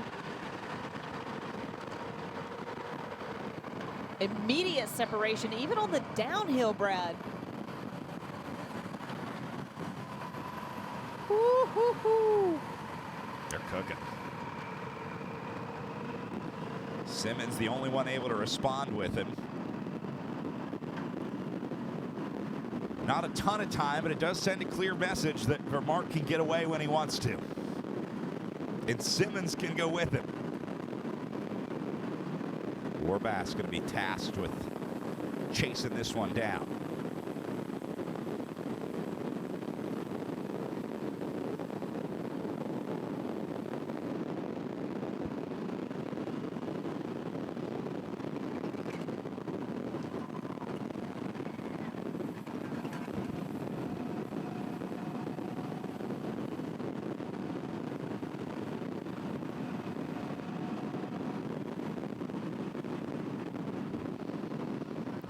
Smoking fast off this descent around this rock wall, straight on.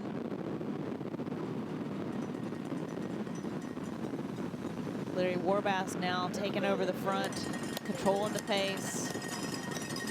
Check up, slow down a bit. Check the corner, yep. Make sure you're not about to get chopped. Nice, gonna stay on it across the bridge here.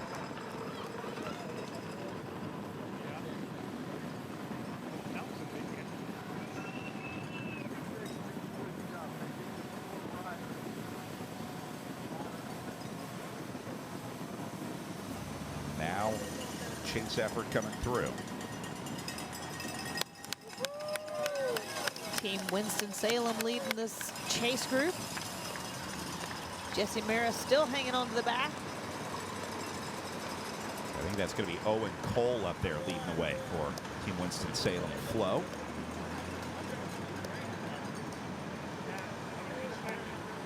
At 25 seconds up to that lead group now.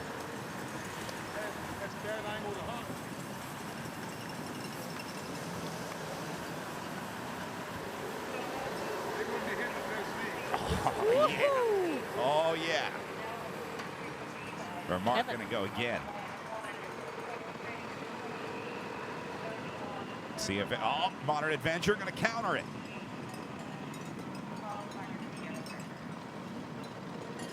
With one of their 4.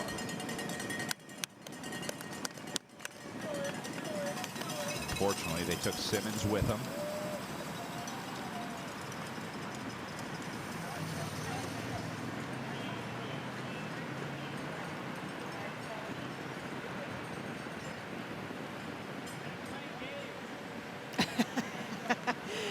Just heard, just playing some games.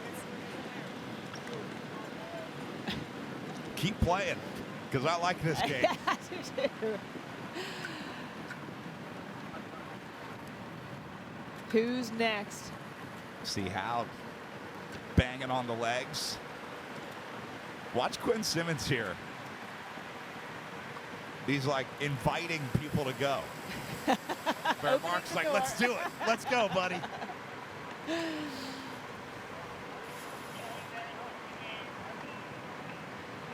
Sometimes when you're in a group like this, he's going to do it again. When you're in a group like this, you can downshift a couple of times, really loud and aggressive, and it just makes someone turn around really quick, just to see who's ready to react.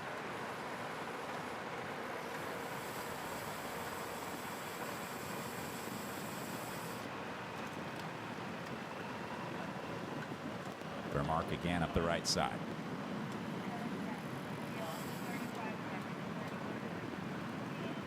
Gap's going up for these guys. They're going to add another 10 seconds here along the river as Race Radio takes this up to 35 seconds. Looks like Ezra Caudle made it across. Here goes Barry next. He hasn't struck out yet today, so this is his first taste of the front of this group and see what his sensations are like.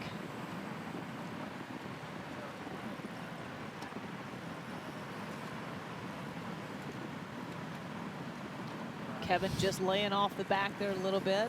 Modern Adventure Pro Cycling going to go again. Quinn going to cover. Vermark covering Quinn.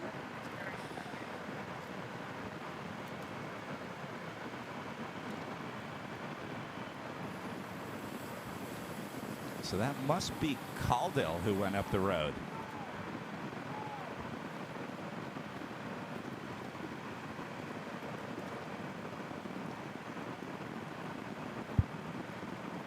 Barry looking for a little help.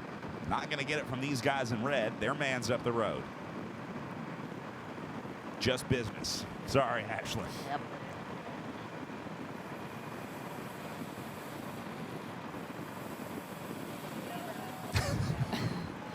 Yes. The frustration is setting in. The nerves are high. With everybody. This is awesome. Now Modern Adventure. Because their guy's getting dropped out of the break. Caldell is not in a good place up there. Well, he made that jump across in such a hard spot up and over bridge. Now these guys have kind of put themselves on the back foot. This elastic is stretched to its limit right now. Eventually, this will break. I have a feeling this time up and over Wirtz, we do not see the same group coming back together here as Simmons and Vermark head out on their own. They have linked up after multiple attacks along the river here.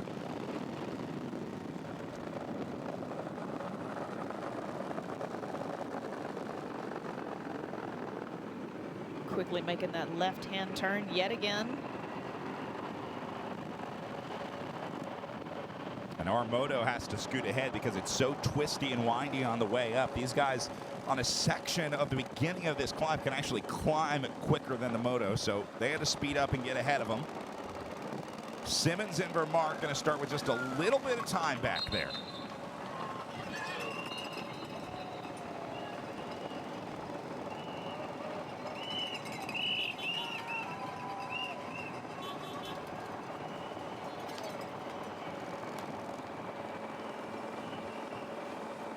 That'll come back together. Not for long. Simmons going again.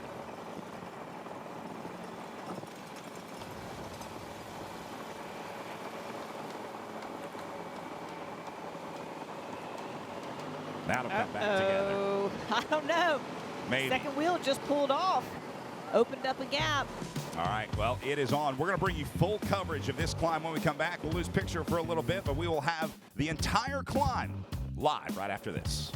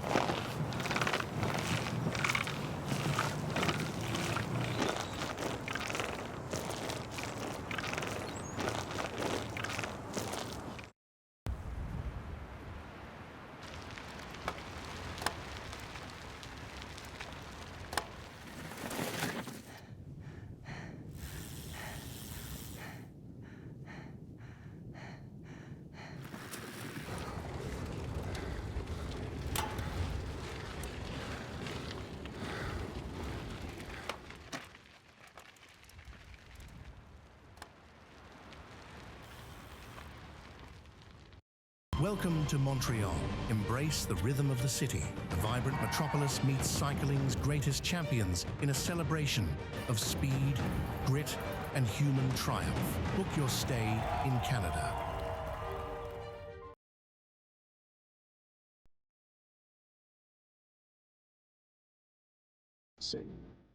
It's all about the finish line. Race will test you, push you farther than you thought possible. Hours in the saddle, hundreds of miles in your legs, early mornings that most people will never see. Somehow, it's all worth it. Because the moment you cross that line, giving everything you have, Kristen Faulkner will repeat in 2025. you'll spend every day chasing it again. If you ever wondered what racing feels like, this is the moment. Finish line awaits. Come race with us.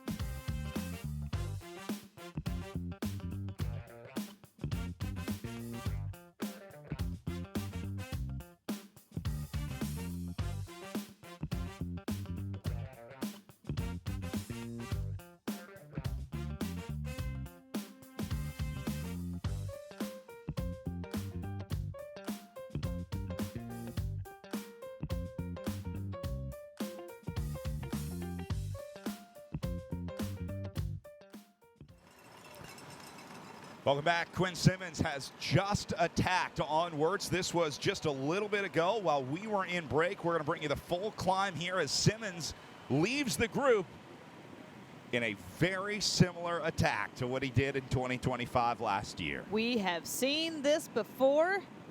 I think it was just a matter of time. It almost looked like he was probably going to take someone like Kevin Vermark with him, an Ashlyn Berry, maybe even Larry Warbass, but those guys' day might have just turned out to be done.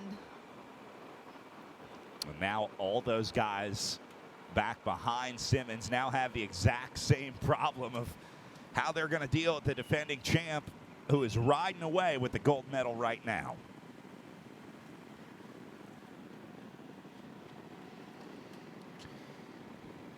And I'm wondering even if Quinn would have predicted it to be this far out, having been put under so much pressure today by the Modern Adventure Pro Cycling team, having 3, 4, 5 guys up the road, even with him, and it just slow daggers all day, and now it is just Quinn Simmons.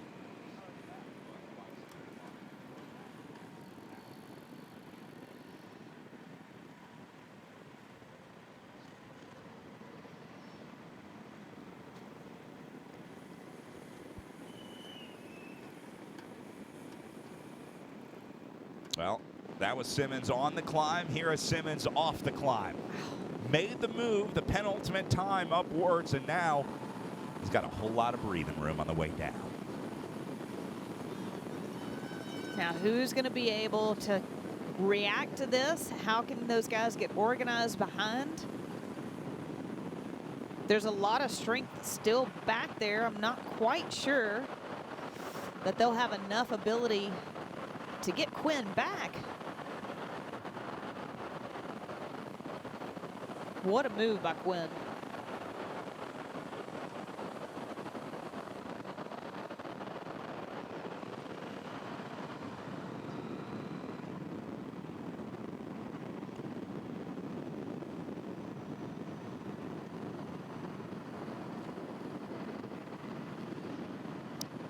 He will have to come back through town, and he'll have one more lap to go, one more time up Bridge Hill, one more time up Wirtz Hill.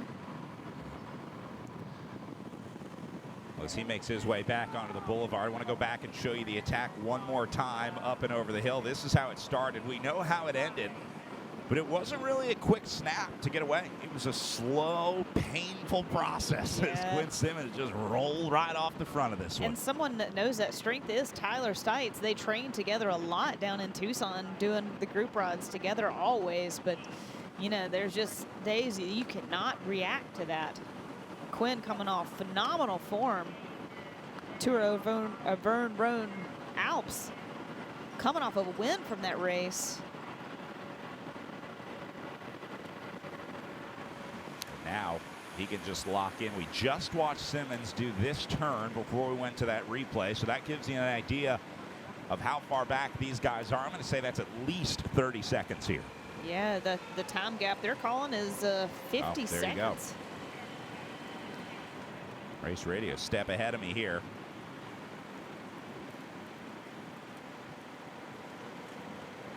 All of a sudden, Modern Adventure wants to work together with these guys. Yeah, right. Yeah.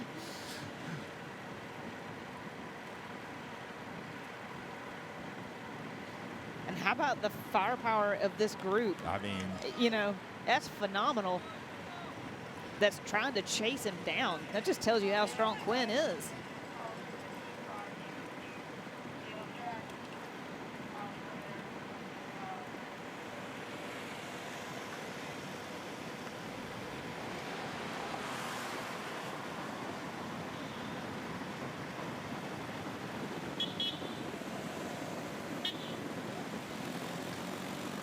we want to talk about how strong Quinn Simmons is. Remember, you are looking at the current U23 time trial champion in Ashlyn Berry. Yep. Second place in the elite time trial championships in Larry Warbass. Yep.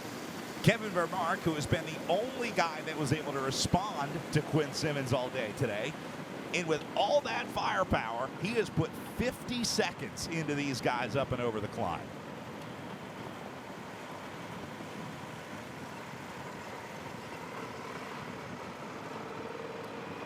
Yikes.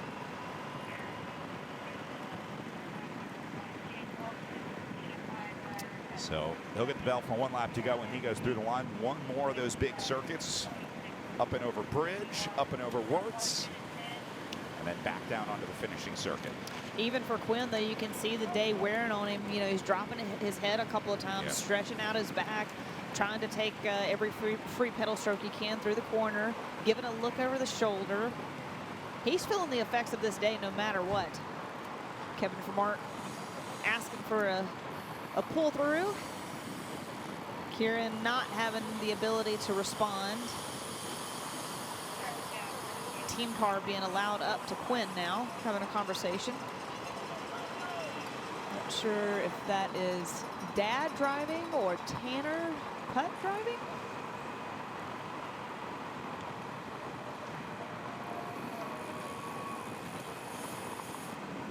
That looks like a putt to me. Yes.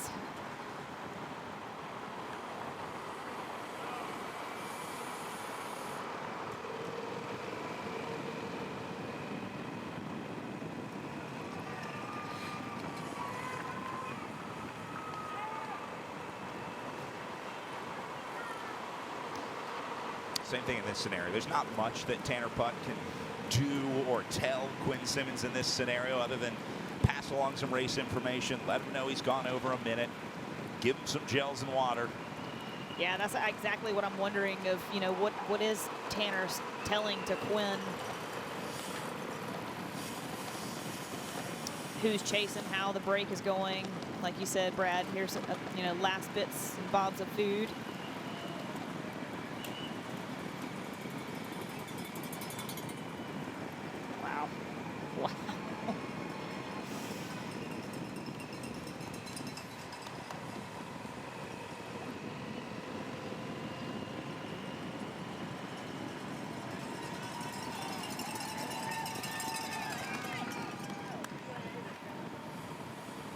Back to these guys who have been all over the road.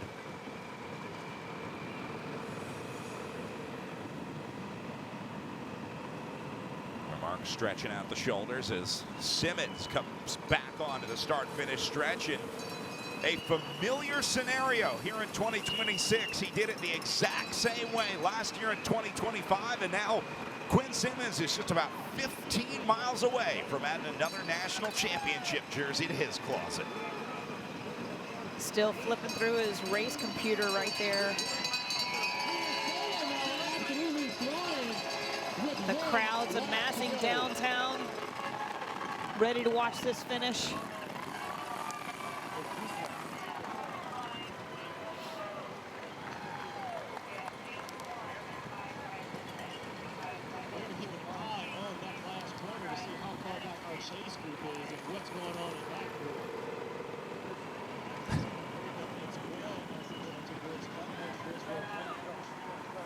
A lot of encouragement for Simmons out there. This chase effort's going to be fun to watch. I think pretty soon they're going to realize that Quinn's probably not coming back, and they're going to start playing games. This will be a really interesting group to watch and see how they sort out second and third place, assuming that they give up the chase. Yeah, it'll start to disintegrate really fast once they get to the bridge. If you had to ask me, I would think Kevin Vermark is one of the stronger riders out here. And again, that's Tanner Putt following those guys as well, because he needs to feed probably one or two of them.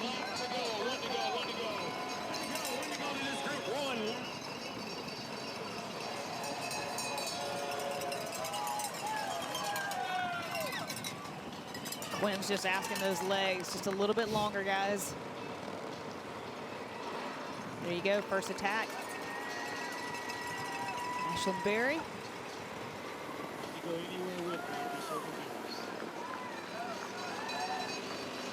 He looks back over the shoulder, see what kind of damage he's doing. And then this, we'll call group number 3 on the road. Couple modern adventure guys linking up out of that front group. All of the sponsors and partners and everyone that makes this happen. The city, of course. This is chase number 1 coming over the bridge, crawling over the bridge.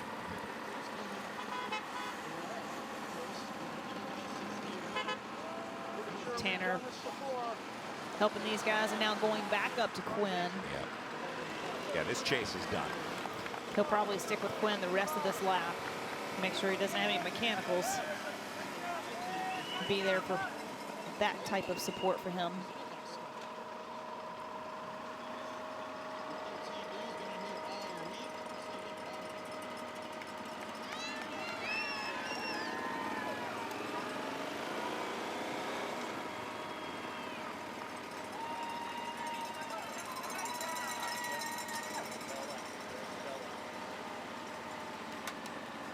Back up to the champ.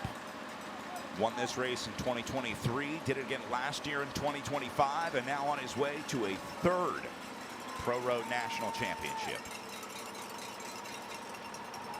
Quinn, your leader on the left, and the chase group on your right, led by Kevin Vermark, putting these guys under pressure. Ashlyn Berry trying to respond.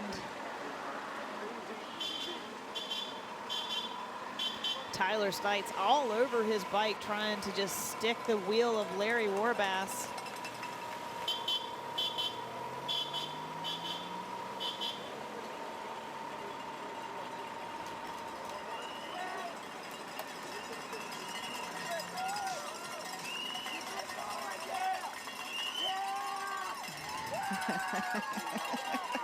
Love our fans on the correct side of the barrier. Thank you.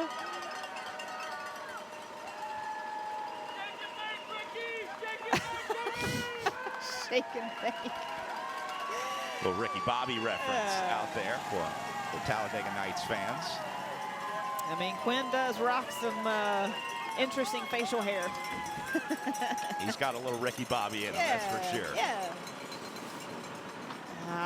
Tyler Stites really struggling back there on the right side of your screen.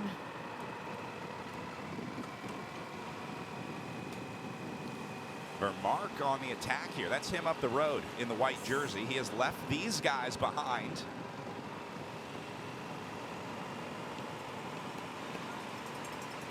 So we'll keep an eye on Kevin Vermark, who is riding his way into second place on the road.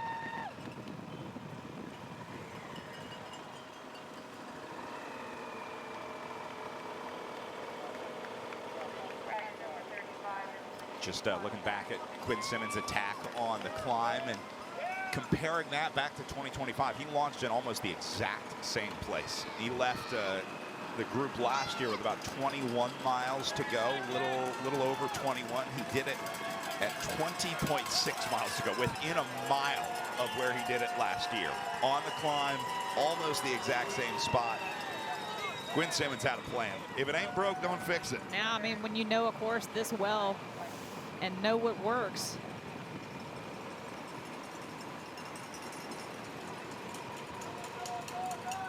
Meanwhile, Kevin Vermark trying to lock in second place. He has been amazing so far today.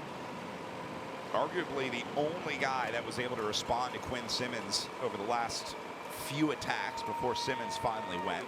I would say Ashlyn Berry was the other one on that list. But now Vermark finding in another gear to leave Berry and Warbass behind.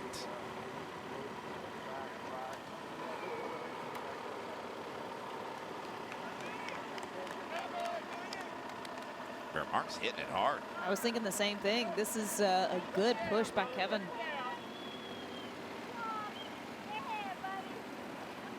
It's not like Quinn can just roll around this last lap. Be very mindful of those chasing you.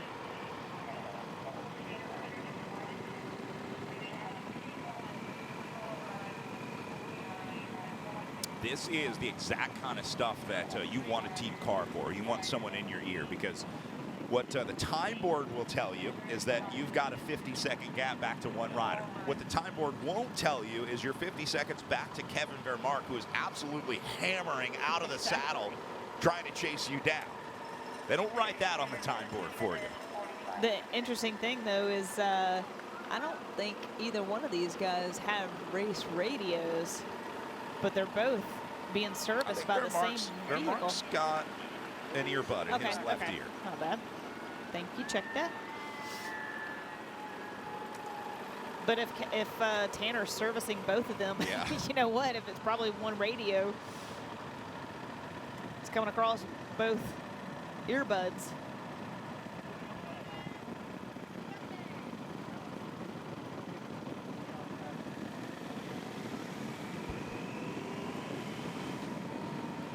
Certainly no lack of effort from Kevin Vermark here.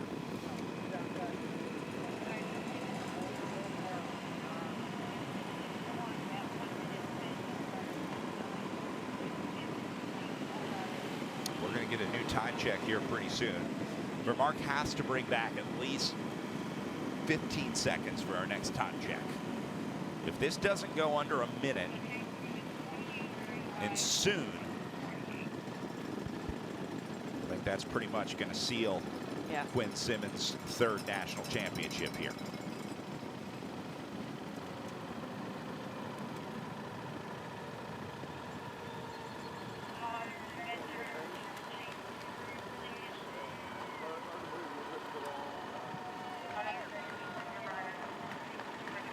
Race Radio just reported the gap is holding, not growing, not shrinking.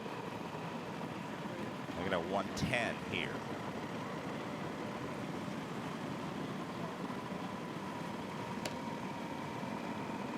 So despite Vermark's best efforts, they have been matched by Quinn Simmons up the road, and he has not been able to bring back any time as Simmons approaches the final 12 miles of racing. Kevin Vermark is running out of time to catch the defending champ. It'll be interesting to see what the time gap will be once they finish the Canal Boulevard Road right there on that flat, right? I think for the most part, it's just a drag race right there. Who's got the best time trial ability to continue to push the pressure on the pedals after you've been up and over this bridge road climb, and then knowing that you've got work still to go?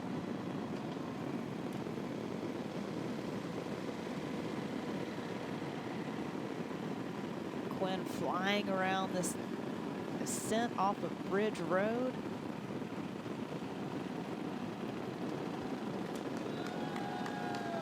Head down.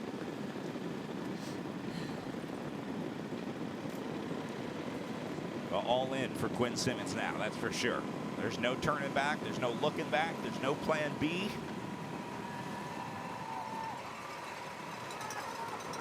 He's going to go all in. Great shot from the drone. You can see how much faster he's going this time across the bridge. We had almost this same shot last lap. It didn't look nearly this fast. Quinn's cooking.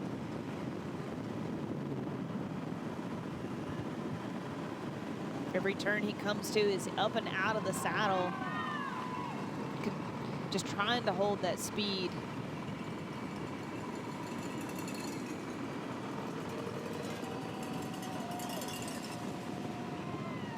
Kevin Vermark is just turning himself inside out, trying to close that gap. Last 10 miles of racing.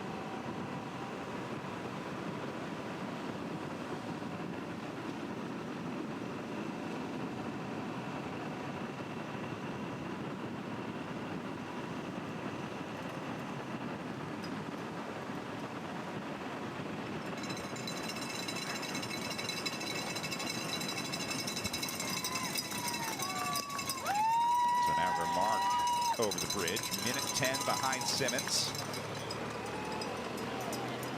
Almost identical You know, look effort. at his speed. This is awesome. Yeah. Love this.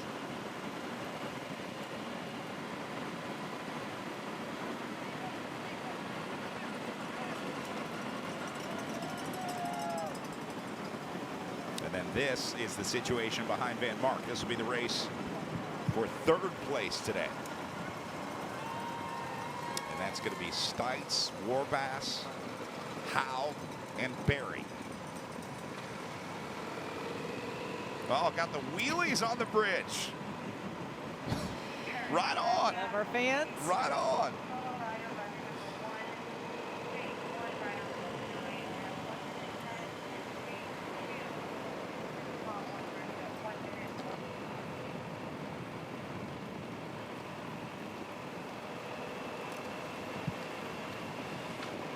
Vermark hunched over, trying to get as arrow as he can here.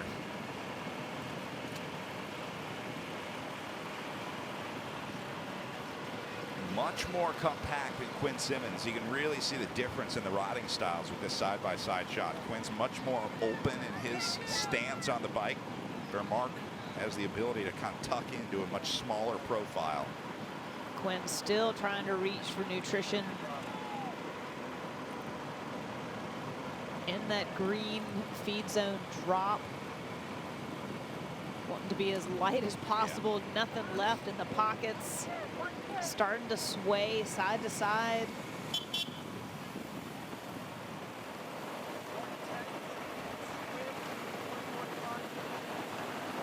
Again, they're holding this at 110. Back to Vermark and 145. Back to the Chasers. Chase 2, I guess we'll call it, since Vermark is going to be Chase 1.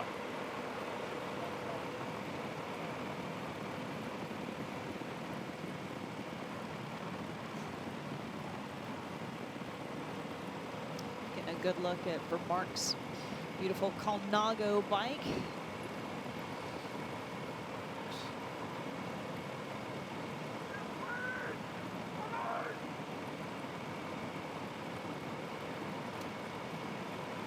Grab an extra gear for Vermark.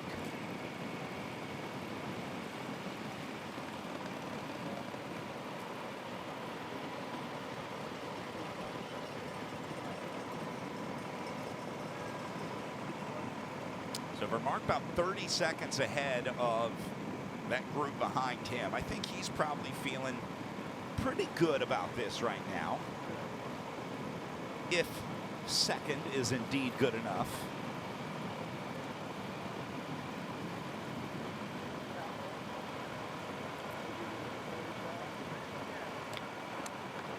But I think the only thing that's going to get Kevin Vermark a gold medal will be a spectacular implosion at the front of this bike race from Quinn Simmons.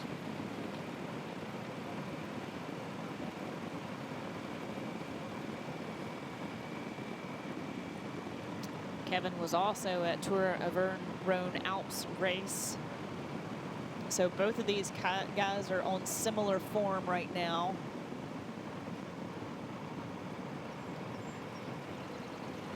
Yeah, racing similar programs. Right. It shows. Right, they're a minute apart, holding steady.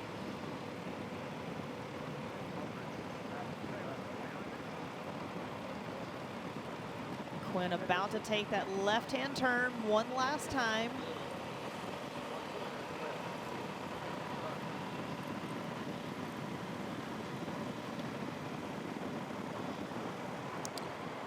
Well, this Works Avenue climb has been good to Quinn Simmons over the years. He launched his winning attack there last year and did the exact same thing this year.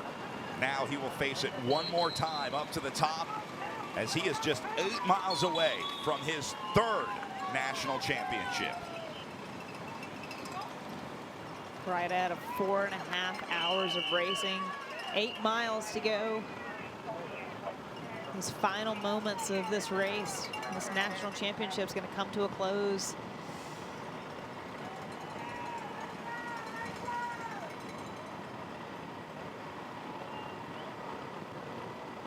Vermark hasn't even started the climb yet. We'll pick him up at the bottom. As Quinn works his way up one last time. Here's Vermark.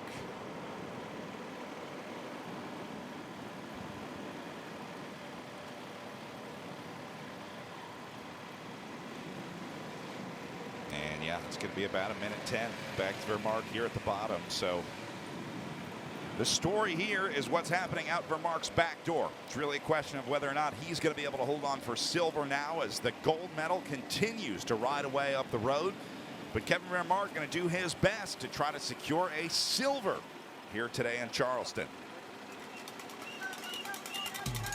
Race is on. We're going to take one last break here from the national championships. And then we'll have live, uninterrupted coverage on your Scott Bikes live stream right after this.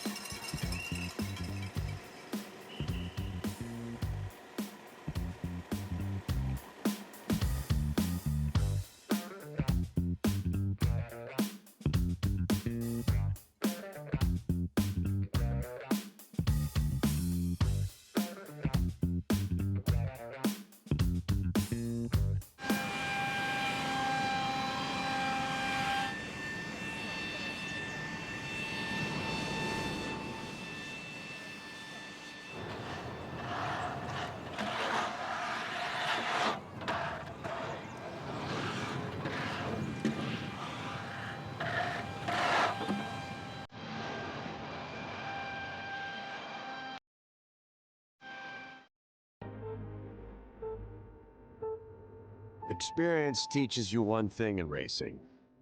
It's all about the finish line. Every race will test you, push you farther than you thought possible. Hours in the saddle, hundreds of miles in your legs, early mornings that most people will never see.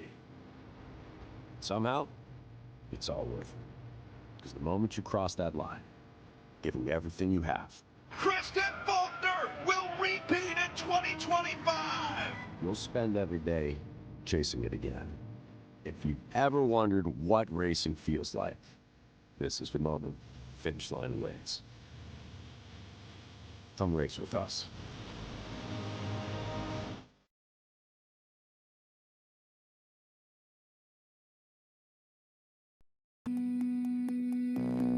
Be through the line, through the ground, not for the finish, not for the crowd, only the body, the line. And now you finally enter what you found in the now.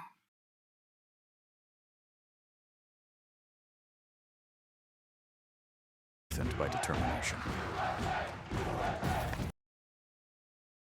Relentless pursuit of excellence. That's Jack Mason. Be your best.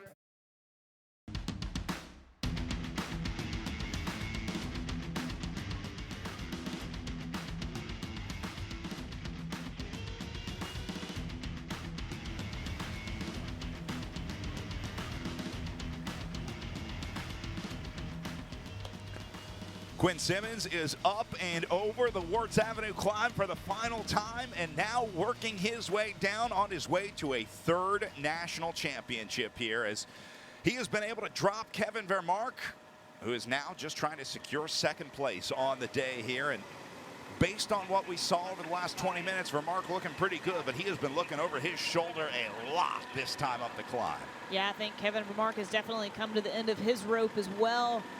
Trying to chase down Quinn, put in a mighty effort, and just trying to salvage the second place right now. Quinn is definitely pushing forward.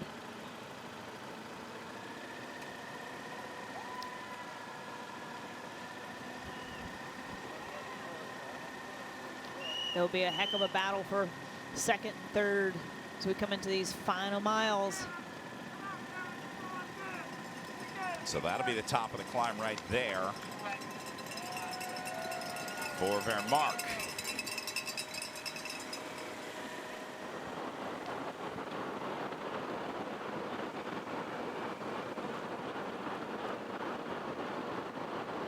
Simmons going to push every single pedal stroke out of the saddle here.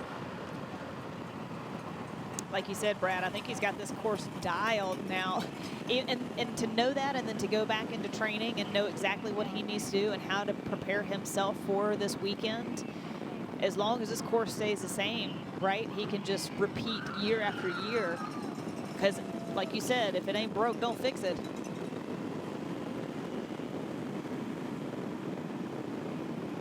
Now the only thing Quinn Simmons has to do is figure out how he's going to top his post up from last year. Rock the double pistols for his second win.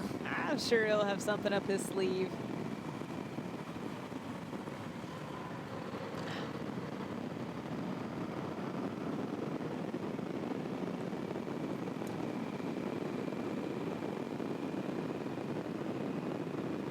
Simmons on the wide open section coming off the climb.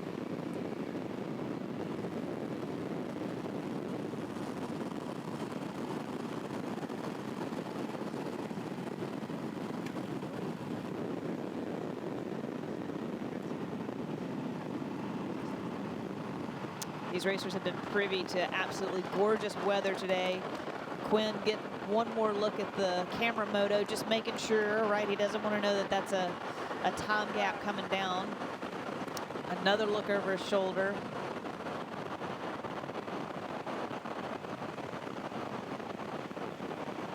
Man, and he is still putting pressure on this. Right. I mean, he doesn't, Right. I'm not seeing any fatigue from Quinn Simmons up there. Well, with the gap only at a minute 15, right? And that concern. He wants this to be 3 minutes, 5 minutes. That's a comfortable lead. You know, a minute 15 is still over the shoulder concern, especially when you know the strength that was back there. He might not even know that it's just one rider chasing him. I don't know if he had gotten that time gap information, but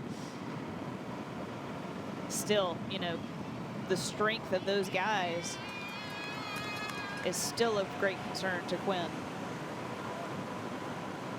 Never over till it's over. Right.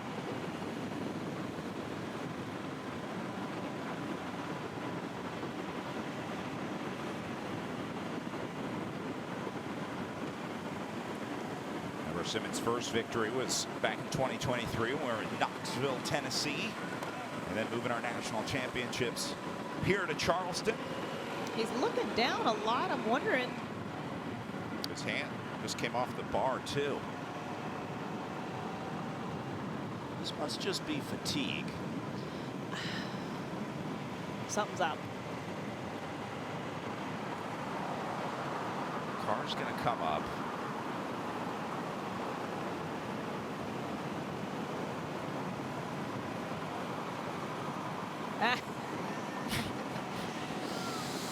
Don't scare me like that, Quinn. He's just going up for Nux.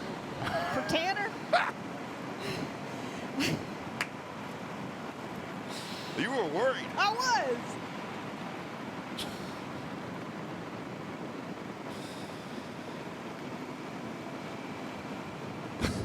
This is all he wanted. The important stuff in the last few miles before your national championship. Nice way to say thank you to Tanner Putt for the support out there today.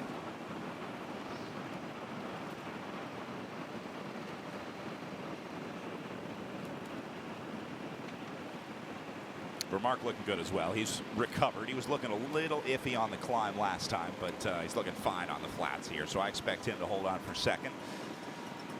Then I think that group of third still together. The Warbass and Barry group.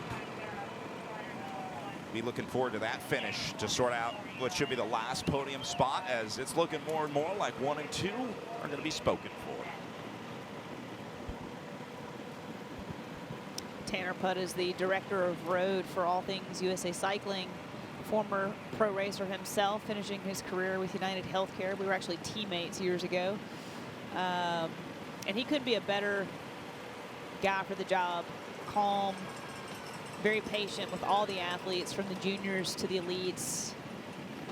Very good at answering all the questions and concerns that anybody has, and curiosities of how do I get here? How do you do this? How do I make the team?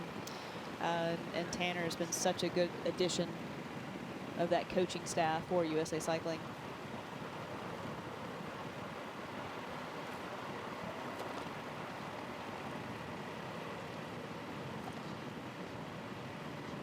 Quinn in his last few miles here, last couple of turns through town.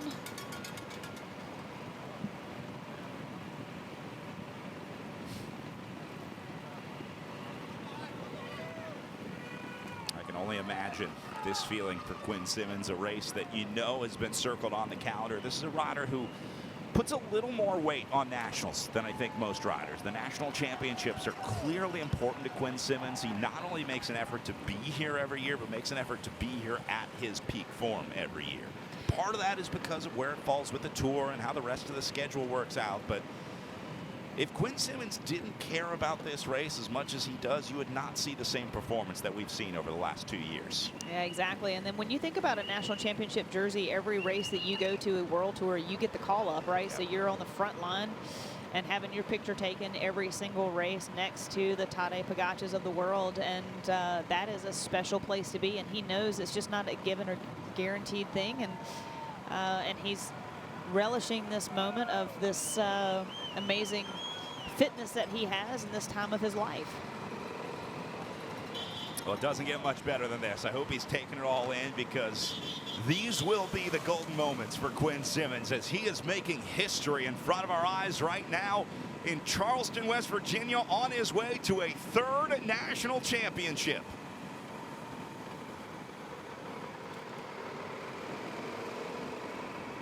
Last corner for Simmons.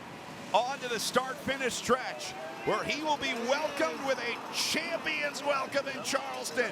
Quinn Simmons is on his way to a 3rd national championship. Finally looking back, a little bit of sense of relief from Quinn Simmons. What's he got? 1, 2, 3. It's a 3rd national championship for Quinn Simmons in Charleston.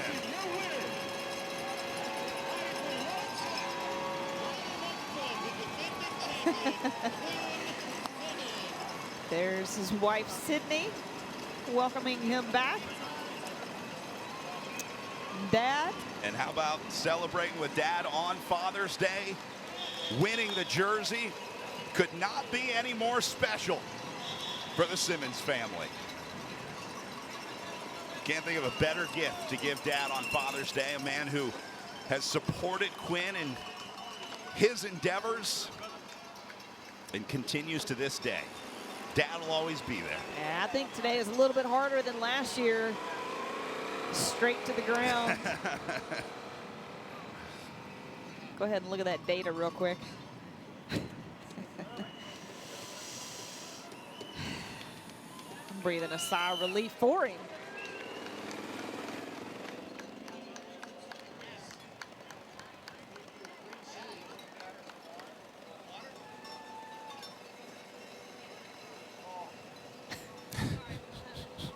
Needs a little help getting up after that one.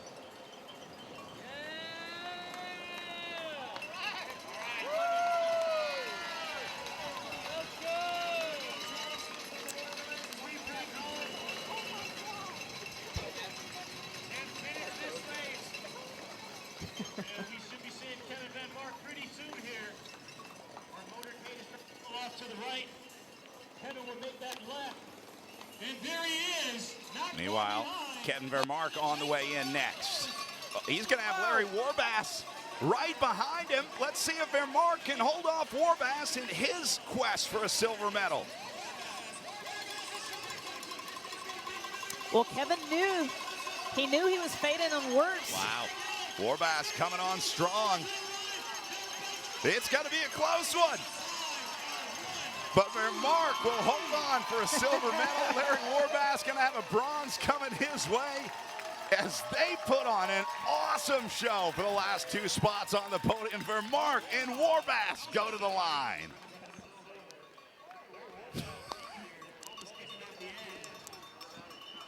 What a ride from Larry Warbass today. Yes. Yeah, Incredible. Kevin knew that he was struggling. He kept looking back even on the Wirtz climb, and then we didn't really get a chance to see him up until right there. And Larry just coming from out of nowhere. Heck of a ride for Ashlyn Berry, too. Being welcomed in. This is mom, Dee Dee Berry.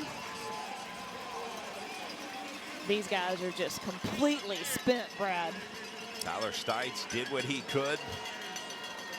All things considered, I think Modern Adventure had a pretty good day. They did what they came here to do, which was animate the race, be involved, give their guys some experience. I would say mission accomplished for them today. I would too, yeah. They had an excellent race. Only went pear-shaped on them towards the that last lap, I'd say.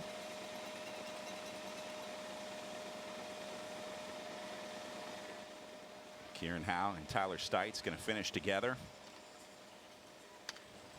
as Quinn Simmons and Kevin Vermark debrief on their day today.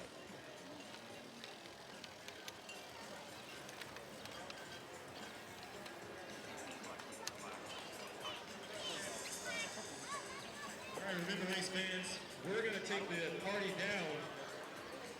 Well, we were wondering what the celebration was going to be for Quinn. Celebrate the champions here in Charleston. And I think the triple shot was a good choice today. By my partner here, John Hoop. We'll get to see our top 3 momentarily on the podium. Can you find me like 3 more?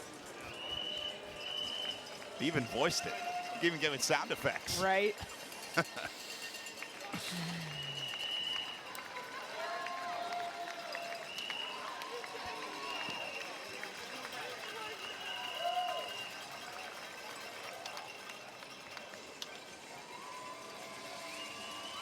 Folks here in Charleston got for sure a show from a tried and true showman.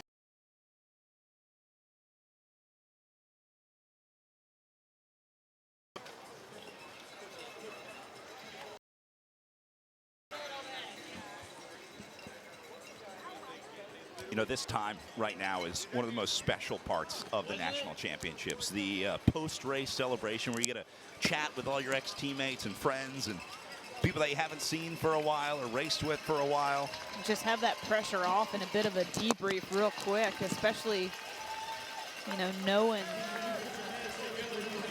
Looked like they might have had a crash right here at the end of the race.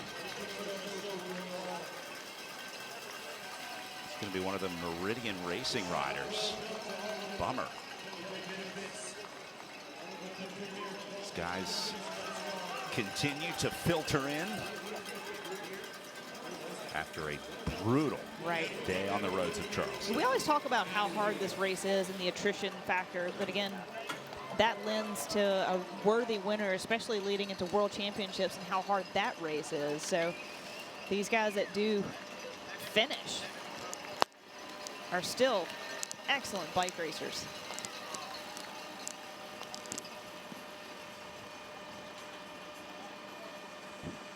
It looks like our top 10 at least in. We know Quinn Simmons, Kevin Vermark, Larry Warbass, 1, 2, and 3. And then Ashlyn Berry and Tyler Stites going to round out your top 5. Kieran Howe picks up a 6th with Ezra Caudill up next. And then Ian Lopez de San Ramon had a great early move for Modern Adventure Pro Cycling. We saw Eric Bruner up into 9th place today. And then Owen Cole going to round out a top 10 for Team Winston-Salem Flow. That'll be a great ride for them today as well. But nobody had a better ride than Quinn Simmons at the top of this one, adding his 3rd victory to the resume. 2nd one here in Charleston. And a lot more to come from Quinn Simmons as he will wear the Stars and Stripes jersey headed into the rest of the 26 season and into the 27 season as we welcome Quinn into the booth with us. Looking a whole lot like it did last year. Quinn, Welcome congratulations. Hey, nice to thank see you. you back in the booth here. We're going to stop meeting this way, or maybe we need to meet this way more. I guess you'd probably prefer that. I mean, more. It's Yeah. 3 for 3 now, so I don't know if we could do more than 100%. Talk to me about your ride today. It looked like very similar to 2025. I mean, how much of last year was in your mind, or was this a whole new race for you this year? It looked similar to us. How did it feel for you? Oh, I think this year is definitely more difficult. I think, last year I was just coming off of missing a season with injury, so I flew a little bit more under the radar. And then today, I mean, it was 100 versus 1, so I kind of just had to do it with the legs. And at times it was pretty frustrating, but yeah, it's really important for me to wear this jersey. I think it's super important that it's worn at the biggest races, and we need a top rider in it. So I'm happy that between me and Kevin, it had to be one of the two of us. We decided that at the beginning, so I'm pretty happy with the 1-2 there, and I'm glad it went my way this time. We could definitely see the frustration as Modern Adventure Pro Cycling was sitting rider after rider after rider and just stacking these breaks, and eventually you just got tired of dealing with this, or? Yeah, I mean, it's annoying to let to be outnumbered like that, but at the end of the day, after 4 hours of racing, there's a difference between the World Tour guys. So I knew as long as I could make it to the point where everyone was tired, there's a good chance to get away.